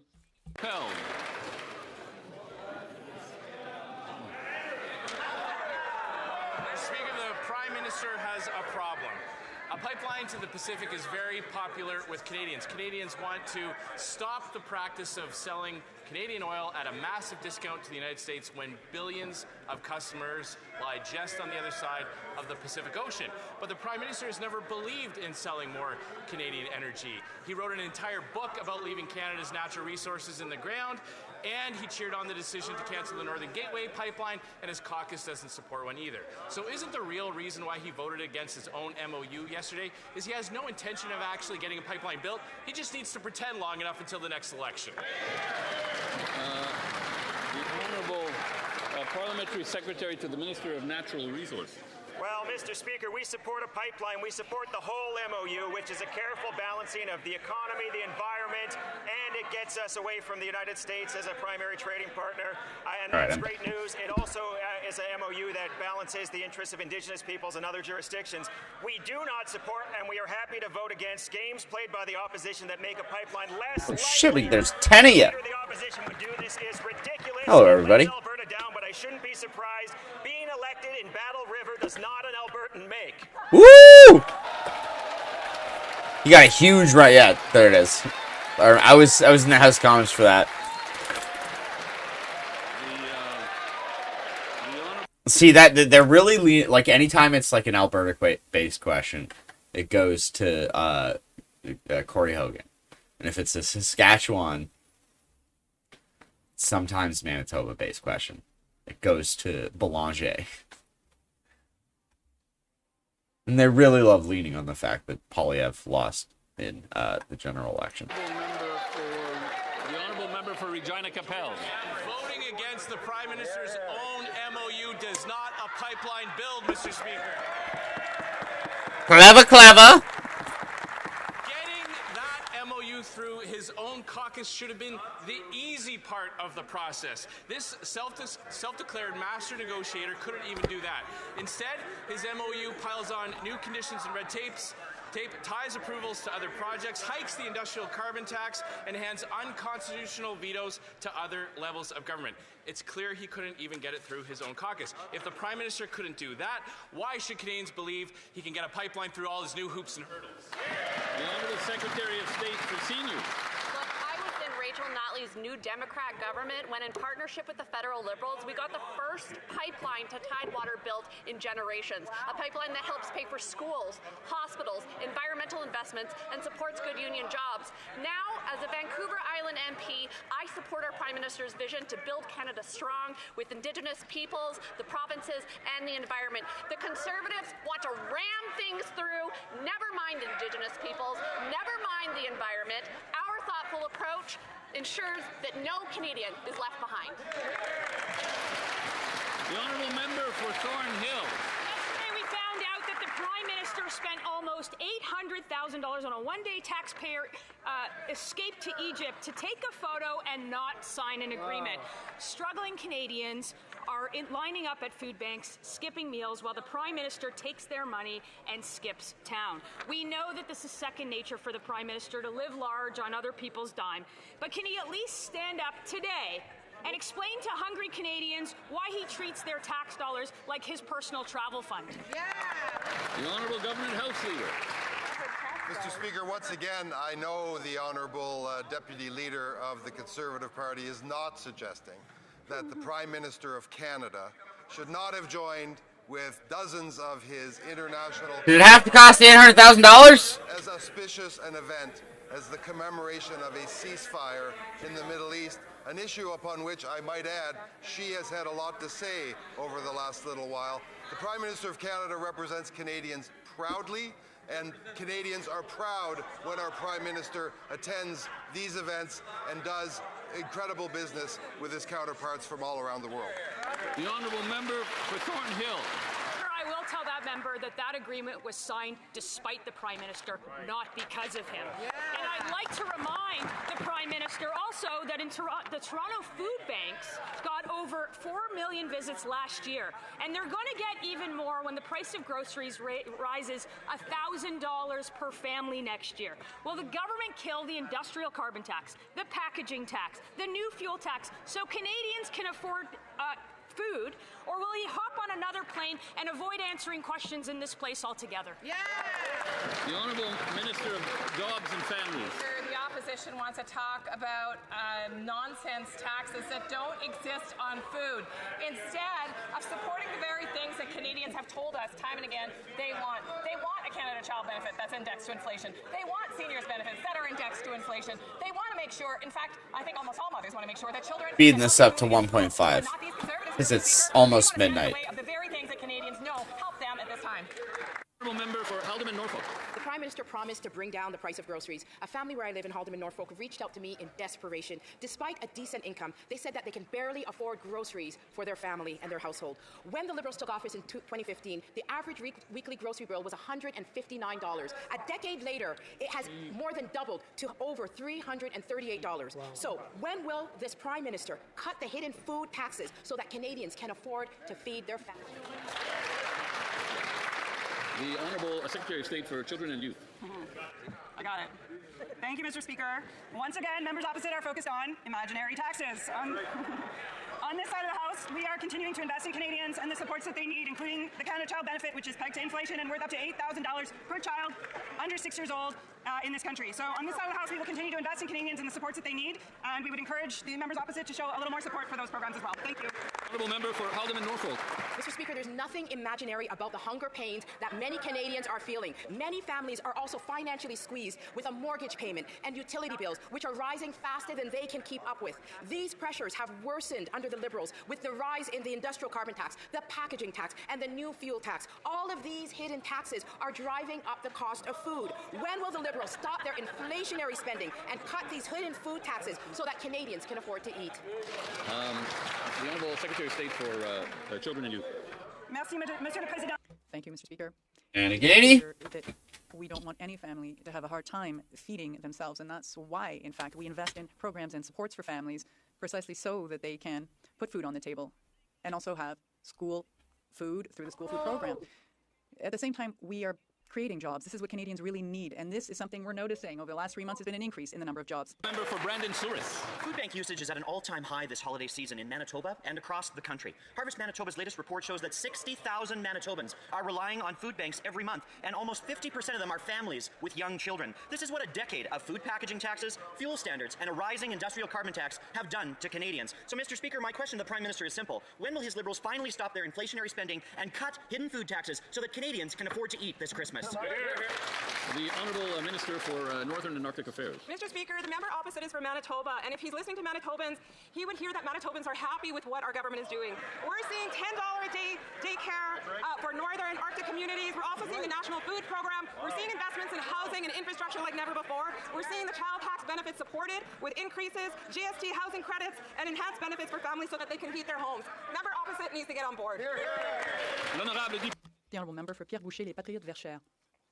Mr. Speaker, when Quebecers and our truckers asked the Liberals to put an end to discount drivers, they ignored us. As a result, it's now the Americans who are asking the federal government to get a move on. I quote the embassy, simply targeting companies allows individuals who commit violations to create a new company under a new name. Mr. Speaker, there are 10 steps to take. The most obvious is to prevent temporary immigrants from entering the trucking industry. It's a step. That is the minimum. When will the Liberals take action? The Honourable Minister of Transport.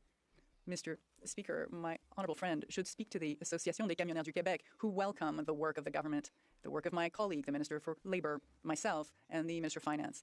We've instituted a number of measures specifically to put an end to this relative days where there were these discount drivers on the roads, and it was made possible. Now, Mr. Speaker, we've taken a number of steps to eliminate this. We are working in cooperation with the provinces, and the member should also welcome these efforts. The Honourable Member for Pierre Boucher, les Patriotes Verchères. Mr. Speaker, the Association des Camionneurs du Québec support our 10 measures. How many have the Liberals brought in? One, the Liberals are doing nothing because they are infiltrated top to bottom by these discount drivers. The Prime Minister had, as an organizer and donor in his campaign, the spokesperson for a new association defending these low-cost drivers. Not one, not two, but 10 Liberal members showed up at that convention, establishing that organization in 2023. They received donations from the promoters of discount drivers. Now the Liberals have to make a choice. Are they going to protect people on the road, or are they going to continue to protect these discount drivers? The Honourable Minister of Transport. Mr. Speaker, this government has implemented far more than a single measure, Mr. Speaker. We scrapped the T4A moratorium. We have the sharing of information between the agency and the Labour Department. We made sure that inspections of the Labour work was happening, the Labour Department was on, that there were blitzes. Now we're asking the provinces. We're hoping that they will focus on the certifications, issuance of driver's license, and the rest. That is the work of provinces. That the Bloc member want us to take over Quebec areas of jurisdiction? I don't think so. The Honourable Member for Louis Saint Laurent at Cowenhack. Mr. Speaker, in Canadian diplomacy, there is no position more important than that of Canadian ambassador to the United States. That person who holds that position must be very tightly connected with the Prime Minister. Now we hear Mr. Mike Wiseman might be appointed by the Prime Minister. This individual supports the initiative of the century, namely a population of 100 million by 2100. And he said, he did even worse. He said, even if it makes Quebec 1.5% population growth per year, just to be clear. Powell, Mr. Speaker, why would the government appoint someone who insults Quebecers? The Honourable Minister. Also, the op-ed they're talking about, that was technically, he just shared the headline that Andrew Coyne wrote. So technically, Andrew Coyne is the one in trouble here. Mr. Speaker, with all Naughty Andrew Coyne. The appreciation I have for my colleague across the way, the simple fact that he is repeating the very same question his leader asked, just to have a clip on tonight's news, perhaps at 6 p.m. show, or maybe with Madame Galipo's show. He knows full well, Mr. Speaker, that public policy, those that he's referring to, have never been the Liberal government's public policies. They will never be. I understand he's trying to make something out of this, but it won't work. The Honourable Member for Louis Saint Laurent at Kyowenhai. What isn't working is that the architect of this very initiative will be appointed ambassador to the U.S. Even worse, the minister knows full well that this very Mr. Wiseman is an opponent of supply management. So we're not inventing anything by saying that. That's the truth. Imagine the supply management like me. What will the minister say to explain the appointment of a man who insults Quebecers and then is against supply management? The Honourable Minister. Mr. Speaker, once again, our colleague from Quebec is giving me here an opportunity to inform him of the fact that as recently as last night, I was at an activity held by the Chambers of Commerce of Quebec. I had an opportunity myself to speak with the Vice President of the Dairy Producers of Quebec, and of course we discussed supply management. I was able to reassure my friend in Montreal last night that the government will always defend supply management. We will not be negotiating supply management with the Americans. The Prime Minister was quite clear, and I'm pleased to repeat this here in the House again before you. The Honourable Member for Brantford, Brant South, Six Nations. Last night in the Justice Committee, Conservatives moved to immediately prioritize Bill C-14 and scrap dangerous Liberal bail laws. Here we go. And what did the Liberals do? Shamefully, they blocked us. Not once, not twice. Yeah, because they were studying a different bill. That they canceled today's 8-hour meeting. Instead of stopping criminals, these Liberals are more concerned with prosecuting religious expression. Why don't the Liberals just get out of the way and let Conservatives finally fix the broken bail system? Get out of the way! Mr. Speaker, methinks the member doth protest too much. We have watched he and his colleagues filibuster the work of the Justice Committee for many weeks on end. Mr. Speaker, he says that he's not responsible for it, but it's actually all on video. For hours, they go on and on discussing their preference for puppies or kittens when they, in fact, could be debating laws that are designed to keep Canadians safe. It's essential that we move forward with... Lawton did do that. He was making a wider point, but he did give them that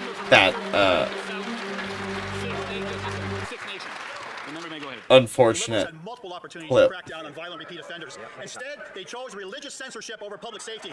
Liberal members from Burnaby Central, Dorval, Lachine, LaSalle, Mount Royal, and even the Parliamentary Secretary, the Minister of Justice, must answer to Canadians for why they keep obstructing the study of Bill C-14. They were given the chance to protect Canadians. They chose not to. How many more murders, sex assaults, and violent extortions are enough for this tired Liberal government to finally protect Canadians? The Honourable Minister of Justice. Mr. Speaker, the speed with which this member will cite these kind of tragic crimes as a political prop is simply beneath this. They were doing like a truck backing up sound, like the beep beep. I don't know what that was about, because he's like backing up his opinion. I don't know. I was unsure Mr. Speaker, the Conservatives what that meant. To filibuster question period. In all honesty, Mr. Speaker, the readiness with which the Conservatives come to this conversation where they will cite heinous crimes to make a political point, but then stall the proceedings to actually advance the laws that police chiefs are asking for, that victims are asking for, that law enforcement from their own communities are deliberately asking them to get on with. What's getting in the way? There's a problem when yours truly can't hear because there's too much noise, and then I have to stop it because I need to hear what people are saying. If the Honourable Minister would like to conclude his comments. Mr. Speaker, the excuse they are using now to prevent addressing bail and sentencing is that they won't support measures that are designed to combat hate crimes in this country. We can fight hate, we can keep communities safe. The Conservatives should get out of the way. The Honourable Member for Elgin, St. Thomas, London South. Thank you, Mr. Speaker. Yesterday, Conservatives on the Justice Committee tried 3 times to let the committee prioritize the study of much-needed bail reforms on which it would be possible. Not how it works. But what was so pressing the Liberals didn't want to study their own bail bill. They launched a full-scale assault on religious freedom in this country that risks prosecution of those who express religious beliefs. And now the minister says after passing the amendment, he'll start his consultations. This is the minister that said he would rather spend time with his family. Could he do that instead of censoring Canadians? The Honourable Governor Heisler. Well, Mr. Speaker.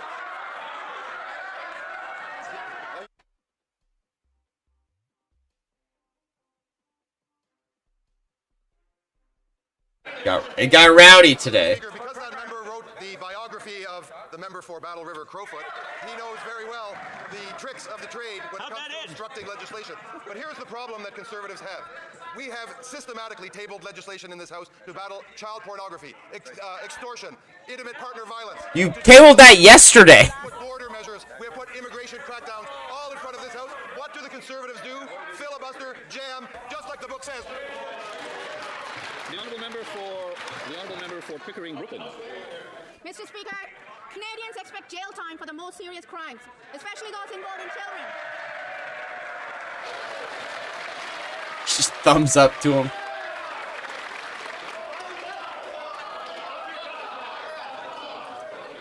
The honourable member for Pickering, Brooklyn. Canadians expect jail time for most serious crimes, especially those involving children.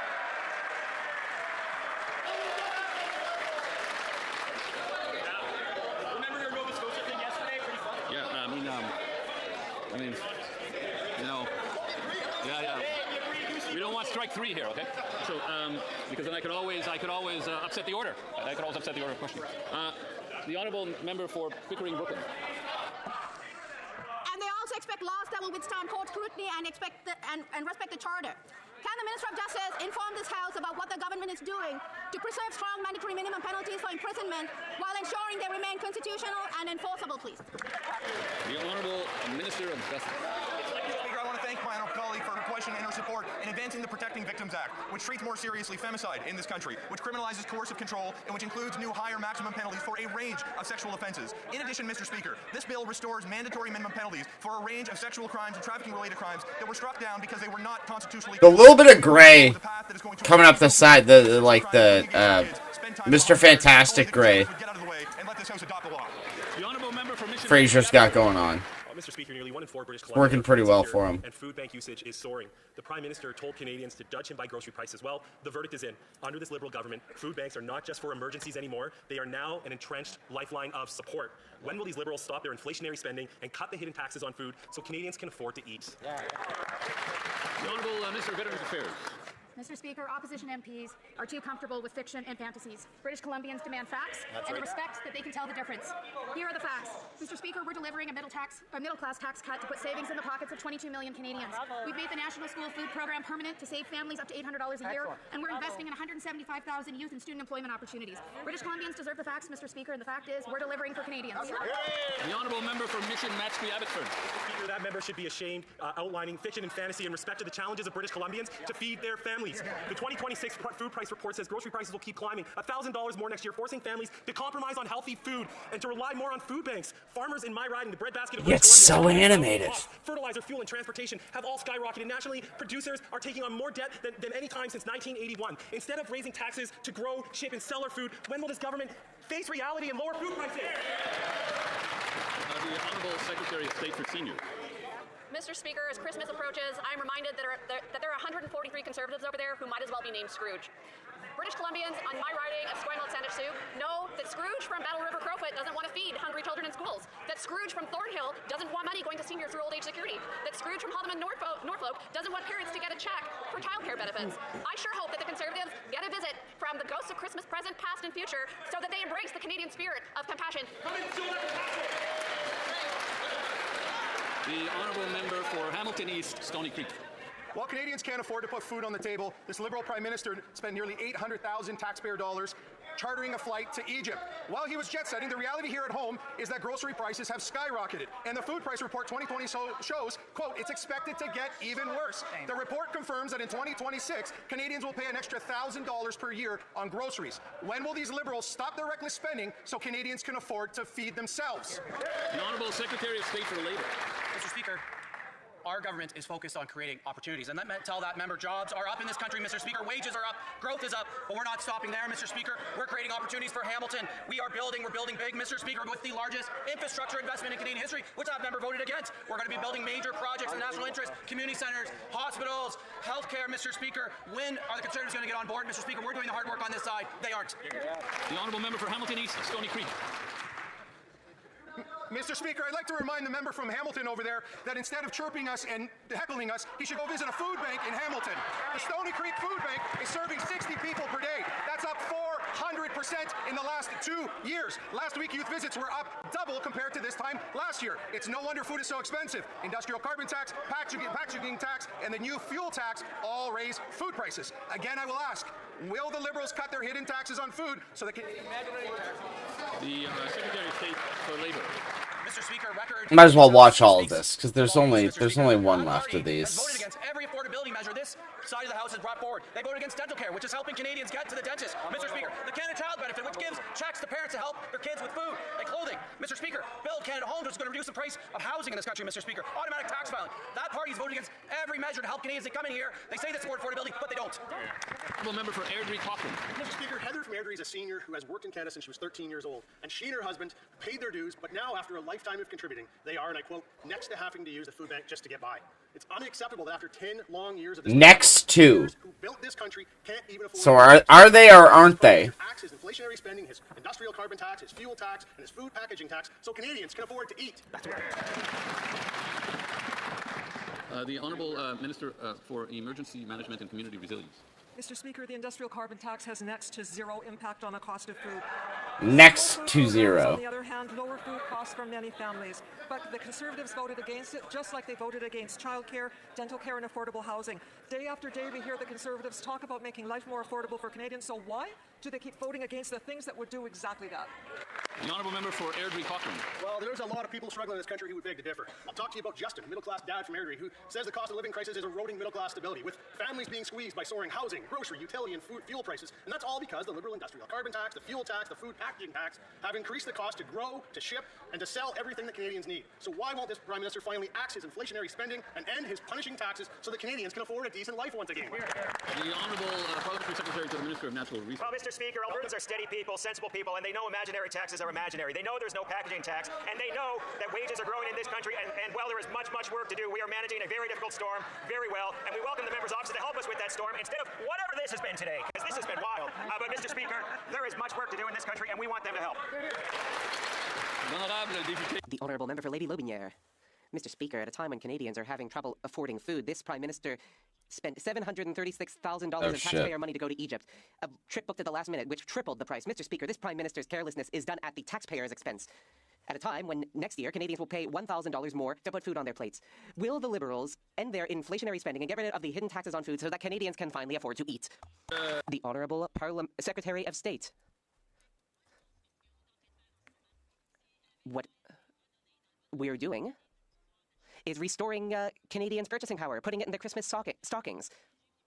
We have put in place a series of measures which will make daily costs easier. $10 a day childcare. The Canada Child Benefit. There's a whole bunch of measures we are putting in place. We are also working hard to improve the economy so that there are good jobs across the country, including in my colleagues' riding. Merry Christmas to everyone. The Honourable Member for Lady Lotbinière. Mr. Speaker, out in the real world, food costs have exploded. This week I heard from Ms. Ouellette that she is spending more on groceries than on her mortgage. Ms. Vallée told me that she has given up meat in order to keep within her budget. And Mr. Hardy said that people are eating chips and soda pop for dinner so that they can make rent. Mr. Speaker, when will the Prime Minister come down off his ivory tower and finally acknowledge what Canadian families are going through? The Honourable... We gotta make sure you get animated in the last 5 words the there. Conservatives are making up imaginary taxes quicker than they're making up question period questions because they ask the same thing every day. You know what's not imaginary? The Canada Child Benefit, which has reduced child poverty by 40%. The dental Soon scandal. Quebecers have signed up to. The National School Food Program, which has fed 100,000 of the most vulnerable Quebecers. Jobs are on the rise. That makes opportunity for all Canadians and all Quebecers. No, I mean, as someone who watches this stuff like basically every day, the repetition can get a little much. Mr. Speaker, the Prime Minister said that he could be judged by the cost of groceries. Well, now Canadians are judging him. Groceries are twice as expensive as they were 10 years ago, and the most recent food price report said that the price will go up another $1,000 next year for a family of 4. Today, families told me that they have to choose between milk and fruit. Some are skipping meals so that they can make it to the end of the week. In a country like Canada, that makes no sense. Will the Liberals get rid of their inflationary spending and their hidden food taxes so that Canadians can finally afford to eat? The Honourable Parliamentary Secretary to the Prime Minister. These are crocodile tears coming from the Conservatives. They say that Canadians are having trouble making ends meet, yet they are voting against Canadians' interests. We index the Canada Child Benefit to inflation. The Conservatives don't like that, and they voted against it. We put in place a dental care program for our young people and for seniors who are struggling. Conservatives voted against that. They're against that program. Why? Because it helps Canadians. Let's be honest. Conservatives do not have the interests of Canadians at heart. Member for Halifax. Mr. Speaker, during the campaign, I knocked on thousands of doors all over Halifax. I constantly heard the same concerns about access to healthcare. My constituents know that the federal government can and must be part of the solution to the problems in our healthcare system. Could the Minister of Immigration, Refugees and Citizenship inform this House about how our government is contributing to this essential mission? Thank you. The Honourable Minister of Immigration, Refugees and Citizenship. Thank you, Mr. Speaker, and I would like to thank my colleague for that question. On Monday, as part of our I get that there's some level of importance to it, but when it's question period, the questions should only come from opposition, who are ready to practice in Canada, from a purist point of view. Foreign doctors who are already taking care of patients in our communities. Thanks to this plan, our government will build a... I don't like the intra-party questions. They just feel like a waste of time. And maybe I'm just jaded. That's very possible. Was for 4,400 full-time employees at Stellantis. Sounds okay, right? Except Stellantis had 8,000 employees at the time the contract was signed. That would allow them to lay off 3,500 workers and still get the money. Is that why they fired 3,000? Yeah, but that's not going to happen. And sent the job to Donald Trump. The Honourable Minister of Industry. We are with our workers in the auto sector that are victims of the unjustified and unjustifiable American tariffs and will continue to fight for their jobs. When it comes to Stellantis, we had a deal, they broke it, we'll go after the money. Member for Dufferin-Caledon. You want to know what's unjustifiable? What's unjustifiable is giving a multinational company $15 billion and getting a job guarantee in the contract that allows the company to fire almost 50% of its workers. Let that sink in. They gave them $15 billion. They were allowed to fire 3,500 workers in Canada and still be in compliance with the contract. My question is this. This is gross negligence. It is incompetence beyond incompetence. How the hell has someone not been fired? Again, we have pretty much unlimited freedom of expression in this House, but there are some words that provoke a reaction, even if they're not technically unparliamentary on the list.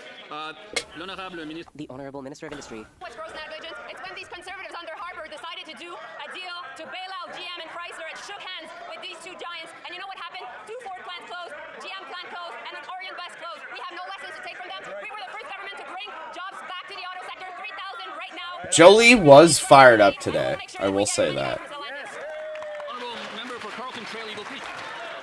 When the Liberal government was asked about its $1 billion subsidy deal with Stellantis, the minister said to read the contracts and we would see job guarantees. Well, after her officials lied and were forced to release the documents, we see exactly what the Liberals got in return for Canadians' money. And I quote, "No penalties against the recipient should their aspirational target not be met." Why did the minister hand out hundreds of millions of dollars without any guarantee from Stellantis that jobs would be created?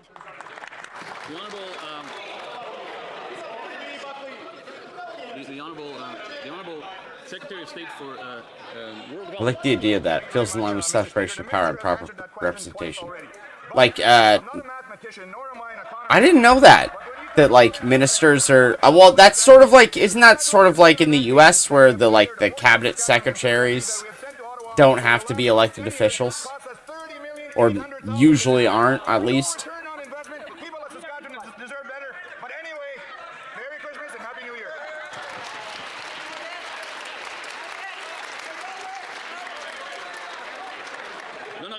The Honourable Member for Compton-Stansted. Mr. Speaker, earlier this week, the Prime Minister... Yeah, technically they don't. Like, that's why they were considering, like, last fall there was rumors they might be making Carney finance minister. I would like could the Minister of Foreign Affairs tell us a little bit more about this application and what we are doing to strengthen our ties with other French-speaking countries? The Honourable Minister of Foreign Affairs. Mr. Speaker, the French language and Francophone culture are extremely important. They are at the heart of our Canadian identity. That is why, this week, we announced that we will be applying to host the Summit of La Francophonie in 2028, here in the National Capital Region. This will let us forge new economic partnerships for Canadians. Mr. Speaker, this is good news for the economy, for the Francophone world. For Pinoca Disbury. I've just returned from Prince Edward Island, where all 10 Charlottetown city councillors were present and voted unanimously to reject this Liberal government's gun grab. The 10 city councillors in Charlottetown clearly know better than the 4 Liberal MPs from that island. They know that lawful gun owners are not the problem. They know that their police resources are already stretched thin. They know the real problem is violent crime. And with Just that you should submit the government based off your party or coalition. That's true. Like well, in the U.S., don't they have to be like the appointments have to be like ratified by Parliament or like the House of Commons or whatever? Mr. Speaker, we will be moving forward with the national program to ensure that those gun owners who are lawful gun owners are able to get compensation for those prohibited weapons. 2,500 weapons we prohibited under the Firearms Act. We will be compensating them, Mr. Speaker. But my question to the opposition is, why do they continuously go against law enforcement? For example, on lawful access, why do they continuously vote against and stall legislation that's going to help the people of Canada, Mr. Speaker? The Honourable Member for Rosemont-la-Petite-Patrie. Soon, families will be getting together for Christmas dinner. And what will be the discussion around the table? This disappointment in this Liberal government. Not only have they done nothing to bring down grocery or housing costs, but everyone knows that they have given up the fight against climate change. To quote the former Environment Minister, it will now be impossible for Canada to meet its climate targets. This government is driving us off a cliff. They have let down future generations. Our young people will inherit an unpredictable climate and a burning planet. Will the Liberals apologize to our children? The Honourable Minister for the Environment and Climate Change, Mr. Speaker, I have said it once, I will say it again. Our government is committed to continue the fight against climate change. What is more, if you look at what we're hearing from the Conservatives, you will understand what it means to have one party in the House that does not understand what it means to fight against climate change. We are doing our jobs. We will continue to put in the work, and I hope that my colleague will support our climate plan. The Honourable Member for Caribou Prince George has a point of order. There have been discussions among the different parties. Mr. Speaker, I believe if you seek Think so. unanimous consent. I don't know why they do this. They know they don't have unanimous consent. We open our days with prayer each day, and I'm hoping you can rule on whether members will be protected by parliamentary privilege from prosecution should C9 pass. I can't even hear what the member said. This is like last night when they're like, if we sing "O Holy Night, will we be prosecuted for hate crimes?" It's like, show me the lyric in "O Holy Night" that you think is like a hateful lyric. Be so for real for a second. I couldn't hear it, unfortunately. To avoid having the member repeat it a third time, maybe we could have a little more silence across the room. The Honourable Member for St. Thomas, Elgin, London South. Thank you, Mr. Speaker. As members are aware, we open our days in prayer each day, which is a testament to the spiritual roots of this country. I'm just wondering if you can rule on whether our parliamentary privilege will protect us from prosecution if Bill C9 becomes law.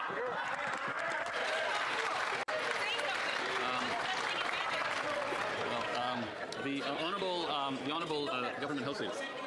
On the same point of order, Mr. Speaker, it is absolutely absurd and outrageous to suggest that this Parliament would act to constrain the rights and the privileges of Canadians to prayer, to choose their faith, and to practice their religion in any way possible, Mr. Speaker. I don't see it being a problem. I don't see it being a problem. Any more points of order before we continue? The Honourable Government House Leader. Late in question period, the member from Saskatchewan suggested that public servants had misled or lied to a committee. I think that's something that you should review, Mr. Speaker. A point of order. I don't see that as a point of order, but are there any more points I do kind of like the point of order drama at the end. We'll go to, it's like sort of like a post credits scene. Affaires courantes ordinaires, dépôt de documents. Tabling of documents. Yeah, okay. That's what I have to do.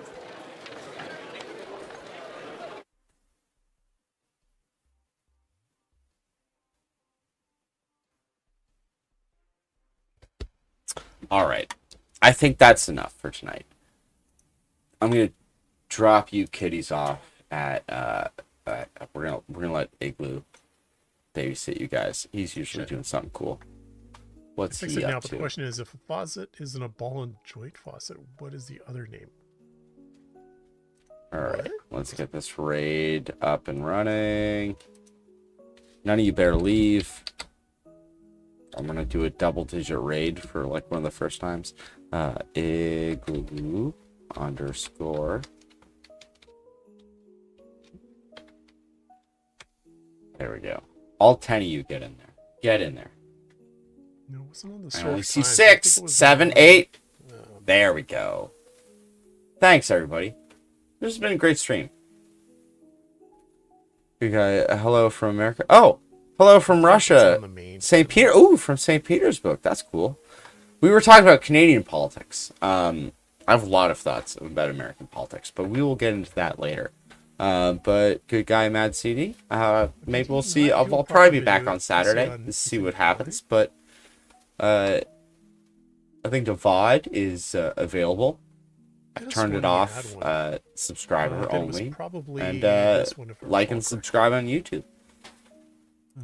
But yeah, I think that's gonna be it. Oh, that's not the one. Don't look at that. Don't look at that. Don't look at that. Look at that. That's the one. And the reason that people have attributed it to blackface is because of the following caption. Ethan Klein tweeted a photograph of himself in the mud mask stating, "When she says she only dates black guys." But I'm sorry, what is the defense there? Adios, ladies and gentlemen. How you can misinterpret. Good night, good luck. One more day of Parliament. I'm pretty sure they're gonna rise tomorrow. That was, if I recall correctly, this is Lance. Bye-bye, good guy, Matt City. Have a good night, Rogan. Have a good night, everybody. Adios. Stay safe. Keep safe. Bad. It's all bad. Bonne nuit. He's also like a Bonsoir. raging misogynist. Good night, good luck.